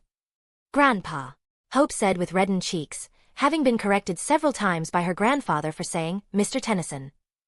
Well, then I will take you back to the castle, I said in the form of a portaler, opening a portal to the foot of the castle. Today was a lot of fun. Thank you for inviting me, Hope said with a smile as she passed through the portal. We were glad to see you, Max said sincerely. I hope next time you stay with us longer, Ashley said with a smile, waving goodbye. Thanks for talking to me. A little primly, but still sincerely, Gwen said. I'll call you tomorrow, I said at last. Bye-bye, Hope said with a happy smile and went home, as I closed the portal. Let's go to bed already late, and send us on the road tomorrow, said Max, who did not know when he managed to change into pajamas. Before, you need to eat this first, I said, pulling out 3 servings of solid shadow. Is that what you talked about during dinner? Gwen asked, picking up a piece of matter from another dimension. Yes, this is what will solve your problem with the pyrokinesis tattoo and Ashley's problem with her powers, I said confidently. Are you sure? Ashley asked dubiously, unimpressed by the sight of a solid shadow. Absolutely. I checked everything several times and tested the new mental protection, using the psi attacks of the clone in the form of squid.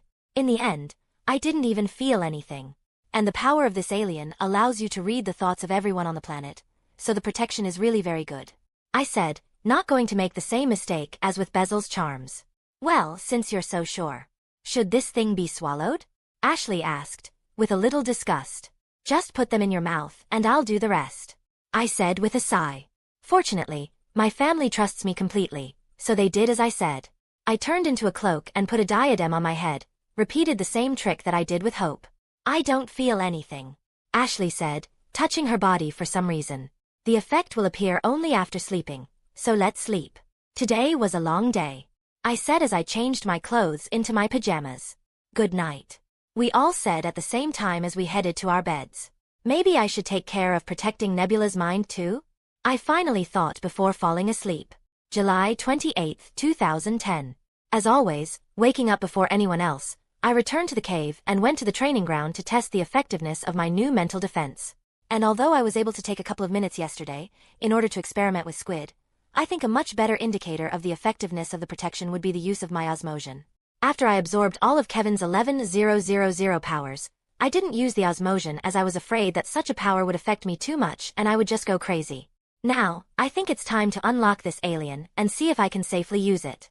Although, I certainly won't do it without preparation. First, I created a few clones that will be ready to rescue me at any moment if something goes wrong, but I'm sure everything will be fine. Simply, an extra precaution never hurts. After making sure that I hadn't forgotten anything, I activated the transformation and soon turned into the same mutant that the future Kevin was until recently. Without noticing any pressure or desire to destroy the world, I have become convinced that the defense is doing its job so well that I do not even feel any influence from so many absorbed forces. Amazing. No wonder I still tried so hard for this. First of all, I decided to repeat Kevin's trick and backed off to regain a more human appearance, removing all signs of a mutant. And unexpectedly, it turned out to be made easier than ever. It only took a little effort and I looked like a normal osmosion again, before I absorbed Kevin's powers. Next, I started a quick check on the powers that I can use, and it turned out that I can only use the abilities of about 15 aliens at the moment, and the rest that was absorbed only strengthens these abilities. Although, they are still weaker than the originals. Well, this is a minus of this alien. He is a generalist, he can do a lot, but is weaker than the originals. But, can act wisely, which was difficult for Kevin because of his insanity, and combine different powers. To be honest, this alien is not very useful for me, although it is very strong, but I prefer to use heroes whose abilities are more one way, because for different situations, I can easily turn into a necessary alien. Undoubtedly, a hero with a bunch of different abilities will still be useful to me. It's better to be stuck in this image than as Swampfire, but he will not be the one I will use all the time. Only by necessity. But it might be useful for my Ashley. Once she's more comfortable with her powers, I'll start transferring the DNA previously absorbed by Kevin to her, which will give Ashley more abilities and make her stronger. It seems to me that this will be better than just letting her absorb data directly from the Omnitrix. Although, this is for the future, now she still needs to get used to the absorption of energy, and only then move on to the next level. After spending another hour training with the new osmosion, I made sure the Circus Freak Trio and Gilbert's healing process was going well, and then returned to my family. Chapter 145. 144. New training. Lex, this is incredible. Those were the first words I heard from Ashley as soon as I got back on the bus. What's incredible? I asked, even though I had idea what it was about. Mental protection. I have been noticing it since morning. I didn't realize how much my ability really weighed on me until I woke up this morning and felt free. There is no longer this unpleasant sensation in the back of the head, with which I have struggled for so many years and to which I managed to get used.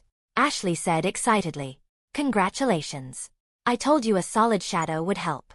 I said with a smile as I stroked Ashley's hair as I stepped inside the bus and helped myself to a bowl of bacon and eggs.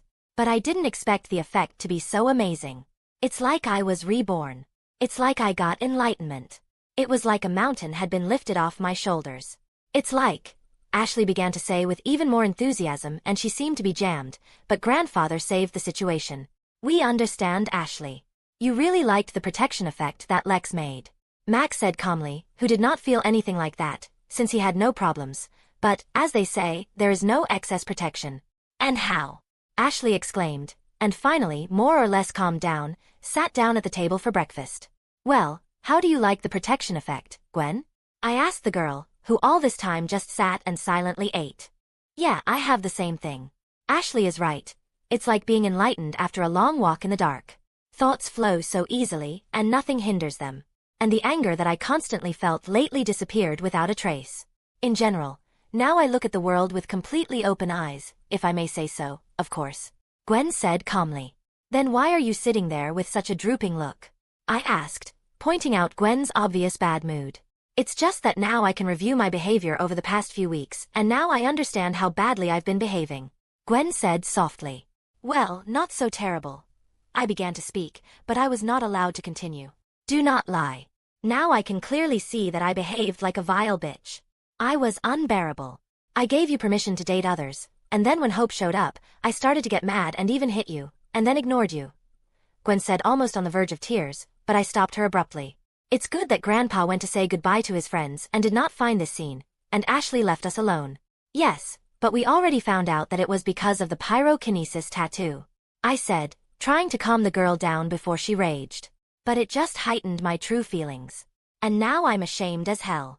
And how much I said about Hope, my God. Covering her face with her hands, said Gwen. You apologized yesterday, so it's not such a problem anymore.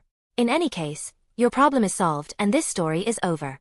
You can take this as a lesson for the future. I said calmly, although I myself was seething with anger inside, because I knew that it was my fault. But now there is little use from me. Gwen has to deal with her own problems. I know, but before I could not sort out my feelings, and now there are too many of them and I am completely confused. I don't know what to do, Gwen complained, resting her head on the table. I think you need to blow off some steam. I always get better if I destroy something. I said with a smile, slapping the table to cheer up the girl. And what did you come up with? Gwen asked somehow languidly, not having any enthusiasm, but only wanting to crawl into the deepest hole in order to continue self-flagellation. You will send back to the virtual world.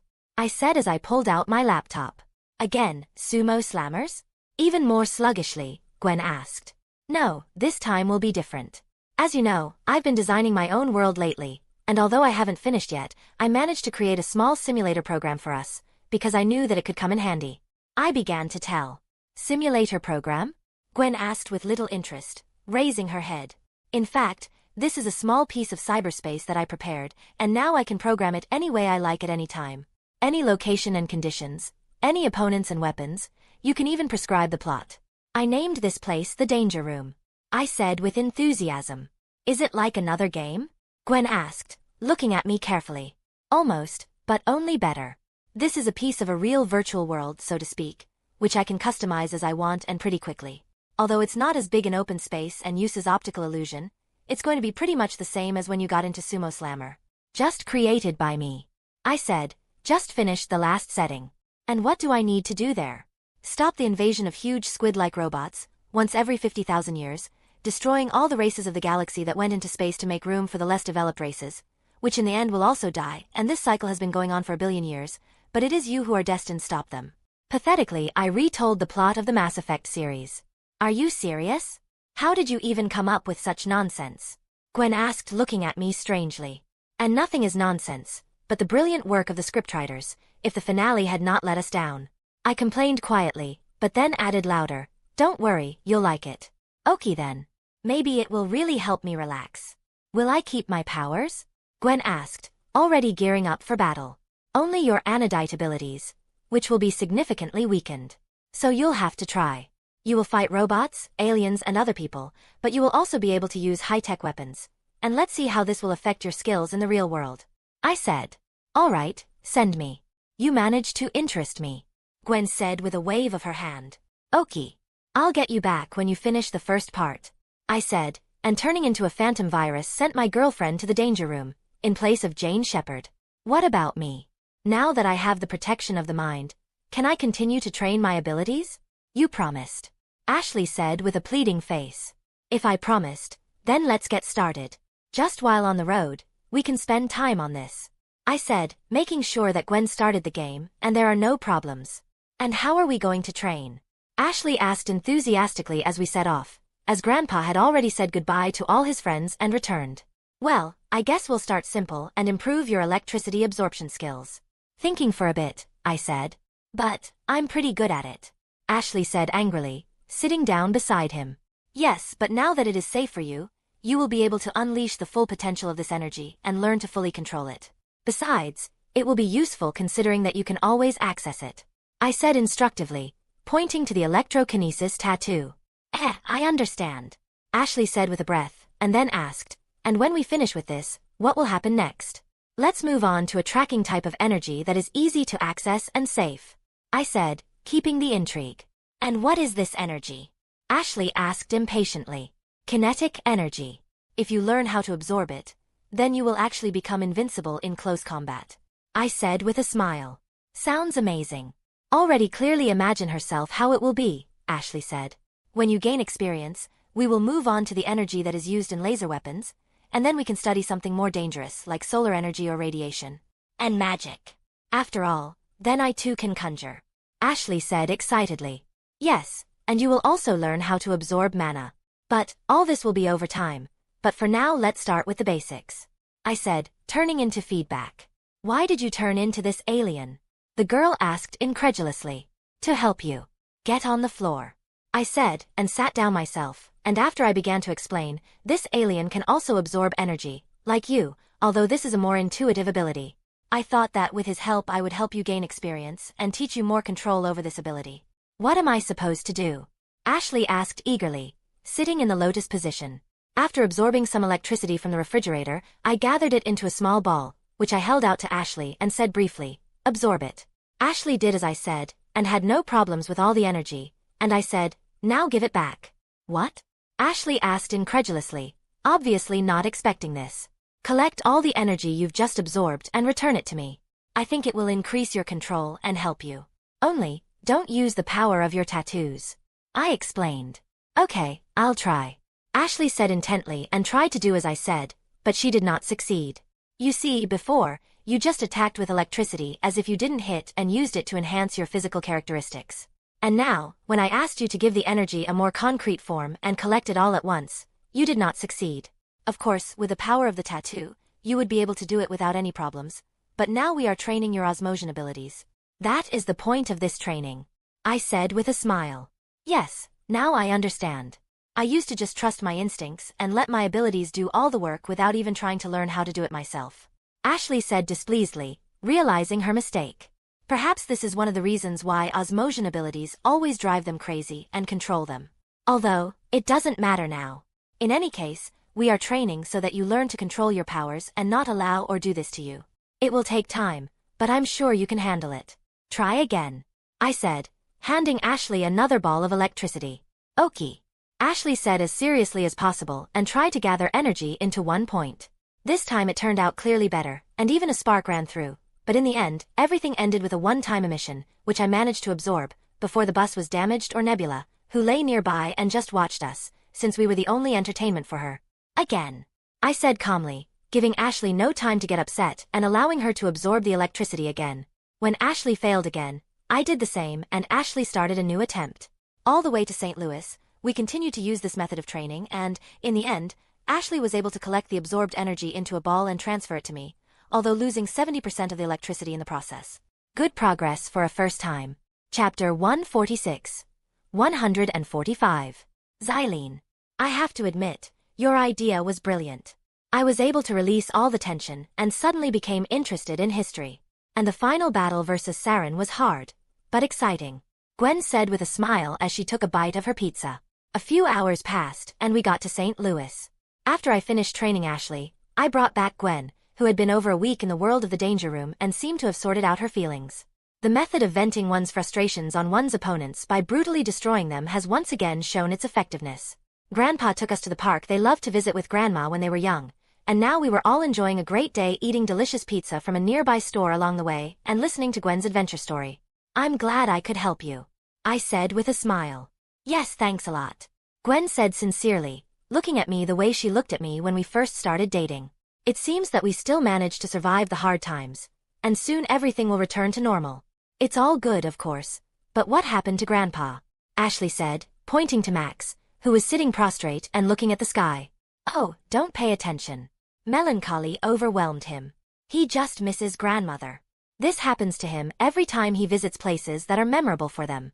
Waving my hand, I said. Are you sure? Gwen asked worriedly, looking at the sad Max, who was completely oblivious to us. Yes, let the old man be alone and sort out his feelings on his own, I said confidently, handing a couple of pieces of pepperoni to Nebula, who was disguised as a dog, since she had already outgrown the size of any cat. Still, I feel sorry for him. He looks so lost. Ashley said sympathetically. Well, you can understand him. His beloved wife left him and flew into space, for unknown reasons, and has not been in touch for almost 20 years. In his place, I would have gone for her long ago, but grandfather is too responsible and simply cannot leave us, I said, making sure that grandfather would not hear what we were talking about, otherwise it would be embarrassing. It turns out, is it because of us that grandpa can't reunite with grandma? Gwen asked in surprise, who obviously didn't think about it that way. Well, yes, although most of it is my fault. After all, he has been looking after me since I was 5 years old. Although, I think that grandpa is redeeming himself for not paying enough attention to our fathers in the past, due to working as a plumber. I expressed my thoughts on this matter, which have been in my head for a very long time. How complicated it is, Gwen said doomedly, laying her head on the table. That's adult life, I said, shaking the ovens, having finished eating. Maybe then you'll try to find Verdona? You're going into space with Tetrax soon, Ashley suggested. I thought about that too, but I don't even know where to start. Anodites have always been isolated and rebuilt, so even a random representative of this race will be difficult to find. What can we say about a specific person? Although, of course, I will try to find her and bring her to Earth, especially since she will be able to teach Gwen and me to be Anodites, but the chance of success is incredibly small, I said, noticing that my grandfather had gone somewhere. Probably went looking for the tree where he and Verdona had carved their love symbols. I hope you succeed, otherwise it's unbearable for me to look at such a grandfather. I got used to the fact that he is always cheerful, Gwen said, and Ashley nodded her head, agreeing with her friend's words. Yes, me too, I started to say, but stopped abruptly when I felt the attack on me. Give me back the Omnitrix. A green-skinned woman with 3 eyes and 2 tentacles instead of hair and the same tail screamed furiously, trying to envelop me with her telekinesis. True, she didn't succeed, because a telekinetic barrier formed around me, which protected me, and I looked at this insane woman who, without hesitation, attacks, in fact, a child, I'm only 16, in the middle of the day, also scaring away vacationers people with their alien physiognomy. Will not give it back, I said with a smirk, looking at Xylene, who was the courier who brought the Omnitrix to Earth. It's not meant for some boy. Xylene shouted and attacked me even more violently, throwing the nearest things at me with telekinesis. I'll take care of it myself, I said calmly, stopping the girls who were ready to rush into battle. Since Xylene pissed me off with her mere appearance and what I know about her, I decided to show her that you should not rashly attack the owner of the Omnitrix. Transformed into anti-gravitesla, I changed my gravity and pushed off the ground in the direction of Xylene, faster than a cannonball. Easily pushing away all the objects thrown at me by gravity, I quickly reached Xylene and, having scanned her DNA, immediately turned into the male version of Uxorite. Uxorites are natural telekinetics who have mastered this ability very well. But, unlike Squid, who has very strong telekinesis, but no control, only naked power, the Uxorites do not have such strong telekinesis, but filigree control, just what I have always lacked. Given my own telekinesis, this alien becomes incredibly strong, almost on par with Squid, but with great control, I don't have to worry that I'll overdo it and accidentally dislodge the moon from its orbit. And as Squid, I can actually do this quite by accident. Well, and among other things, Xylon, as I called my Uxorite, due to his physiology is stronger than a person and more flexible, which is also a plus. Now let's get back to the fight. Although, this is just a mockery of the weak, but Xylene deserved it, for her behavior. Probably. Obviously not expecting such agility and such skillful use of the Omnitrix from me, Xylene only widened her eyes when I pushed her with telekinesis, and she flew into the air. Telekinesis picking up everything that Xylene wanted to throw at me, I sent it to her and knocked her down, causing her to fall to the ground, although not badly hurt. Deciding to end this, I took off and jumped straight at Xylene, knocking her out with a strong blow along the way, and immediately began to use telepathy on her to find what I had arranged this battle for. Of course, I could not fight Xylene, but I needed a reason, to knock her out and get inside her head and get the access codes to the Omnitrix. As the courier entrusted with the delivery of the Omnitrix, Xylene received several access codes that would allow them to open several aliens, in a pinch, lock the Omnitrix permanently, and most importantly disable the security system. I've been trying to completely hack and subdue the Omnitrix for a long time and even thought that the shake-up arranged because of Ben's connection to the Ultimatrix would help me. But everything turned out to be not as simple as I thought. Azimuth worked so hard to create a defense that even I can't break if I don't want to lose the Omnitrix. And the problem is, even my aliens can't help me. Azimuth foresaw the possibility of this and left only the ability to unlock master control and a few other features that I have been using for a long time. Eventually, the only working option left for me is Xylene. Of course, I could take the watch apart and start studying it so I wouldn't have any problem being able to completely hack it, but I don't want to lose my main weapon now. When the era of calm comes, then I will deal with it. Lex, stop. She is not an enemy. I know her. Shouted the returned Max when I got everything I needed. Then why did she attack? Gwen asked as she walked over to us. She does not know how to think about her actions in advance and always does what comes into her head, said Grandfather, picking up the unconscious Xylene in his arms when I became a man. Okay, let's get out of here first. We've already attracted attention. And then we'll deal with our guest. I said, restoring everything that Xylene had destroyed. Okay, let's get on the bus, said Grandpa and quickly ran to the parking lot. After taking Nebula, we went after him, after which we boarded the bus. We quickly drove away so as not to run into Lieutenant Steele, who was in the city with his team and already knew about Xylene's rampage. Means, have you known each other for many years? Gwen asked curiously, shortly after Xylene woke up and Max was able to talk to her and calm her down. Yes, I was an honorary plumber and helped Max on missions several times until I had to leave to take care of protecting the Omnitrix, said Xylene, looking at Grandfather with a loving look, while her third eye looked angrily at me. Ah, now I remember. I read about you in the plumber's files, I said with a defiant smile to irritate Xylene even more. I don't like her. And what was there?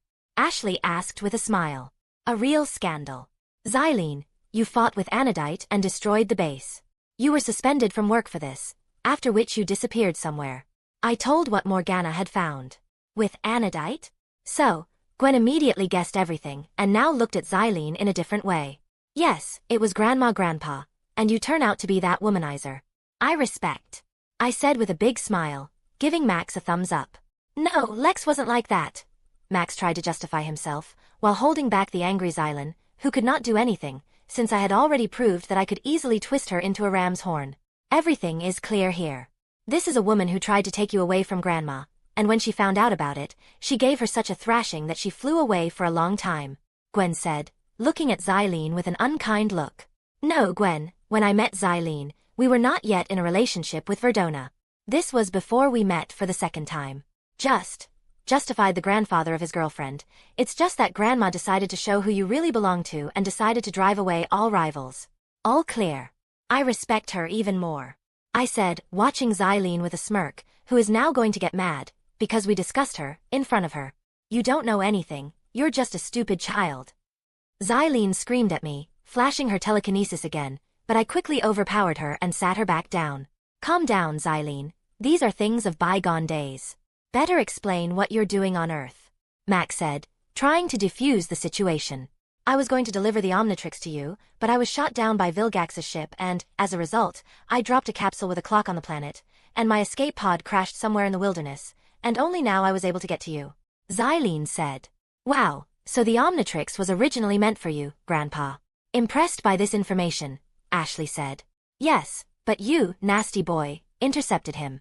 You weren't supposed to be the owner of the Omnitrix, you are not worthy of it. Xylene said furiously, poking her fingers at me. That's what you think, but the truth is that in all the universes I know, the grandson or granddaughter of Max Tennyson becomes the owner of the Omnitrix. This is our original destiny.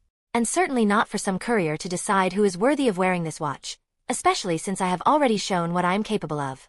I said, and for intimidation, magic flashed in my eyes. Lex, don't be rude. And Xylene, you really shouldn't say that. I'm sure I couldn't have done what Lex did with the Omnitrix. He is a much better owner of this watch than I would ever be.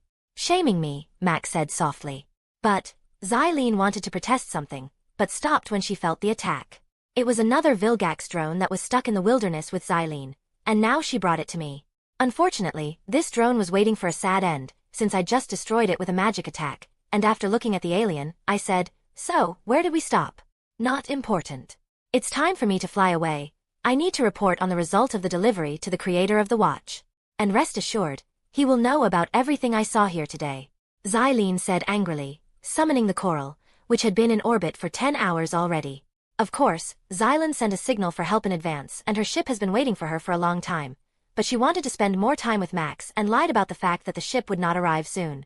In general, Xylene herself is a two-faced person who lies and pretends a lot. That's why I don't like her as much as the girls, in general. True, Grandpa does not seem to notice this. I was glad to see you, Xylene. Still trying to bring this meeting to a good end, Max said. Me too, Max. But I can't say that about your grandchildren. I'll be back and get the Omnitrix from you. Shouting viciously at the end, Xylene got into her ship and finally flew away. Bitch. Ashley couldn't resist. Ashley. Max said reproachfully, although he himself was not going to dispute it much. But, Grandpa, she's just awful. How could you date her? Ashley asked angrily. It was a long time ago, I was young and naive. Grandfather said with nostalgia, and after looking at us seriously, he said, and yet, your attitude was not acceptable. All next week you will be cleaning RV, without using abilities. Okie. We all three said, deciding not to anger Max. Fine, let's go to dinner.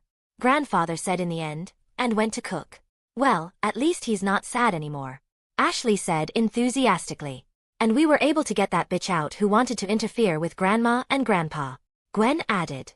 We probably shouldn't have gotten into this, but it's okay, you can't take back what's been done. Come on, let's make sure he doesn't cook any worms. I said, and picking up Nebula, who was walking nearby, we went to the RV.